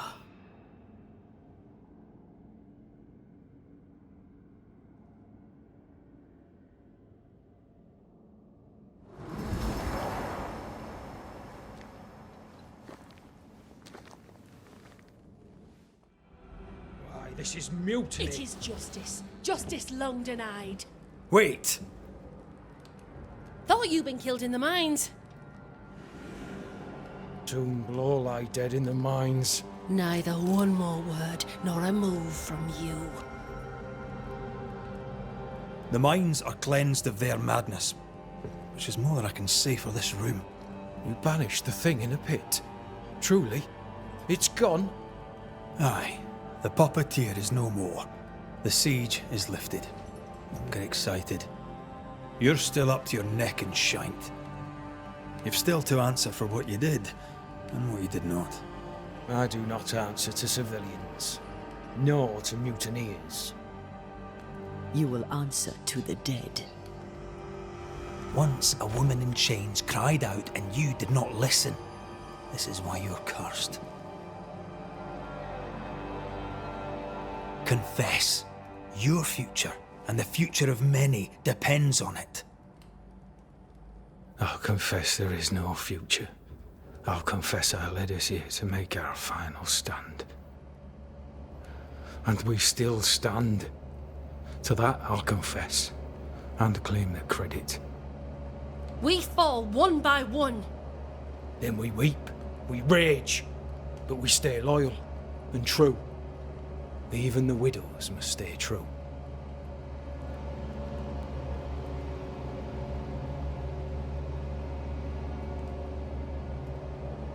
Guilt eats you from the inside.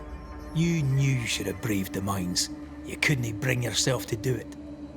I choose to die in the light. There is nothing in the pit but darkness. There's more to this. An older guilt. A deeper fear.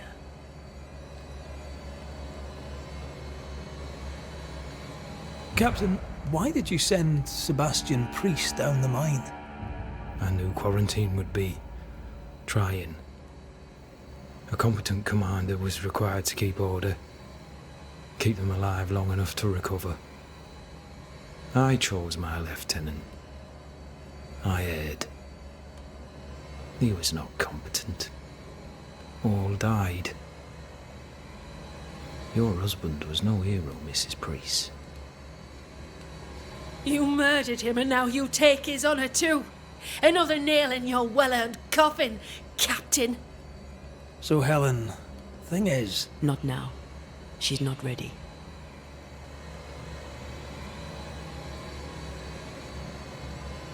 You may be to blame for the tragedy in the mines, Pennington, or you may not. But the puppeteer wanted you dead. Some years back, you accused a local woman of witchcraft. You locked her up. The puppeteer was quite angry about that. Fairfax Haskell too played a part in the killing of Deborah Comenius. He faced up to his wrongs. Now you will face up to yours. At last the die stopped rolling, my number has come up. I'll tell it now. I'll tell it all. When you slandered her, you knew there'd be a witch hunt. Why'd you do it? There was no slander. It was true. She was corrupt. She was evil. And she was a school teacher. Someone had to think of the children. It's horse shit, but he seems to believe it. We're getting closer to the truth.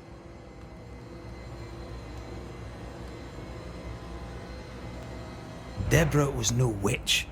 The good and fearful folk of New Eden turned on her to protect themselves, and so did you. You recognized her in the puppeteer, didn't you? I'm sorry, puppeteer? That's what was in the mines, wasn't it? And you knew, didn't you? How long? For how long have you known? What I know and you do not would fill a library. Sebastian's sway over Helen is dangerous. If she takes charge, so does he. But Pennington is depraved and merits no saving. What's your thinking? I have faith in Helen Priest. Step down, Captain. Perhaps you may begin to wash your guilt away. Do what you must, and face the consequences. Cast the die. I will.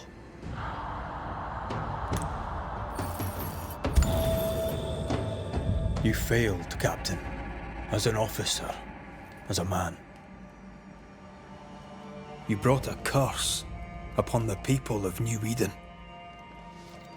No. The fort needs a leader without blood on her hands. I'll do it. I'll place the blame where it belongs.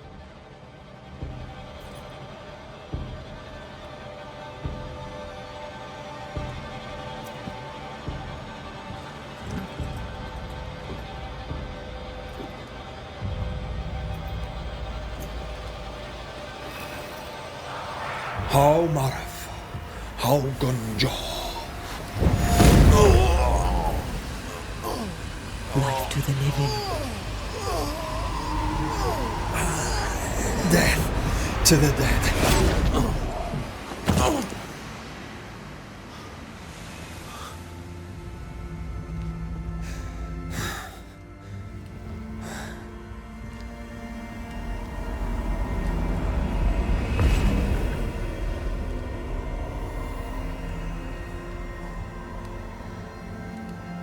When has a man seen and done too much?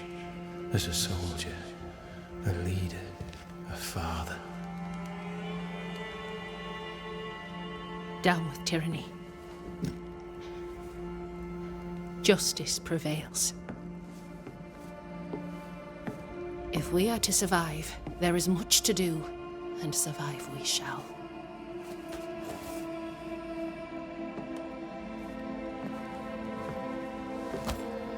For the record, beyond that door, Captain Pennington was tried and executed for his crimes.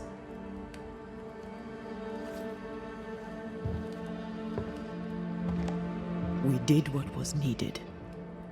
The story you tell is up to you.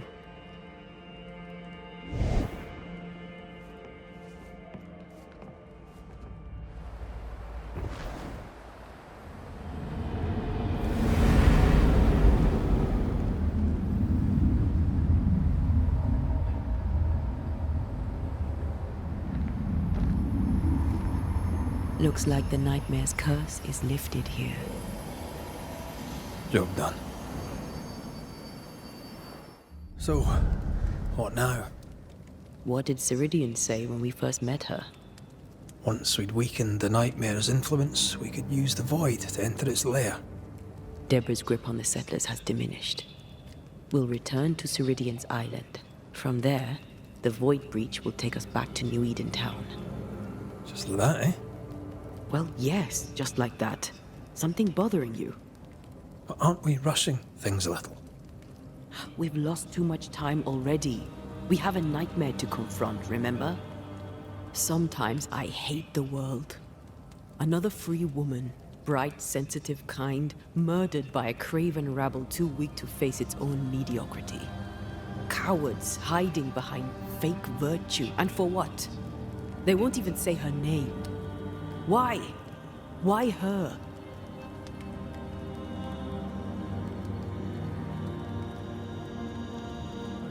You said it yourself. Deborah was a victim of their fear. That's not enough. Her murder was another throw of a dice. Why is it always us who have to pay with our lives? Other innocents have paid the same price. I should know. That's not what I meant. But I'm glad to hear your feelings on it. When I left Cuba, anything could have befallen me. I was bright, free, talented. Though I had the wrong tongue, the wrong sex, the wrong skin.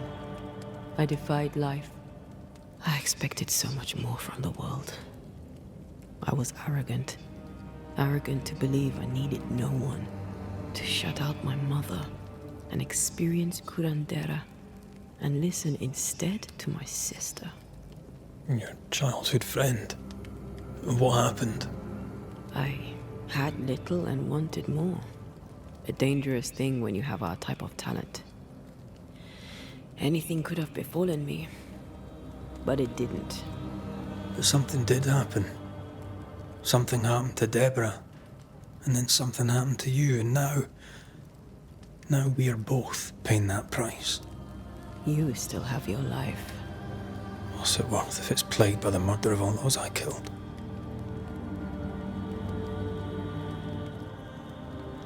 We made a choice, Rory. You made it willingly. Aye, I did.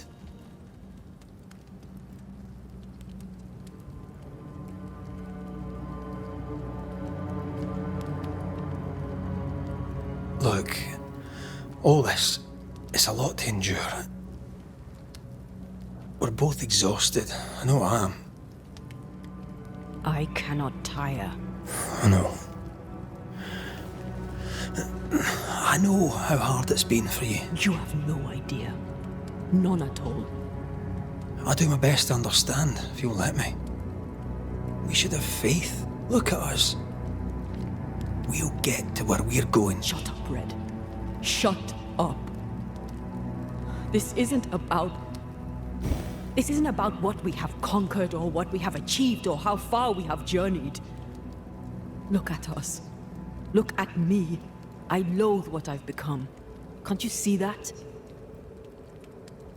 I was trying to help.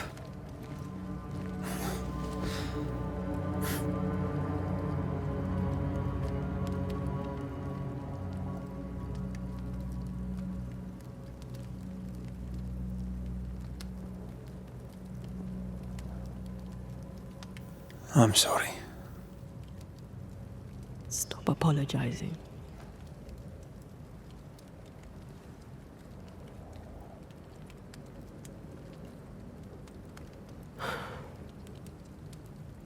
Good night.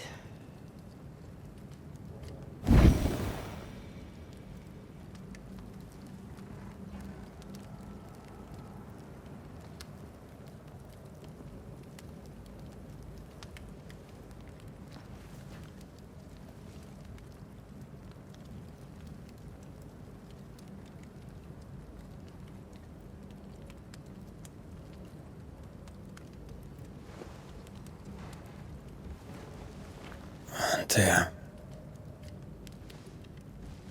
Antea? I would have gone with you. Not funny. I have to walk to the stupid bloody island.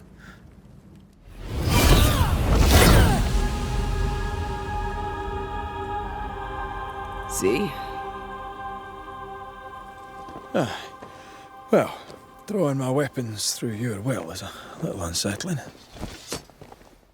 Backed by the Banishers, Helen Priest dethroned Captain Pennington.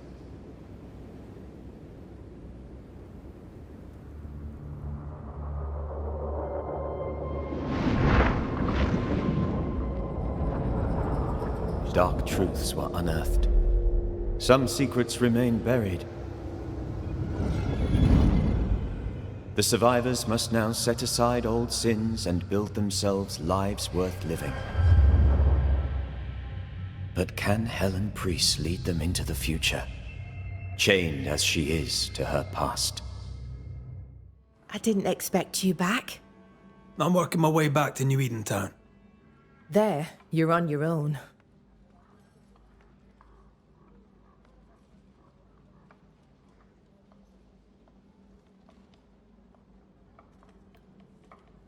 I'm trying to track someone down, and I was hoping you could help me. I doubt I'll be much use, but I'll help you if I can. So, I found your name in an old letter. It was addressed to someone by the name of Grace. It was written by Deborah Comenius. You're tenacious, I'll give you that. But must you push so? Deborah wrote of a cabin in the woods. Could this Grace person have found it? I don't know. It was all a very long time ago. I had forgotten her. Did Grace ask you for help? No. Grace Pennington vanished. No one ever saw her again. Grace Pennington? As in Captain Saul Pennington? Pennington had a daughter, and you knew her. I knew her, but not well. Deborah had her in the school and spoke of her from time to time. Shy as a porcupine and twice as prickly, as I recall. Deborah wrote the letter in February 1688. When did Grace disappear? Months later, Pennington accused Deborah of being a witch. In my recollection, that moment overshadows all others. Could Grace have survived alone out here in the woods? Possibly. But could she remain unseen? No.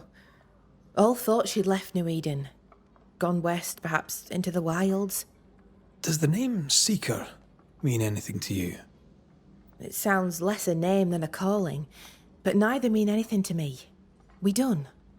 One more question. Did the school teacher keep a cabin in the woods? Deborah spent much time walking the woods, trying to understand New Eden, she said. Now that you mention it, I remember a snowstorm. She spent 3 days in a hut not far from here. Southeast, across the drawbridge, along the path towards the mine. If it's still there. The settlement seems to be doing well with you in charge. We've made some gains, but we're far from ready to leave. Did you tell them what Thickskin did? I told them she died hunting the beast. Some are yet in their sullens, but they're better with sleep now the nightmares have stopped. The beast is dead. The curse recedes. Game returns slowly to the woods.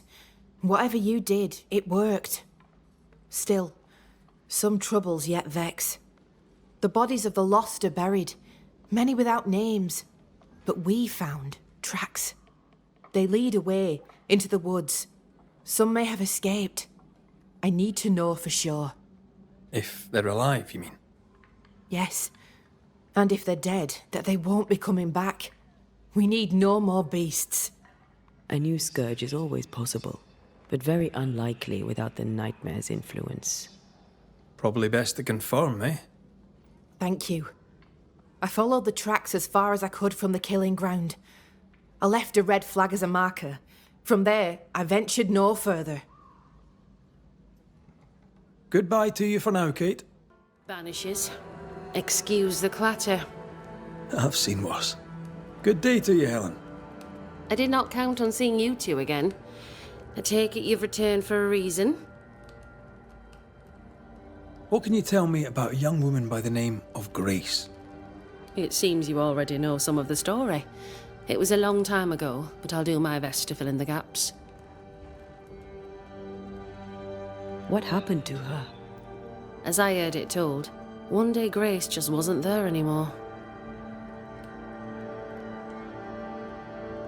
How was their relationship? I believe it was stormy, as you'd expect between a commander and his disobedient daughter. I do think he loved her, but as far as anyone ever saw, he never shed a single tear for her. Later, after he exiled her, did the captain try to find his daughter? Not to my knowledge. He did not set off in search of her, nor did he send men. At the time, I thought it strange. Still do. I'll never understand how a man could reject his only daughter. And that, my inquisitive banisher friends, is all I know about the matter. Go gentle, Helen. Failing that, go hard. Well, ho there. What a pleasant surprise. I was fair and sure that I'd never see you again. Where are you off to? Far away, God willing. Build bridges, say the wise, that people may better understand each other. Build a jetty, say I, so that a ship may come and we can leave. New Eden is a fascinating study for you and I. But for ordinary folk, it is, as I've heard it put, a shite hole.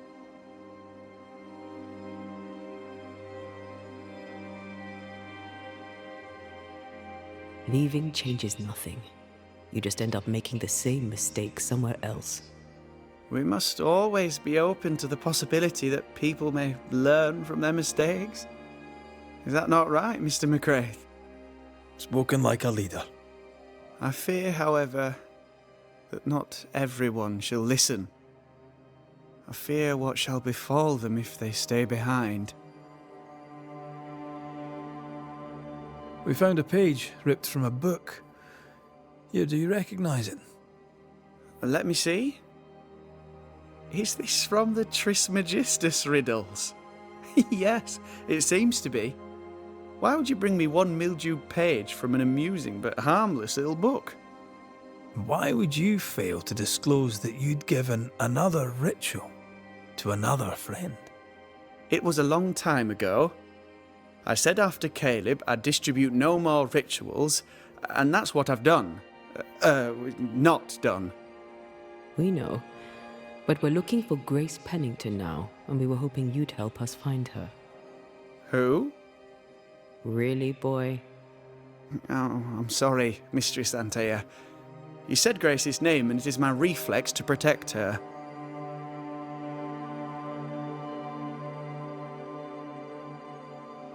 Ever heard of someone named Seeker?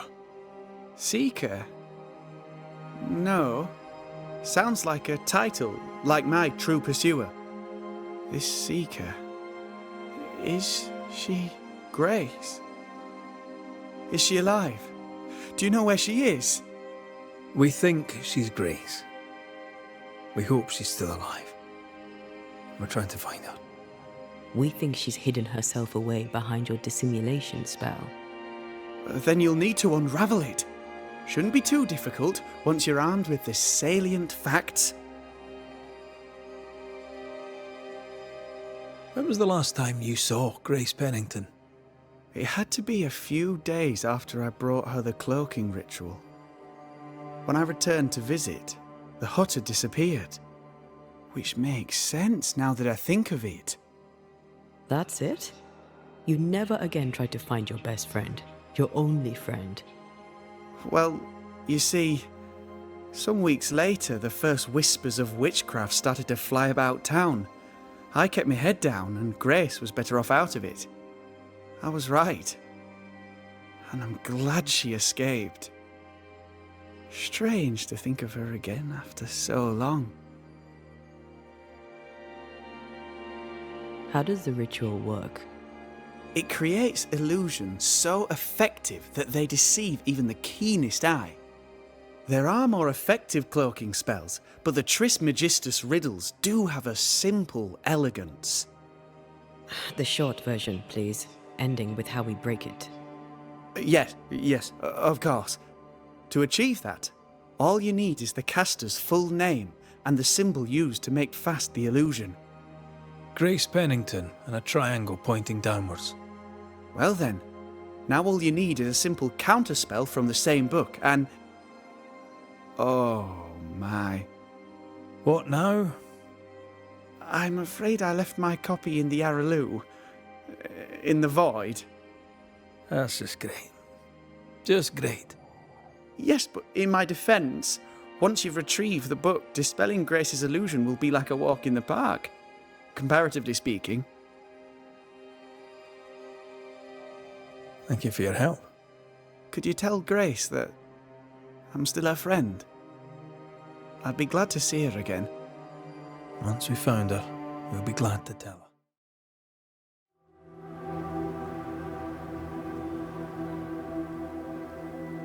Ceridian? You're surprisingly slow, even for a banisher. You're late. Or early. At last we find you. Missed me that much, did you? You could have hurried.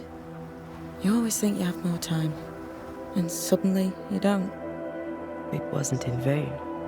We have come far and learned much. I hope so. But don't think you have it all figured out. You're still banishers, after all. We are indeed, Grace. So, you know. I know you're Pennington's daughter. Still, can I see the family resemblance?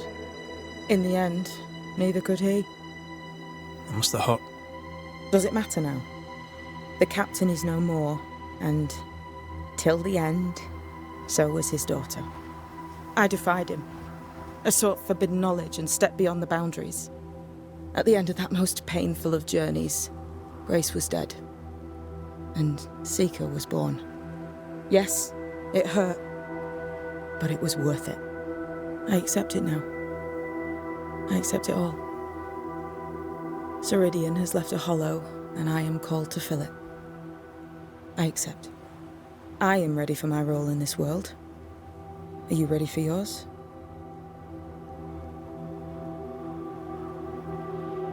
You learned magic by yourself? Not really. Not at all. First, Lammy Haskell's forbidden books told me that magic was real. They say you must look out for the quiet kids. And that was me and Lammy. Reading those books opened my eyes to worlds of wonder. But I did not learn witchcraft until Ceridian found me. Lammy showed me the view from the prison window, but my mistress walked me right out the door. Lammy was relieved to hear you well. He talked about paying you a visit. When I was exiled, he was the only one who'd help. Sweet boy. But now is not the time for visitors. Later, perhaps. Later, when you have lifted the curse. The boy will be disappointed. He has a thing for witchery.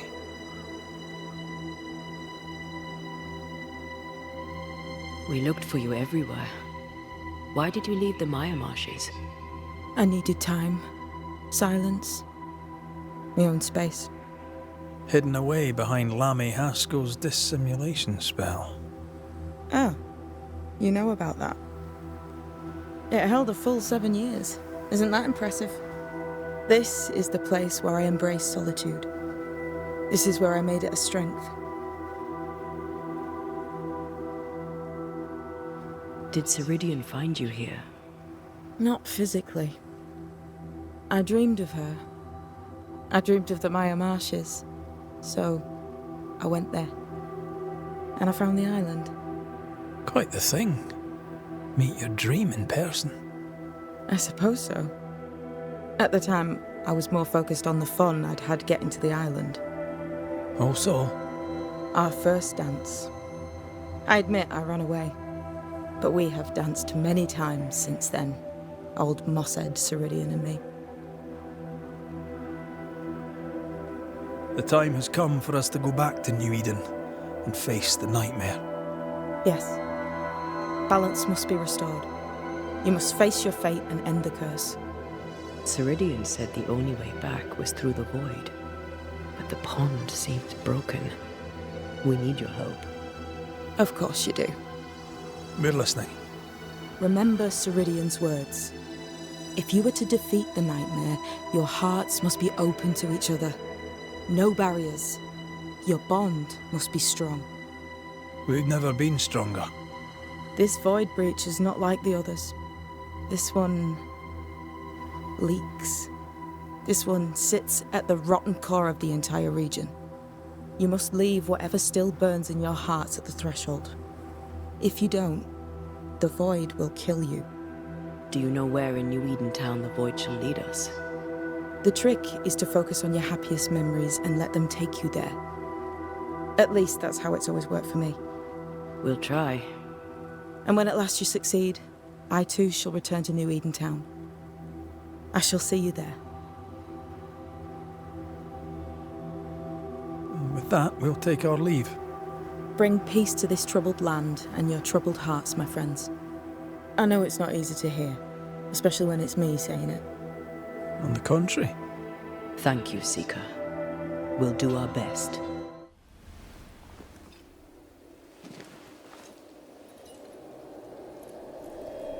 In the fields outside Havana, the air is thick and hot this time of year.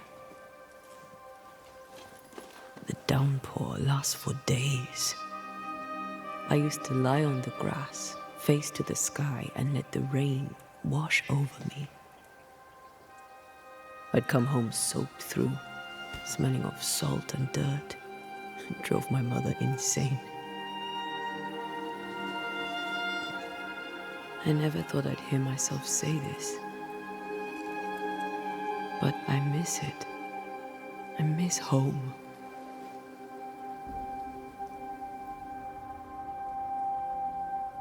Tell me about your mother. She was tall. Eyes like jeweled daggers, flashing sharp one moment, pure beauty and poise the next. She was about as predictable as the weather. It made me nervous. I doubt the years have softened her. In her defense, I was a decidedly insolent child. I should have written. I should have taken the time to visit. And I should have told you, as often as I felt it, how deeply in love I am with your tenacity. You seize the light and cling to it, no matter what. I am stubborn when I want to be. I'm also charming as hell. You have your moments, and we'll have many more. You and me. Always. Thank you for standing by my side through it all, for everything. Into the fray, then. Always.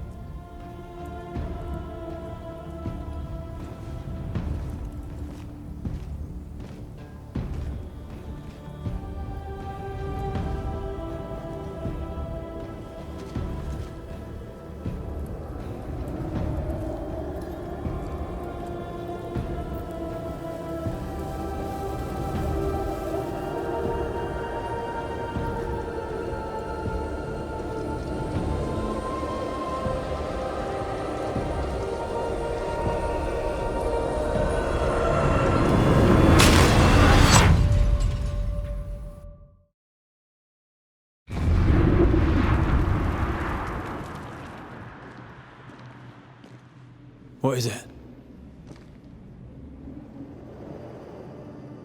Baggage I may need to finally face. Let's press on.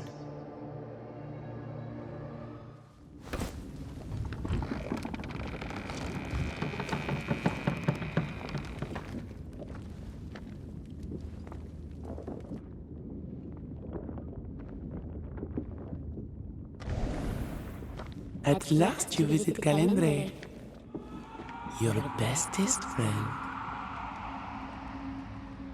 We are not friends, and your name is not Calendre.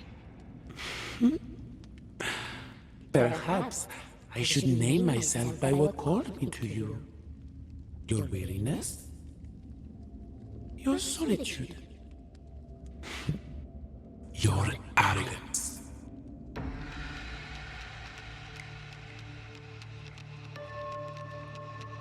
Why'd you lead us here? What do you want from us? From you? Nothing now. Later, you shall be my toy. My pretty little plaything. Do not dare touch him. Careful now. The idea of tearing your precious little pet into pieces just became much more appealing. I'd hate for you to get hurt so fast while you try to save him. But, oh wait, you already did that, didn't you? Tell me, Rory of the Clan McGrath, when you realize you hardly know the woman you love, how does it feel to learn, after all these years together, these things she never deigned to tell you? These things that sit brooding at the very center of her soul. My love for her is unconditional. Yes, your bloodied hands tell the tale. You cannot play your old tricks with me, Calendre. I am stronger now. So much stronger. Bold of you to claim for a very dead banisher. I was a little girl when we met. You used me, manipulated me, and made me believe that was love. However arrogant, however angry I was, you changed me, disfigured me. I abandoned my home. I fled from everything and everyone. I thought I had to be alone so that you could never happen again. For that, I forgive myself. But you, Calendre, no. You I do not forgive. What will you do when you have sacrificed your lover's conscience so to reclaim your body? Will you forgive yourself then?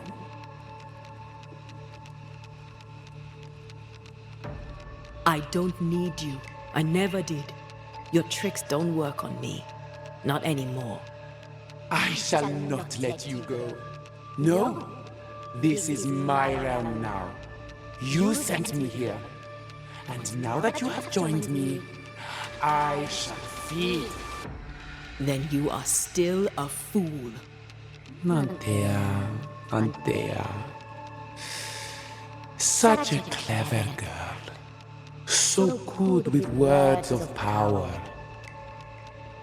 Is that how you seduced your little pet here?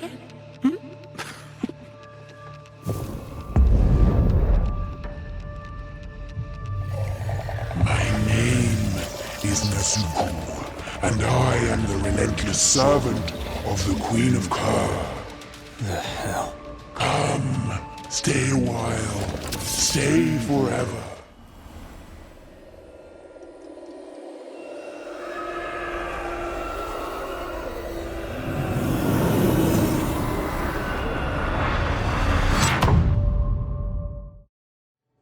Are you here? Are you really here? I am.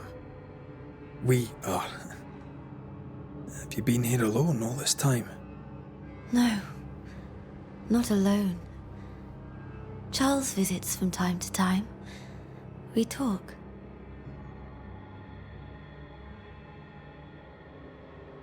That's not Charles. Charlie had his ascent. Do you remember? Oh yes, I remember. It's all very foggy. Do we ever mend the wounds of true love lost? Esther, do you know me? Antea? Yes, I know you. You come to Red as Charles comes to me. How very good of you. Dearest Esther, I died. I am a ghost. You know, I'd have liked to join your games. You three, chasing ghosts and whatnot. I learn fast. But not today. Today feels like a dream.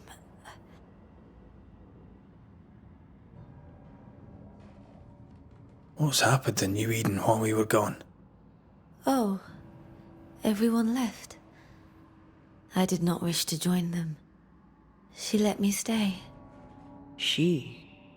Deborah? Speak not her name. It makes her angry. She is much more powerful now, and your return has already vexed her.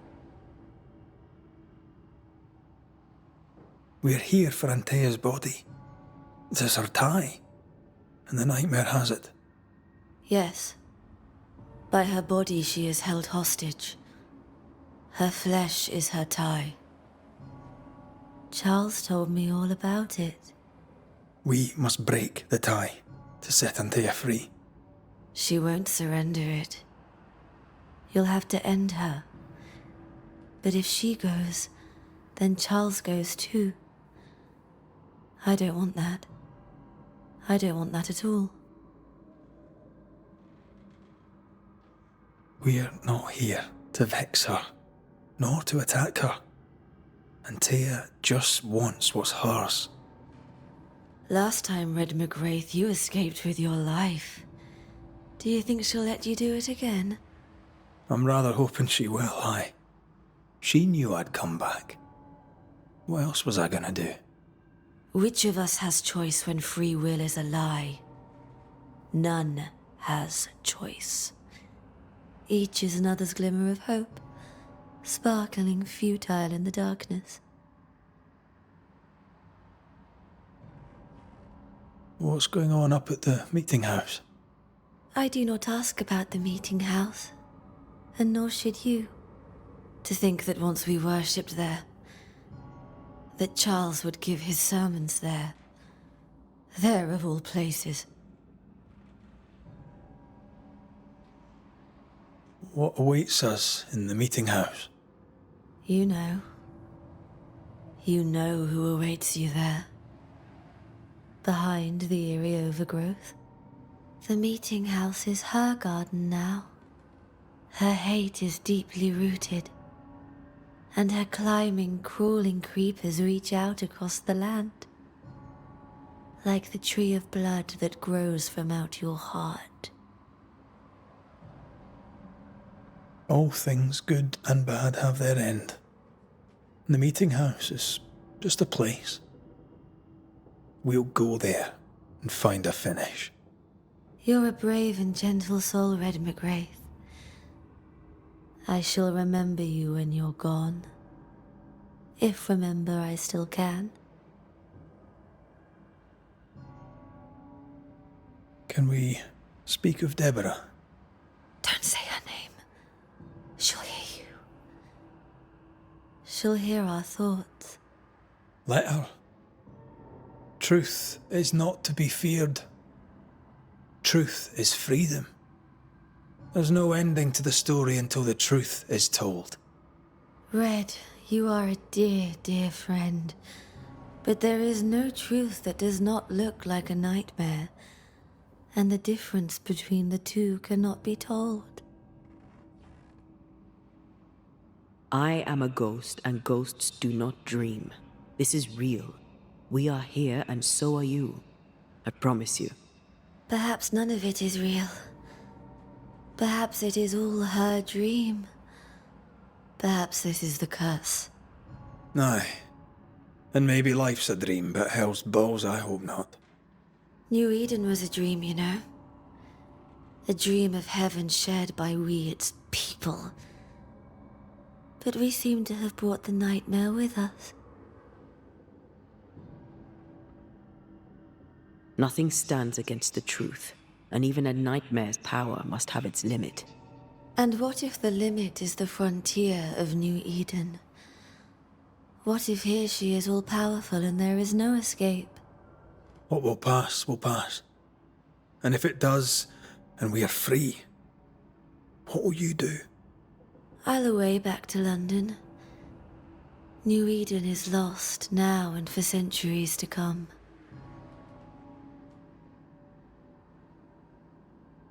Goodbye, Esther.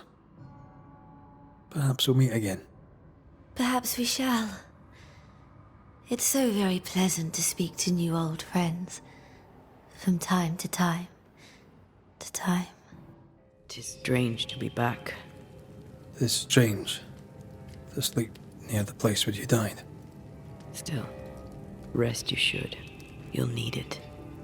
And you can't bathe twice in the same river. It's not the same river and you're not the same man. And yet nothing shall ever be the same again. Aye. You'll come back changed. And you'll come back to find that I am changed. Of course we'll have changed, but we'll be alive, with a lifetime of changing stretching out before us. And we'll be together. For better or worse.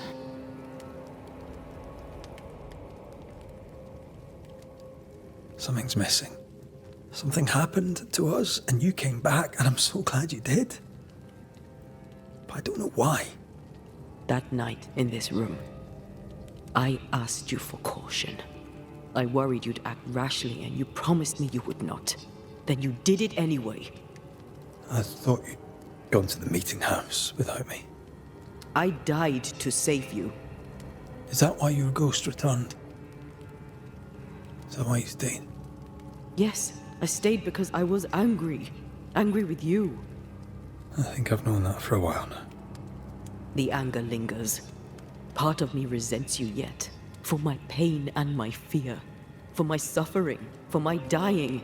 I resent you. Antea, I am truly sorry. I know you are. But soon, I'll be back. Then we'll both bathe in this new river. Together.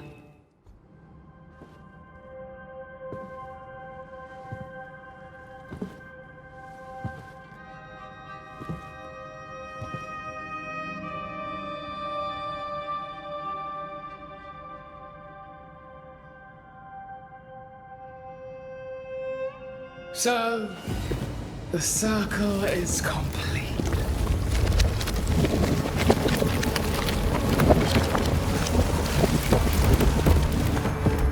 Do you return to the beginning? Or is it the beginning of your return?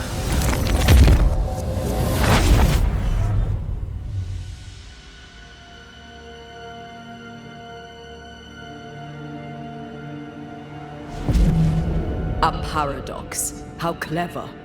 How it pleases you to play with time. I do not play. Deborah, we know what happened to you. We know what they did to you. What they did. What they do. I shatter yet. We're not here to hurt you. You have my body and I want it back. That's all. Help us. Because we can help you. No, you cannot.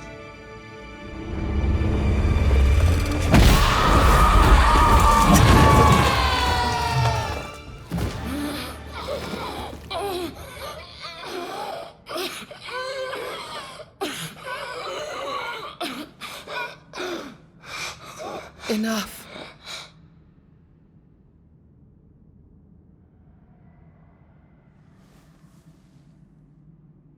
You are me, yet you oppose me.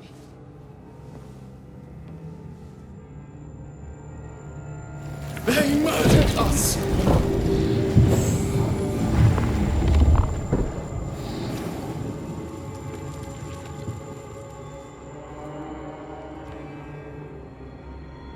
Make them pay.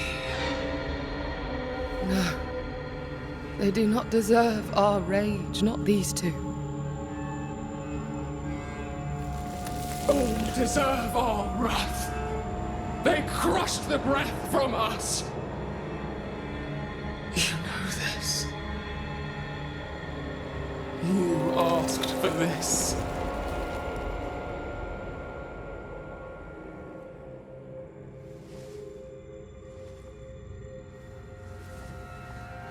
Not anymore.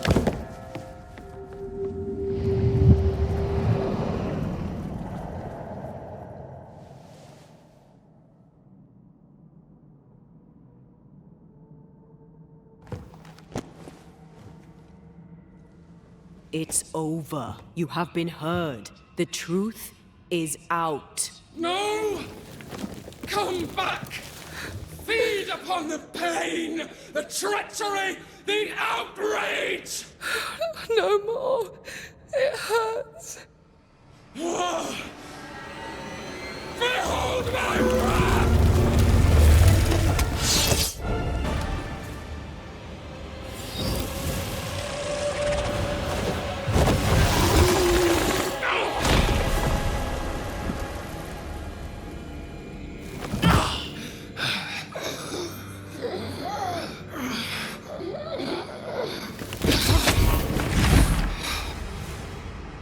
If they live, they win.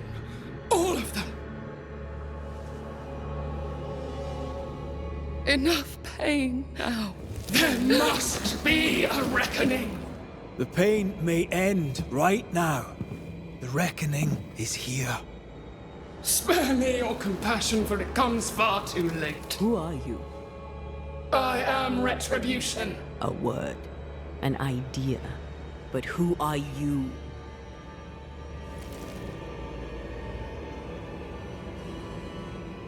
I am her fury.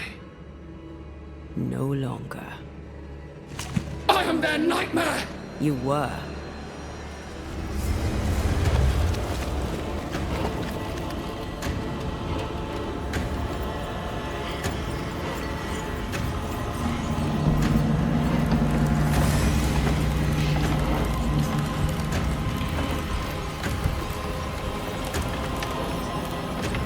You believe you've won? It will not be so easy.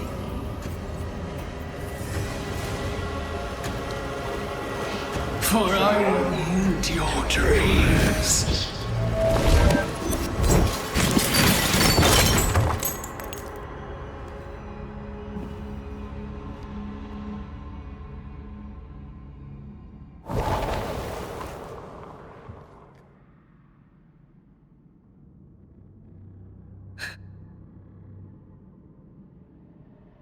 Is that an end to it? Yes. If you want it to be. Are you sure?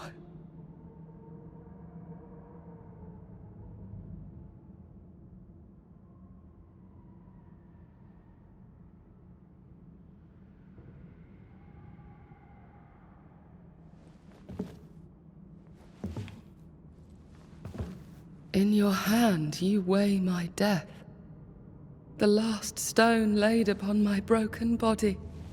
I'm so very sorry. Will you leave? Are you ready? I have lingered so very long.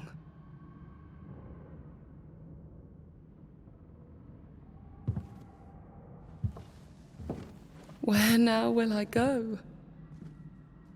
I don't know. A better place, I believe. A quiet place. Quiet is good.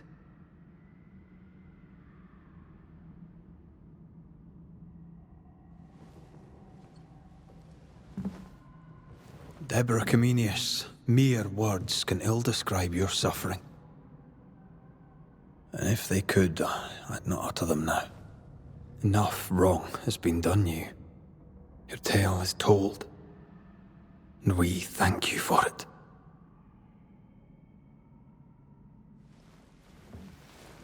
You are heard, and free to go.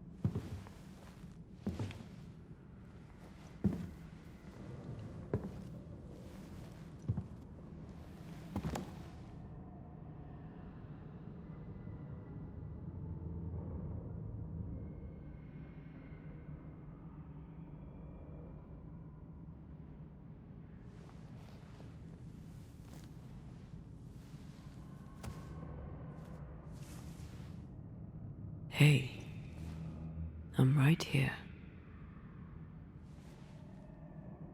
Aye, you are. It's time for the lesser palingenesis. Time to bring you home. From flesh to word, word to heart. From flesh to word, word to heart. Air to fire, fire to earth. I'm hollowing. It's working. Air to fire, fire to earth. Ending to beginning, indivisible. Death to the living. Life to the dead. Ending to beginning, indivisible. Death to the living. Life to the dead.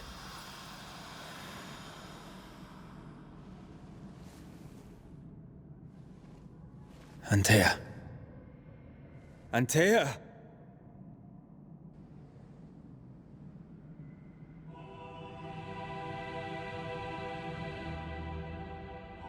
Liar. What? You swore on it, Rory McWraith. You swore you'd bring me back. Step away, Banisher. That's not Antea. How? At our first meeting, I took your measure. I found you wanting. How I was right. What the hell? Where's Antea? You have failed her. Again. Deborah! Enough games. Let them go. Let us go. Hush, child! The adults are talking.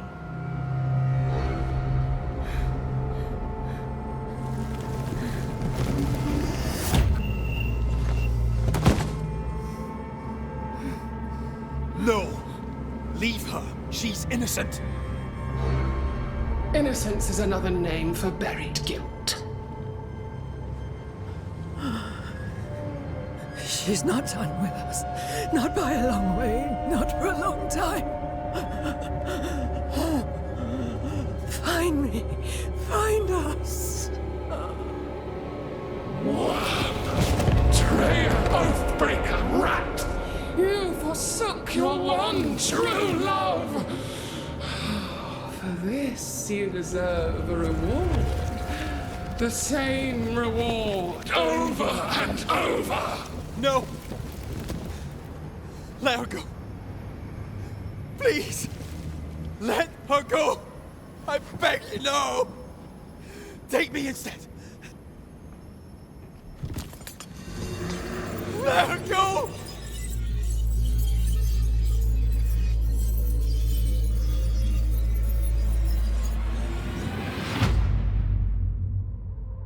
Cowardice, anger, treachery. This and more is the stuff of our tragedy.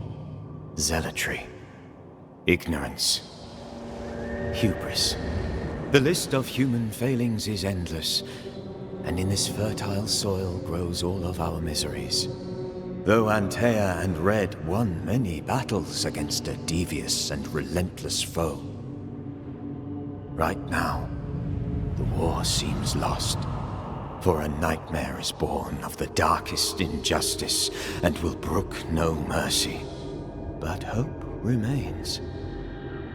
The curse may yet be lifted. Some brave soul may yet defy the nightmare that once was Deborah Comenius in the meeting house in New Eden. She awaits their return.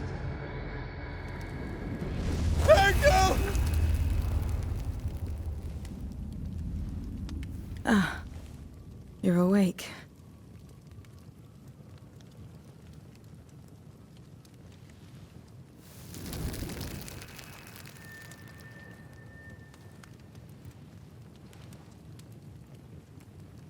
Who are you?